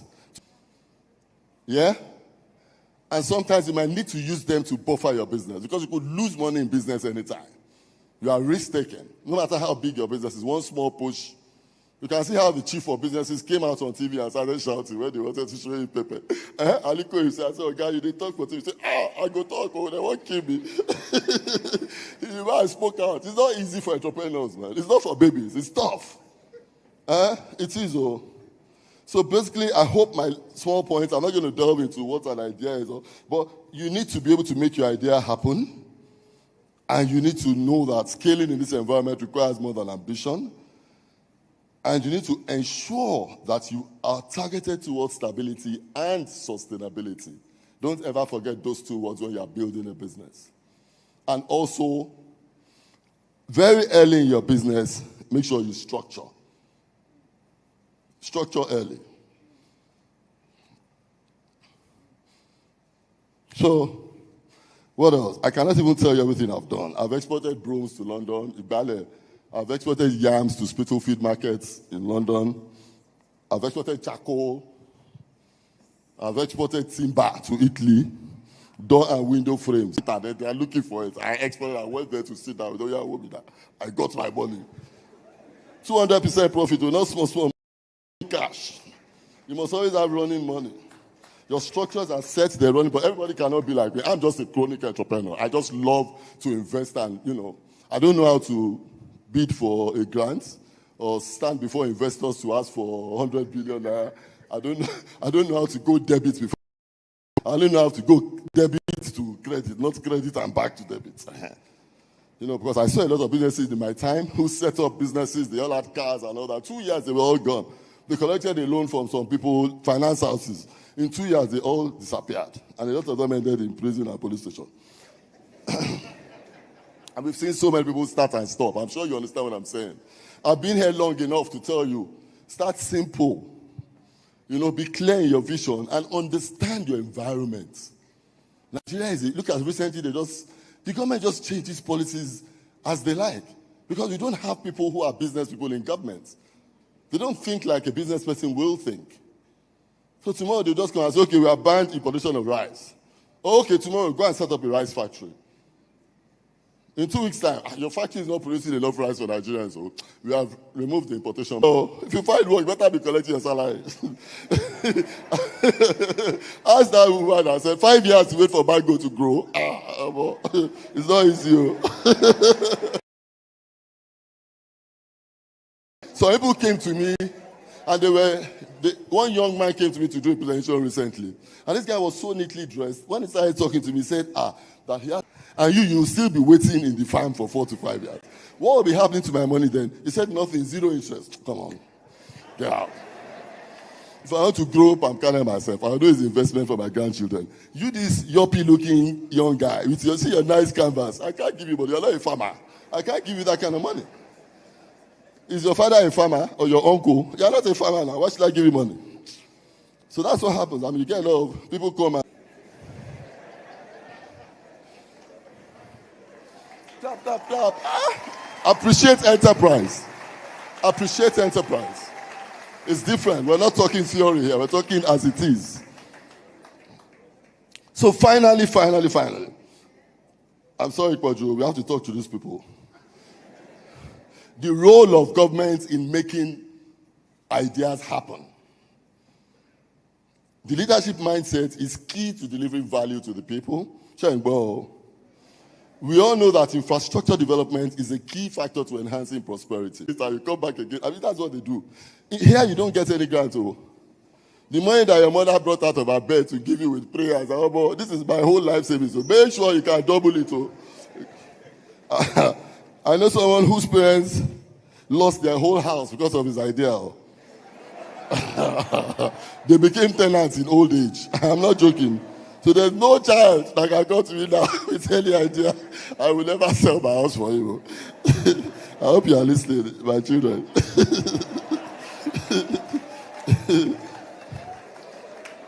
So primarily, all my investments and businesses have been people-centric. I usually make sure that I invest in things that will impact and affect a lot more people. And based on my tough experiences growing up, I'm talking 35 plus years as an entrepreneur, because I never actually could work 9 to 5. It was very difficult for me to wake up in the morning. Even on youth corps camp, the first military guy that walked into the room and said, everybody get up, I said, God, stop there. How much is your salary? Don't touch me. Look at me. From today, don't move near my bed. I'm sleeping. I don't know how to wake up at 5 a.m.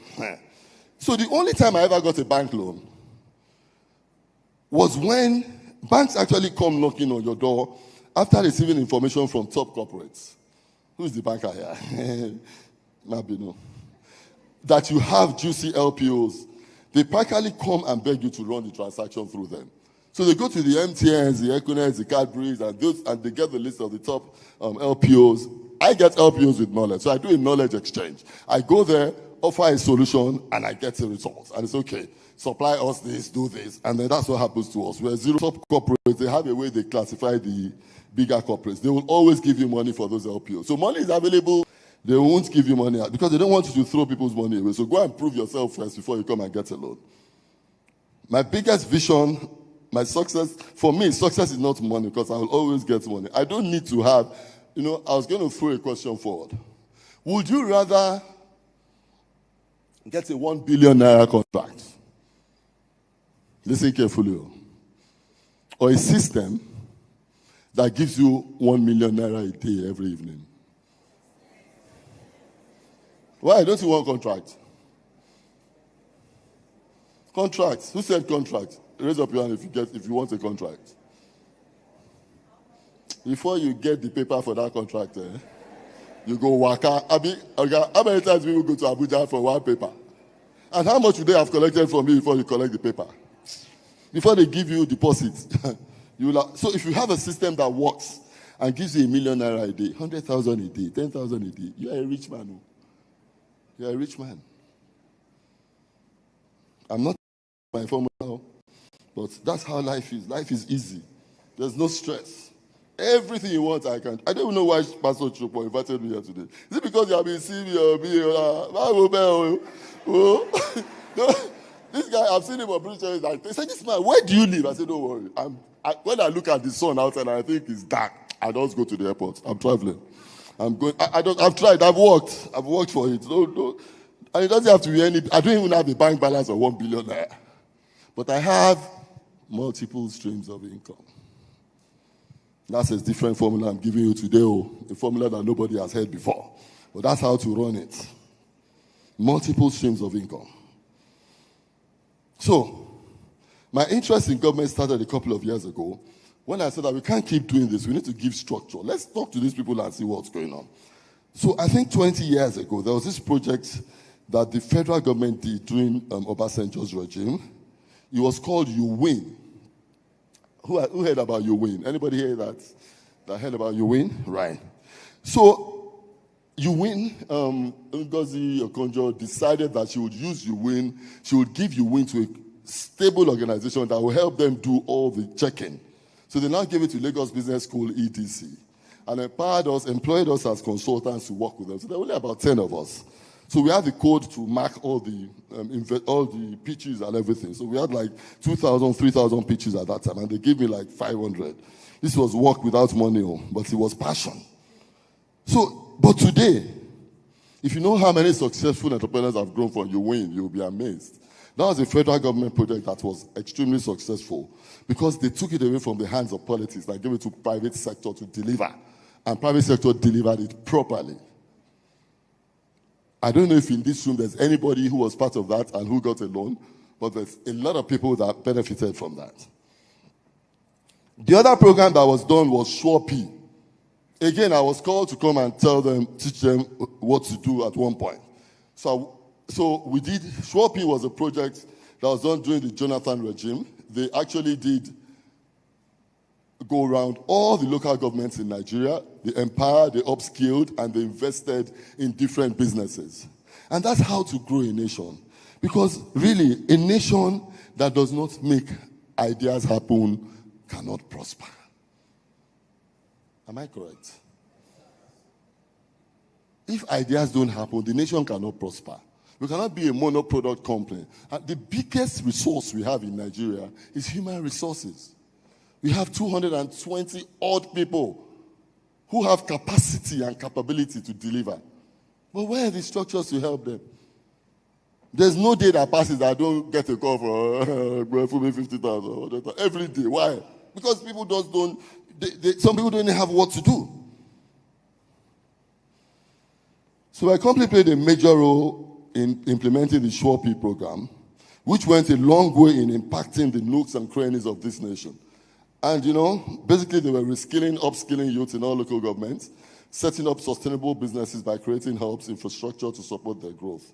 But guess what? Another government comes, they kill it. Today, I'm a trustee of the Lagos State Employment Trust Fund, and I'm of the Lagos State Ministry of Wealth Creation and Employment that helps entrepreneurs, startups, micro traders to get financially educated, to skill up and to get single-digit funding. We borrow money at 9% till today. The money is available and people are not coming. I'm wondering, is it that they don't know or Nigerians they don't have work? They don't want to bring their ideas forward. So go on to lsctf.ng apply. I'm sure we'll have some testimonies. lsetf.ng.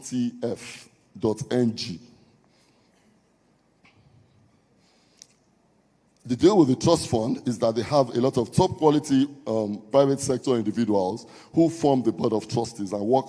They don't work with the government. There's a quasi PPP structure that ensures governance and ensures that all the monies are done and loans are given out the right way. So my charge to federal government, the only route to making people happy is to independently set up a national structure that will reach the nooks and crannies of this nation. Using a PPP structure that will be independent of political will to enhance delivery and sustainability. Wealth creation, national structures such as this will impact the people and lead to prosperity of the nation. We have resources. The human resources can make things happen. An entrepreneurial nation that makes its citizens' ideas happen is a prosperous nation. So going forward, before I round up, I'll just mention a project that we're starting again. Don't tell me that I have too many projects, so I don't work anymore. Other people do the work. We set up the structure, we scale it, and we give it to other people to do, and the income keeps coming in. So I can travel. Next time I see you, I'll make sure you don't see me, Pastor. We are trying to empower 1 million entrepreneurs because the fourth industrial revolution is here, and it is time for Africa to own it. We have 75% young people growing up in Africa, and we need to make them impactful to the world. How do we do that? We need to upskill you to international level and to ensure that you can deliver. But one of the simplest methods is, I'm sure everybody has tried to get a skill. You've tried to get onto Fiverr, Upworks. What are all these other things? I hear there are problems. Once your IP shows up, you get knocked down. Is that correct? And somehow, even payments, they say if you don't have PayPal, you can't pay. What's wrong with our OP and what are they called? What's the other one? Yeah, Money Point. And yes, what's wrong with them? We need to use our own platforms to run. They must allow us to do that. But if they don't, you know what? Like I say, if you don't want us to work on your structure, we will set up our own. We're enough. And I'll give you a simple formula which I've been thinking about, which we have also started. We're not thinking again, it's gone to implementation. So when you think, you execute, don't wait, just start executing. And we're building a platform that will enable young people deliver services to everybody internationally. This is the world of AI. And once you get certification in AI prompts, and you also have all the basic skills, virtual assistants are needed all over the world. We call them business support specialists. Everybody needs a PA. In America, there's funding for small businesses who are starting up to employ somebody who will help them build their little structures. We've tapped onto that.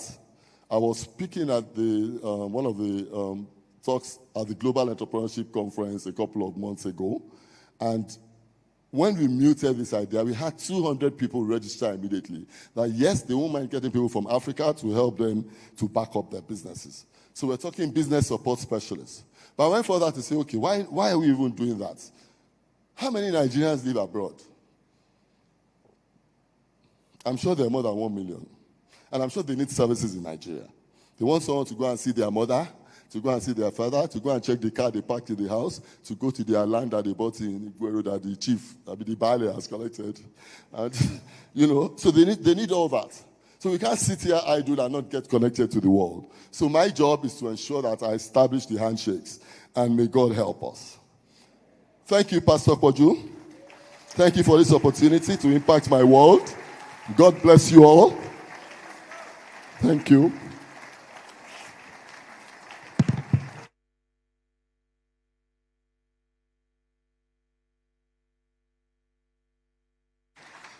Keep clapping.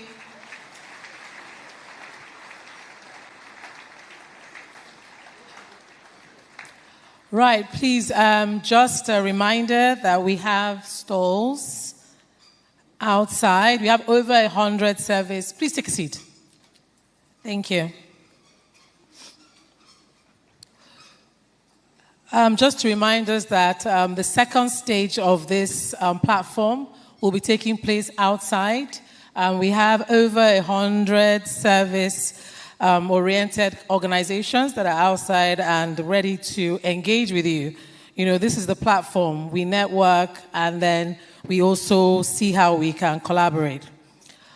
Okay, so now let me introduce you to a man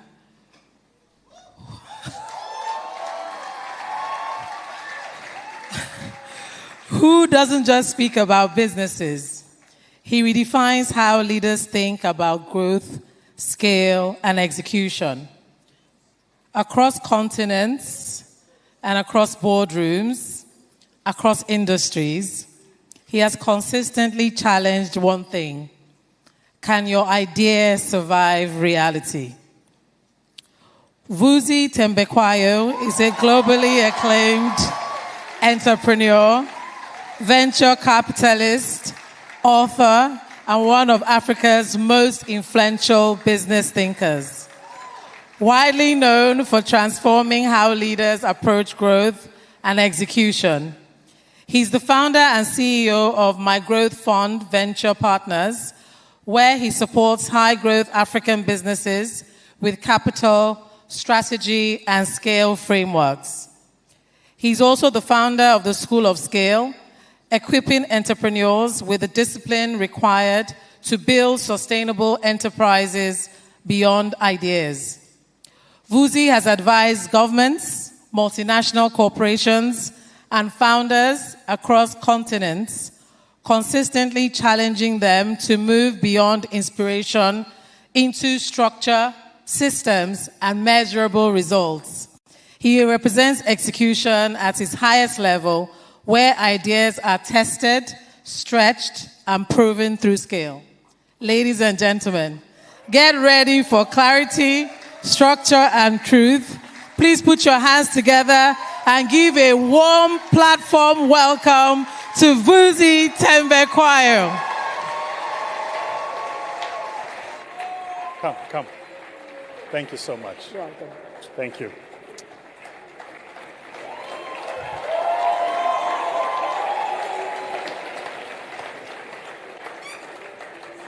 Thank you, ma'am. You're too kind.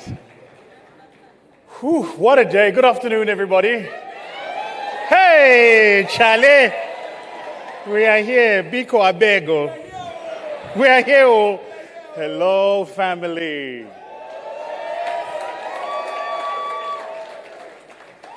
All right, let's get started. I'd like everybody to take a seat, if you don't mind. I have 5 ideas that I flew 11 hours and prepared 50 slides to come and share with you. And I have to do all of that in exactly the next 30 minutes. So with your permission, I know I'm good, you know I'm good, we all know we're good. We're going to get right to the meat of what we're sharing today. Is that fair? Excellent. I need my clicker, Emmanuel, to get my slides to move. There's no clicker here. There's microphones, which I'm happy to speak into. But it'd be great for me to get the clickers. So before we get started, can I just say, this morning my experience in traffic was much better. Much better than last time. I'm not sure if it's something the government has done or if it's because they removed the fuel levy. But whatever it is, it's Workers' Day, indeed. Secondly, can we acknowledge my brother, Pastor Portia, for putting this together? Come on. Yeah.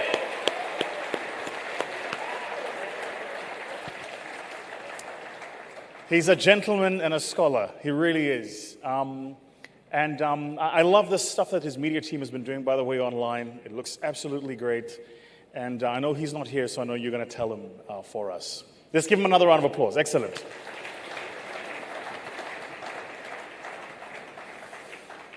The third thing I wanted to say before we get started, and please, chaps at the back, you're not allowed to run my time yet, because I'm still waiting for my clicker. So as soon as my clicker comes, then you can time me down. I'm already timing myself. Thank you so much, ma'am. Can we give her a round of applause? Great work. The third thing I wanted to say is this. You should have the privilege of being offended in life. Offense is good.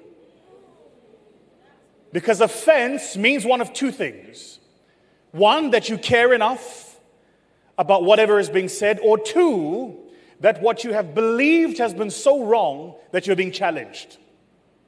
So I gave myself one very simple mandate coming here for my third platform: to offend you. That's all I came here to do. And I hope that in our time together, you're going to be offended. Chaps, if you can put up my slides, please, that'll be great. Let's get started.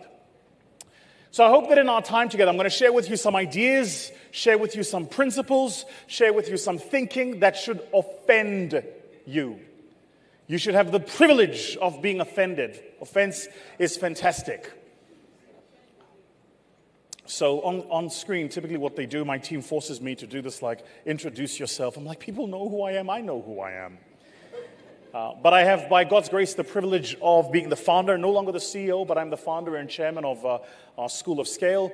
This is our accelerator program that we first started when we were actually forming our venture capital firm circa 2016. We celebrate 10 years this year in our VC firm, My Growth Fund. Thank you. To God be the glory, truly. But we started first as My Growth Fund Accelerate because we were helping entrepreneurs that we had invested in. Because here was the problem I realized, Pastor Porter. The problem was this. We were taking this money and investing it in these businesses. And for our first fund, we couldn't get institutional backing.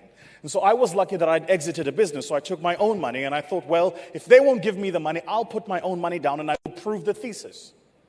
And here's what I found. I found that there was a correlation, not necessarily a causation, but there was a correlation between entrepreneurs, their race, background, and their propensity for success. That if they were young, black, female, and from a poor background or from a village, they were most likely to fail. And then I realized that all of the white male entrepreneurs that we were helping, investing in, who were scaling businesses, weren't celestial beings. Nowhere in the Bible did it say that on the 8th day God invented them. They were just like you and me. So the question I wanted to understand was this: what is it they knew that we didn't that allowed them to succeed? First, I was offended, then I spurred into action. And over the past 10 years, we have refined our work, refined our thesis. We have tested it so well that today the School of Scale is in South Africa, we're in Ghana, we're in Kenya, we're in Zambia. We just opened an office in Jamaica because we've signed a massive deal in the Caribbean islands, and our head offices is in Delaware. So I can speak about the work we do with some semblance of certainty. We know what works. I'm going to share with you a little bit of that today. I also have this podcast called Ideas That Matter. Here we are, there we are. Last year, we won Apple's, we're on the top 4 globally under the Apple category for business podcasts, the only African podcast to feature in that series. And here's why that's important for me, and I'll make the point very quickly. If you look at the world and you look at popular culture, you realize that Africans are overrepresented. And I'm going to share with you a little bit about what I mean in a moment. But just look at our conventional history. You look at music, Africans. You look at theater, Africans. You look at Hollywood, Bollywood, Nollywood, Africans. You find us everywhere. The only place you find the Africa story absent is business.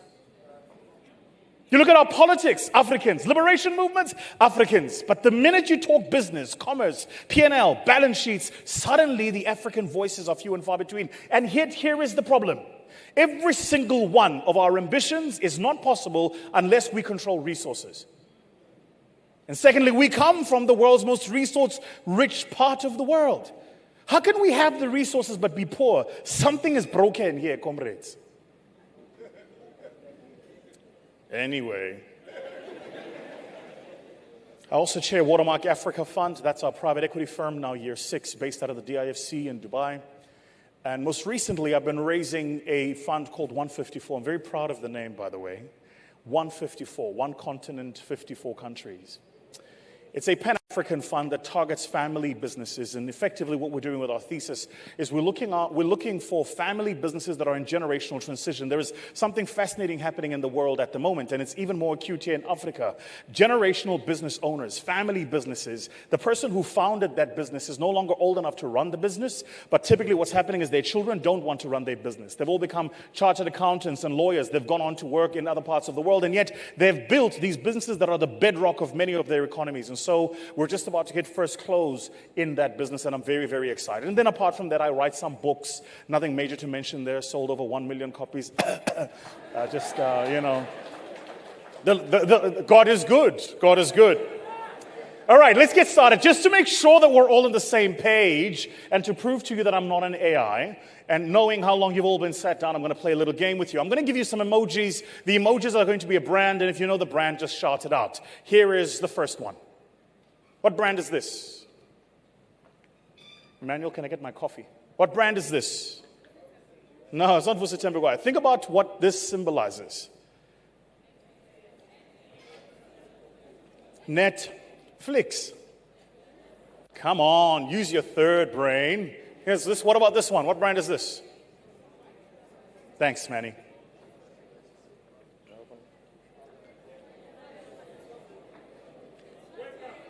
BlackBerry. It's trailing. Oh, I see. You guys are trailing. I see. Are we all on the same page, guys? This screen and that screen are showing different things, eh? Red Bull. All right. Now here's what it is that I want to speak to you about today. If you have a pen and paper, I want you to write down these 2 words. These are the 2 words that I'm going to speak to you about today. Put it back on screen, guys. Don't take it off, please. Very important. I need it back on screen consistently. I see. You're having a problem with the run? We go back. There we go. These are the 2 words, guys. Founder's mindset. Founder's mindset. This is what I came to talk to you about today. My thesis, which I hope offends you, is that not every single business owner is a founder. Not every single entrepreneur is a founder. Not every single leader is a founder. There are a set of things that make founders different. The most important of these things is that founders know that there will come a time when the thing they have founded has outgrown them. In fact, they build it intentionally so that the thing they have founded outgrows them. And so my challenge for us here today is going to be sharing with you what is in the mindset of what it takes to be founders and how founders build and scale their businesses. Manny, can I get like a tissue or something to wipe while I'm up here? That'll be great. Thank you so much. The greatest poet of the 20th century, a man whose contribution to poetry outpaces William Shakespeare and T.S. Eliot. A man whose contribution to poetry outpaces many of our best poets, including Rumi, by the way, is the man who, in my opinion, is the greatest poet of the 20th century. His name is Jay-Z. That was a joke. But Jay-Z says, men lie, women lie, numbers don't.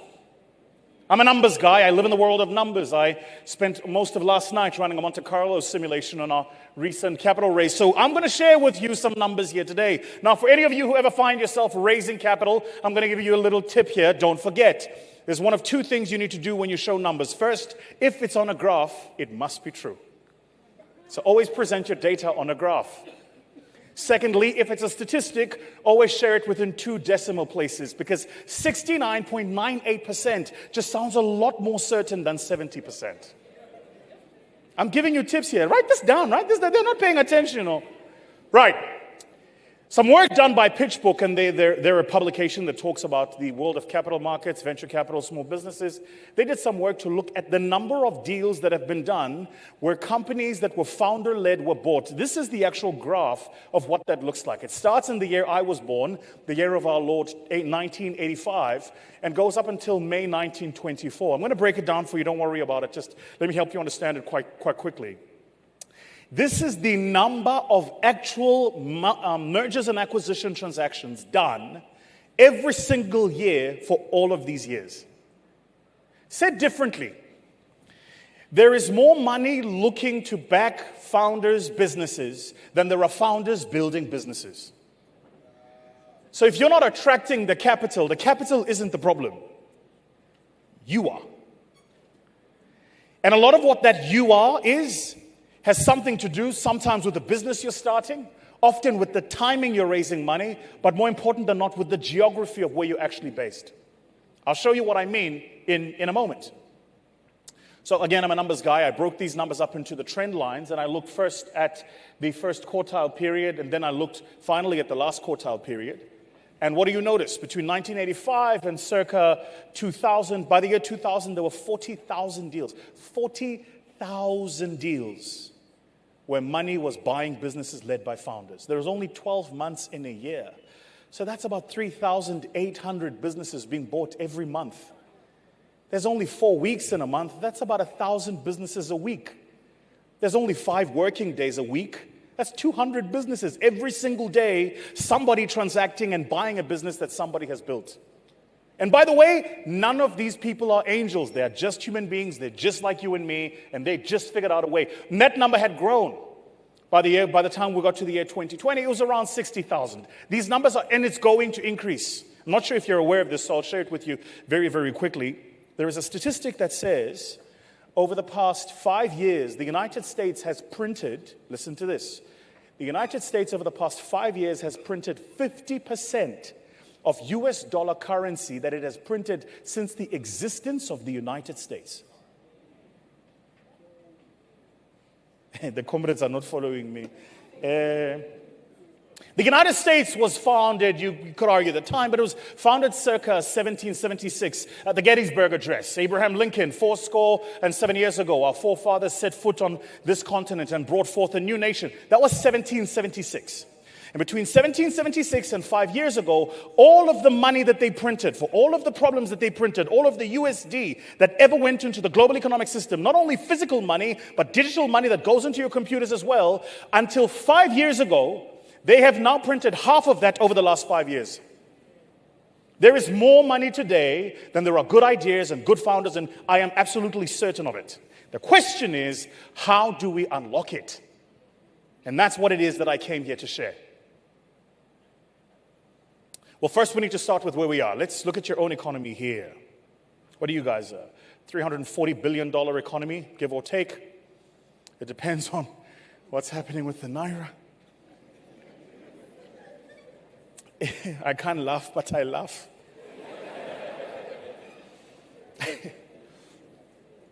So think about 4 key markets that you could build in, right? So first yours, second your neighbor, who, by the way, I was there a week ago. They said I should tell you that they have better jollof than you do.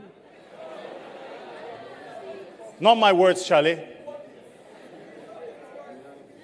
But they're a $115, $120 billion economy, give or take. And then, of course, Kenya, where I was transiting through 3 days ago. We have a business in Kenya. They're a $140 billion economy. And then, of course, the greatest country in the continent of Africa, my home, South Africa. Now, the largest economy in Africa. I need to tell you, we are once again the giants of Africa. I just want to remind you that there are 2 countries in Africa. It's South Africa and everybody else.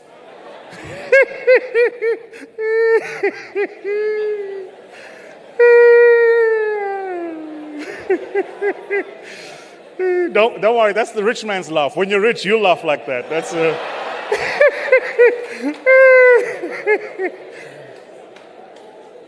See, when you're poor, you laugh like you're fighting. No, I don't. I'm not fighting anybody. These markets alone present a $1 trillion economic opportunity. So, more money being printed in the world than has ever been the case, more money making rounds than has ever been the case, and that money must be invested somewhere. It's looking for founders to build businesses. Then we are in an environment that presents, at the very least, a $1 trillion economic opportunity. But what you must understand is that legacies are not hoped for, they're built. So the question is, how do you build a legacy? The first thing you must do is you must understand your context. The context in which you're operating, ladies and gentlemen, is everything. Context in which you're operating. I'm going to quickly share with you the context of Africa. First, sub-Saharan Africa, which we are in, presents the largest economic growth opportunity of any other region in the world. Of any other region in the world. And that, by the way, includes the United States. It includes advanced economies. We present a 4.6% economic growth opportunity on aggregate, just in this region of ours that we call sub-Saharan Africa. Second, We are the world's engine for growth. Why? Because we have the world's youngest population. We have the world's youngest population. For what it's worth, Europe is old and getting older. Why do you think they are so keen to take young Africans who are qualified? You think they're doing it out of the goodness of their heart? These visas they make available for us, suddenly when we qualify as engineers and software engineers and doctors and lawyers, they're doing it because that's what drives economic growth. They need us there. I can assure you, need us far more than we need them. Europe is old and getting older. The Americas are kind of stagnant. Asia is slightly younger. Set aside Japan, which has a number of structural problems. But if you look at the Africa story, just look at those numbers, guys. Over 50% of the population of Africa is under the age of 50. In your country, Nigeria, over 50% of the population here is under the age of 18. Do you know what that means? That means there are over 100 million people who are not yet economically active. So if I was building a business, where would I build it? In Luxembourg or Liechtenstein, where the population is less than 10 million? Or would I build it in a place where the population of people who are not yet economically active is over 100 million alone? The problem with us is we don't know how to execute on this opportunity. The data's there. How do you execute on it? Second point I want to make. Standards of living are improving. Most of us here, I imagine, didn't grow up in urban areas, but you live in one now. Because we're all urbanizing. We're all moving to the urban centers. Our standards of living are improving. Our connectivity is improving. Suddenly we have the internet. We can download things, and internet speeds are getting faster. I see you guys let that South African guy called Elon Musk come and launch Starlink here. You should have listened to South Africa. Because I want to believe that he's done something like triple the prices over the past few months that he's been here. Good luck. Good luck. You're going, hey, you don't know what you've done to yourselves. Us as South Africans, we shall watch you suffer well. Third, where will this engine for growth come from?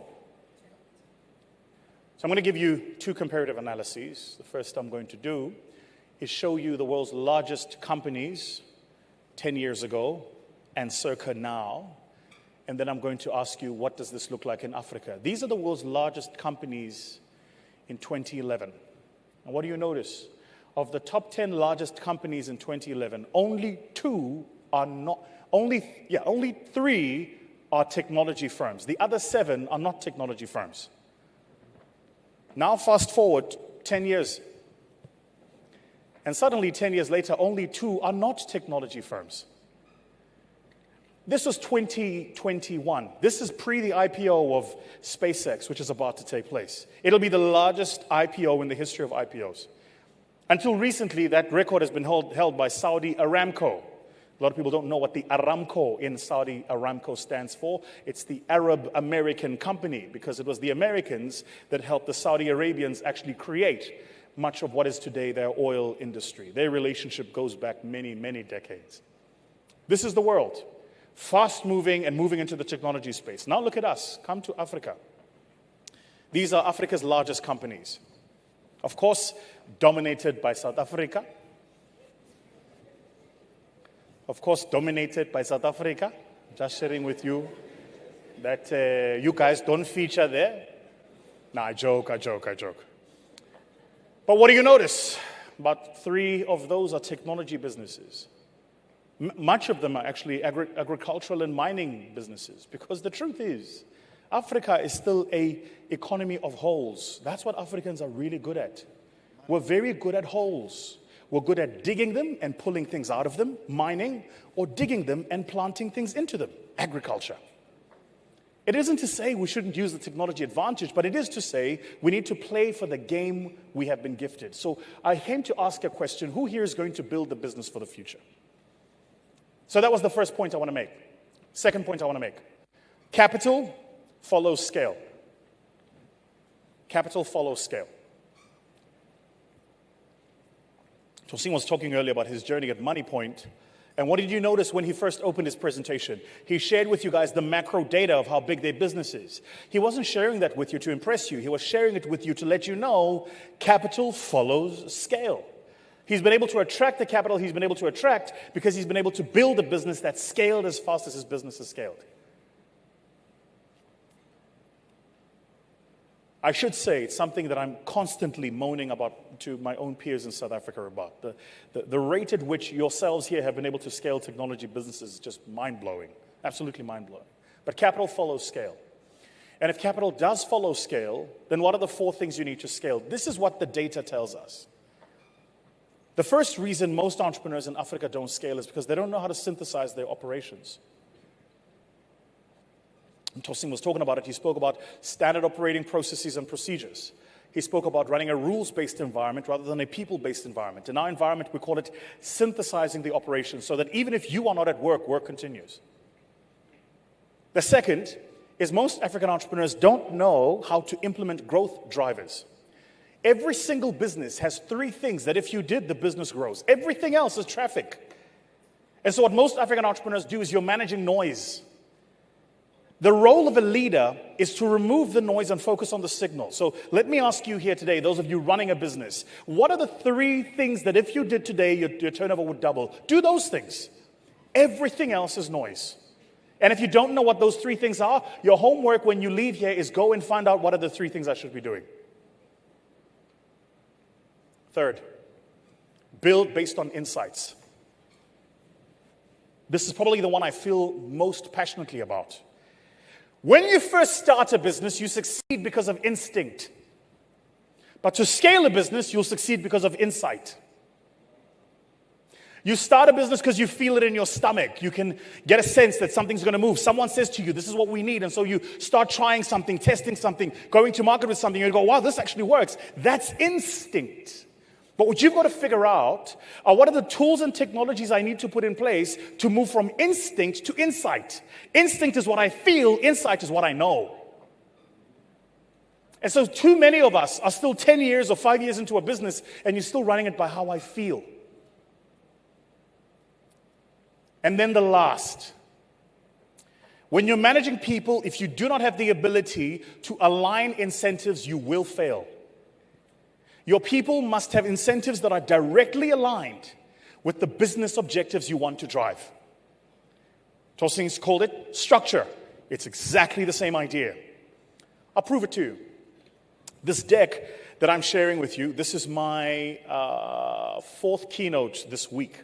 Next week, I've got 6 keynotes in 3 continents, in 6 different countries. No, don't clap. Let me make the point I want to make. I didn't see this keynote until last night. I didn't see it. I didn't need to see it. I have a team of people around me whose incentives are aligned with mine. In fact, my brother, when I was supposed to be on the meeting with you on the call, the briefing meeting, because this is how my process works. When a client invites me to come and speak, we jump on a call, we get a briefing. The first time, I think you were busy and had something going. The second time, I was flying somewhere, so I couldn't jump on the call with Pastor Podru. But I had 4 people in my team who jumped on my call. My head of operations, my head of protocol, my head of marketing, and my executive assistant. All of them jumped on the call. They listened, the call was recorded, it went to an AI system that we run that told us of all of the ideas and things I speak about. What are the 3 simple ideas I could speak about to synthesize it? Then it went to my design team, which is headed by a young lady who sits in South Africa, but is aided by other people who sit in India, Pakistan, and Sri Lanka. They designed the whole presentation, sent it, my quality control went through the whole process, headed by my marketing team. 2 nights ago, she sent it to me. Last night when I landed, I checked it. Synthesized operations. Now, everything I'm sharing with you is not rocket science. It's just put the system in place, so that regardless of where you're expected to deliver, the outcomes are as near as makes no difference the same. But you have to align incentives. So what does aligning incentives look like? Well, I'll share it with you. When I leave here, the good people here at Covenant Nation will get an email from my team. That email has a link. It'll direct them to a scoring sheet where they get to score me and how I've performed. And in that scoring sheet, they score my performance. Be nice. They'll score my keynote, but they will also score my presentation, my ideas, and the design. So when we come together at the end of a quarter and we're dispersing quarterly bonuses, it's not just based on who performed well based on their own feelings, but actually based on what clients have said. That way, my team has to do the right job because they get paid to do the right job. Simply aligning incentives. So you're running a business, a retail business, and while you're here, you've got somebody in your shops helping customers. How do you know that they're helping customers? We have a young man in our business who runs a business called Montbieu Afrique. He's a young Zimbabwean man, a young man from Zimbabwe who grew up in Zim, then moved to South Africa, started this business called Montbieu Afrique. And they sell apparel, but they also sell oud. They sell those very deep, rich kind of perfumes that come from the Arabias. 2 years ago, I said to him, the market here is too small, you need to move. He moved. He now has a store in Beverly Hills in Los Angeles. But I know, anytime I walk past any of Chase's store, I know that if any of his salespeople see me, the first thing they're going to say is, sir, I have a smell from Cape Town. Would you like to smell it? That's a sales script he's developed for the people in his team. Then when you walk into a store, they have a rule. No customer is allowed to take 4 steps into the store without somebody having a point of contact with them. Have you been assisted? Have you been helped? What would you like? Is there something I can assist you with? Come and sample this. No holds. That is a rule that is developed. Why? Because he's worked out a system to align incentives. So he's got a shop in South Africa. He's got several in South Africa. He's in the US. He's in the Middle East. But he's only one man. How did he do it? Aligning incentives. Aligning incentives. Don't worry, I'll share with you exactly how to do this in a minute. Exactly how to do this in a minute. Let's all take a deep breath. This is a lot. I know. I came with fire. Holy Ghost fire.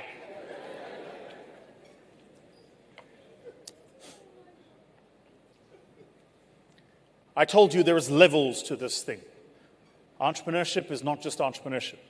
I'm going to go through this quickly, but I want you to make a note of it. The first level of being an entrepreneur is where you are something we call a professional. You have a specialized skill, you do the work, you execute the work. Here, you are the lawyer, you're the accountant, you're the engineer, you are the butcher, the baker, the candlestick maker. If you're not there doing the job doesn't take place. Despise not the day of small beginnings. All of us start here. Every single one of us. I can assure you that all of the entrepreneurs you've heard from today started at this point. The problem is, the issue is they knew not to stop here. The second level is where you become.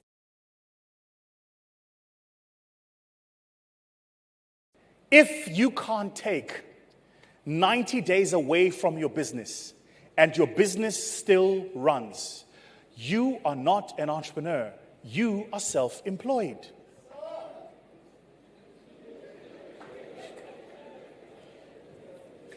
True story.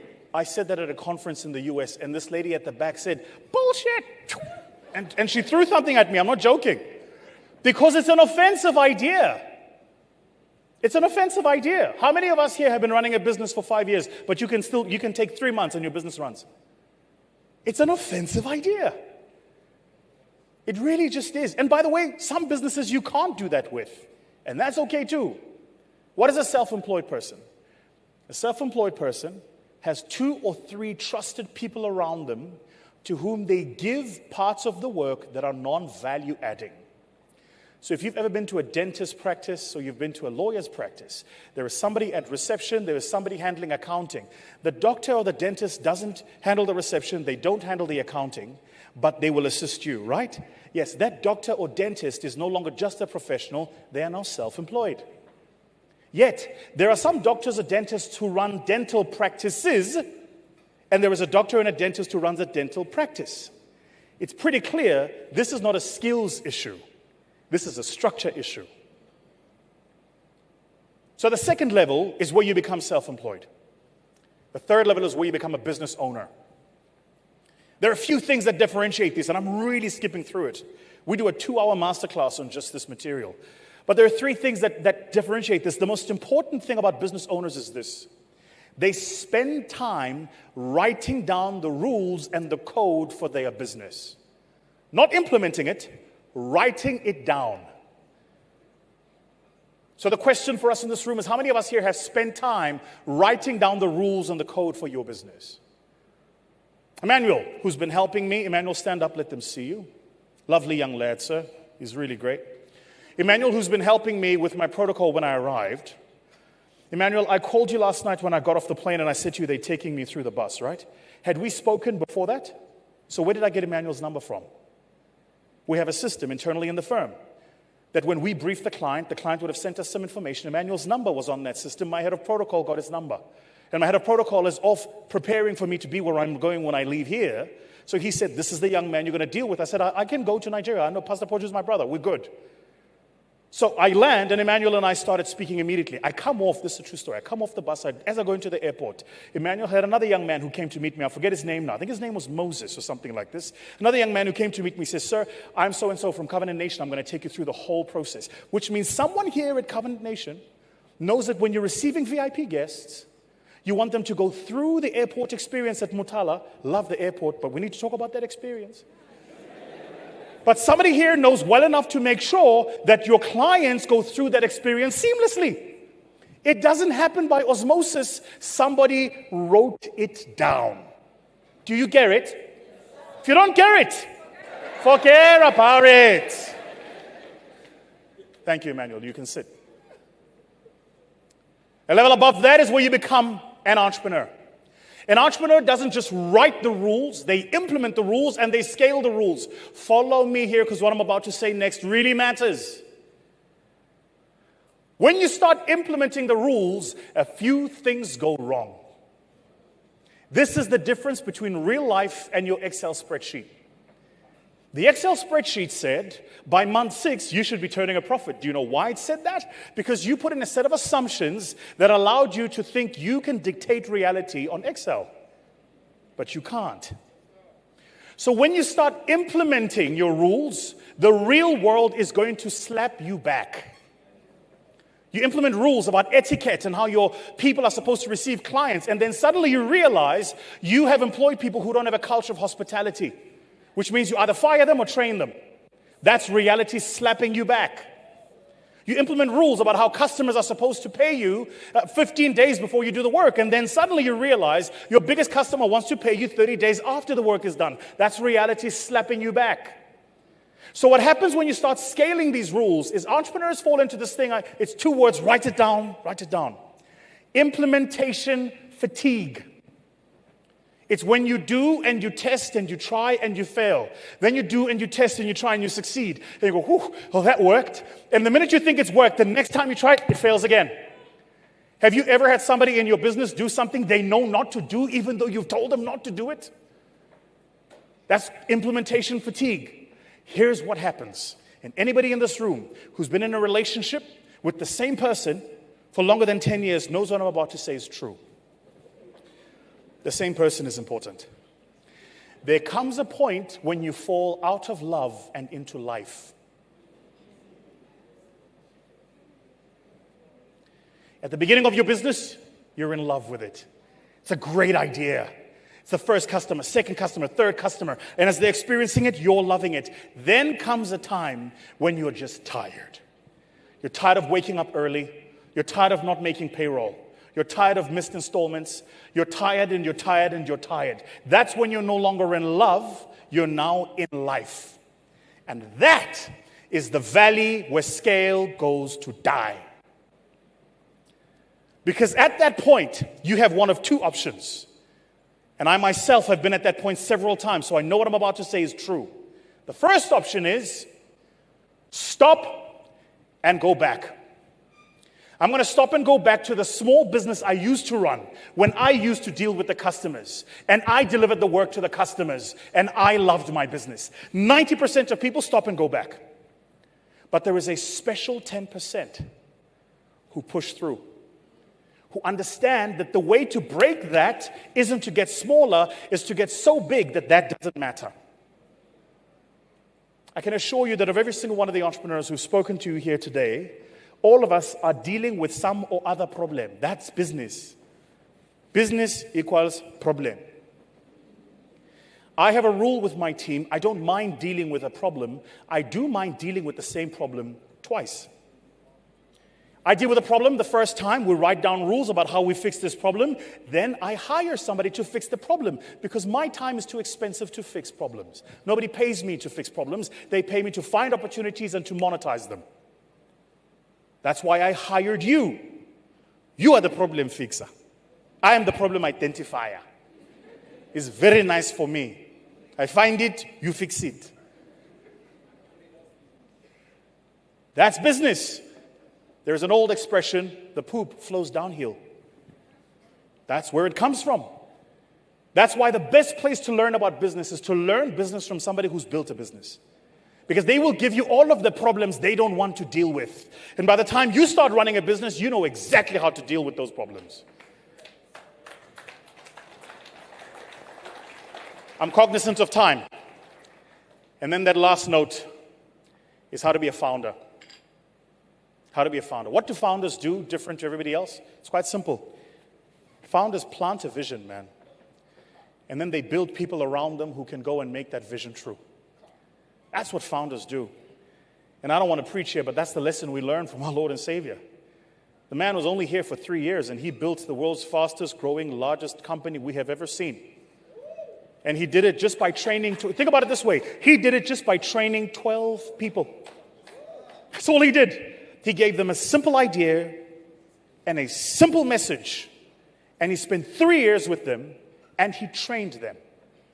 And for those of you here who are believers, you also know that each time before he would spend time training his people, he would go and fix himself first. And so the question for those of you entrepreneurs in the room is, when is your quiet time? Get off the phone, get off the social media, turn it off. Go and spend some time away, shut it off, go and spend a week away. How are you going to hear what the universe has for you, what God has planned for you when you're still streaming in and you're on the latest thing on the social media feed? I have a theory. Leadership is a mirror. Your ability to lead people is a consequence of your ability to lead yourself. And until you lead you, you have no business trying to lead other people. Until you deal with your demons, you have no business trying to mentor other people. Start with you. And so my hope for every single person in this room is that you would spend time being intentional about being a founder and spend time being intentional about scaling businesses. I'm going to end with this.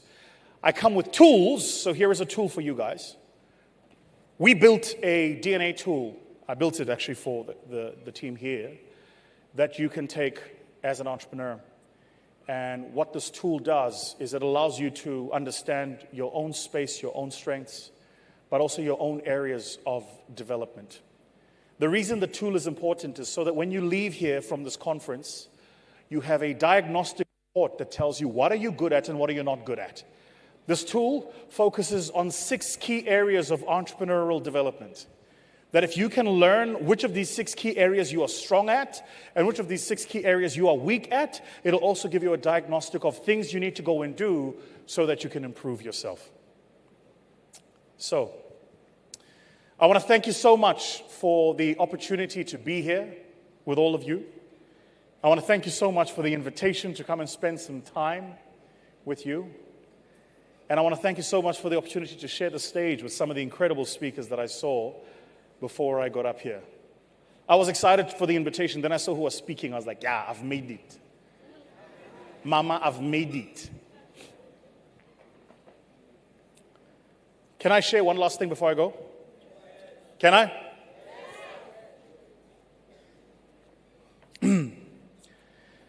I was thinking long and hard about if I should address this before I go. But I think as a leader in society, it's important that I take this platform, literally, this platform to address these issues. You guys are aware of the issues that are taking place in South Africa at the moment, I'm sure. You're also aware of the tone, the language, and the texture of these issues. I want to make 3 absolute statements. The first is this.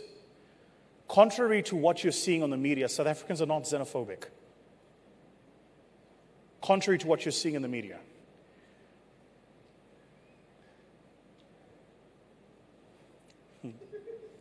Now, that statement sounds a blasty statement, especially because of some of the things you would have seen online. I'm not saying that there are no xenophobic people in South Africa. That's not what I'm saying. I'm simply saying the entire nation is xenophobic would be missing the point. There are 65 million people in South Africa. We have 11 official languages. We're one of the most diverse societies in the world, and even though that is the case, we get along with most people. If you go and look at the largest companies in South Africa and the CEOs or boards of those companies, you will find that the CEOs or boards or C-suite executives are many people from the rest of Africa. So I think I felt that it was important for me to say that. The second point I want to make is this. I think that there is an agenda to turn us against each other. And I think we feed that agenda when we feed the noise and the fire.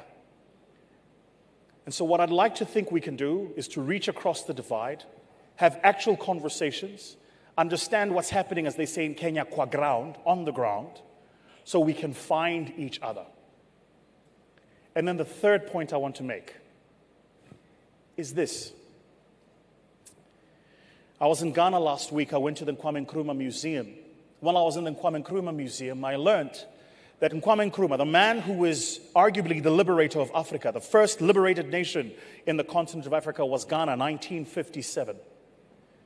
And the man who liberated that nation was removed from power through a coup by his own people. Then I started reading about the history of your own nations, and I learned that you've had several of your own coups. And then I looked at what happened in the Congo, and I realized that Patrice Lumumba was removed by his own people.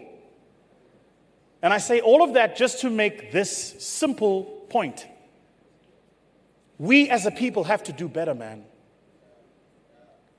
Us as a people, dragging each other as a people, fighting each other as a people, swearing at each other as a people, calling each other names as a people, it has to stop at some point. And I genuinely hope that we can use the church as a platform to bring Africans together. Because we're different until we start worshiping under the same Christ. And so my hope for every single person in this room, my hope for every single one of you, is that you'd find the courage to be the light. Just as you and I were instructed to be. Go out to the world and be a light to the world. Sure, speak truth, but speak the honest truth and speak it to the right people. And if we must call each other out, let's do it to each other. Let's avoid the theater of the rest of the world watching us saying, you see these people again, they can't get along. That's why I'm so passionate about the work that my brother Pastor Poju does with the platform. That's why I said to you some years ago, the platform has to be the platform Africa, and you executed on that. And I think it's important that we allow men like Pastor Poju to do the work that they do so that the rest of us can meet in spaces like this and exchange ideas the likes of which we have done.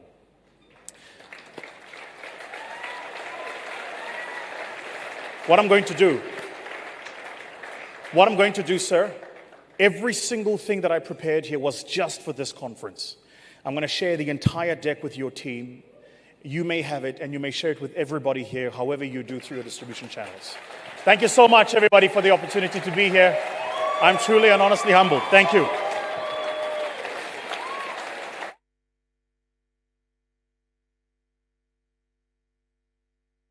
Keep clapping. That was amazing.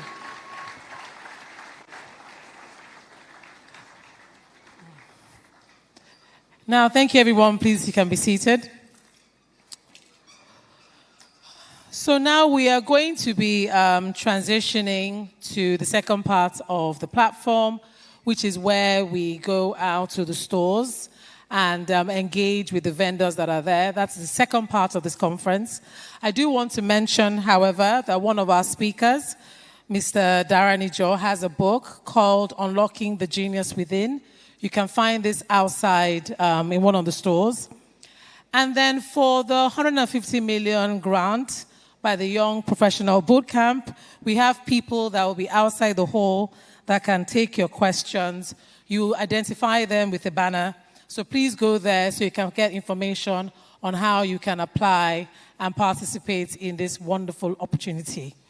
So now I would just like everyone to please give yourselves a round of applause.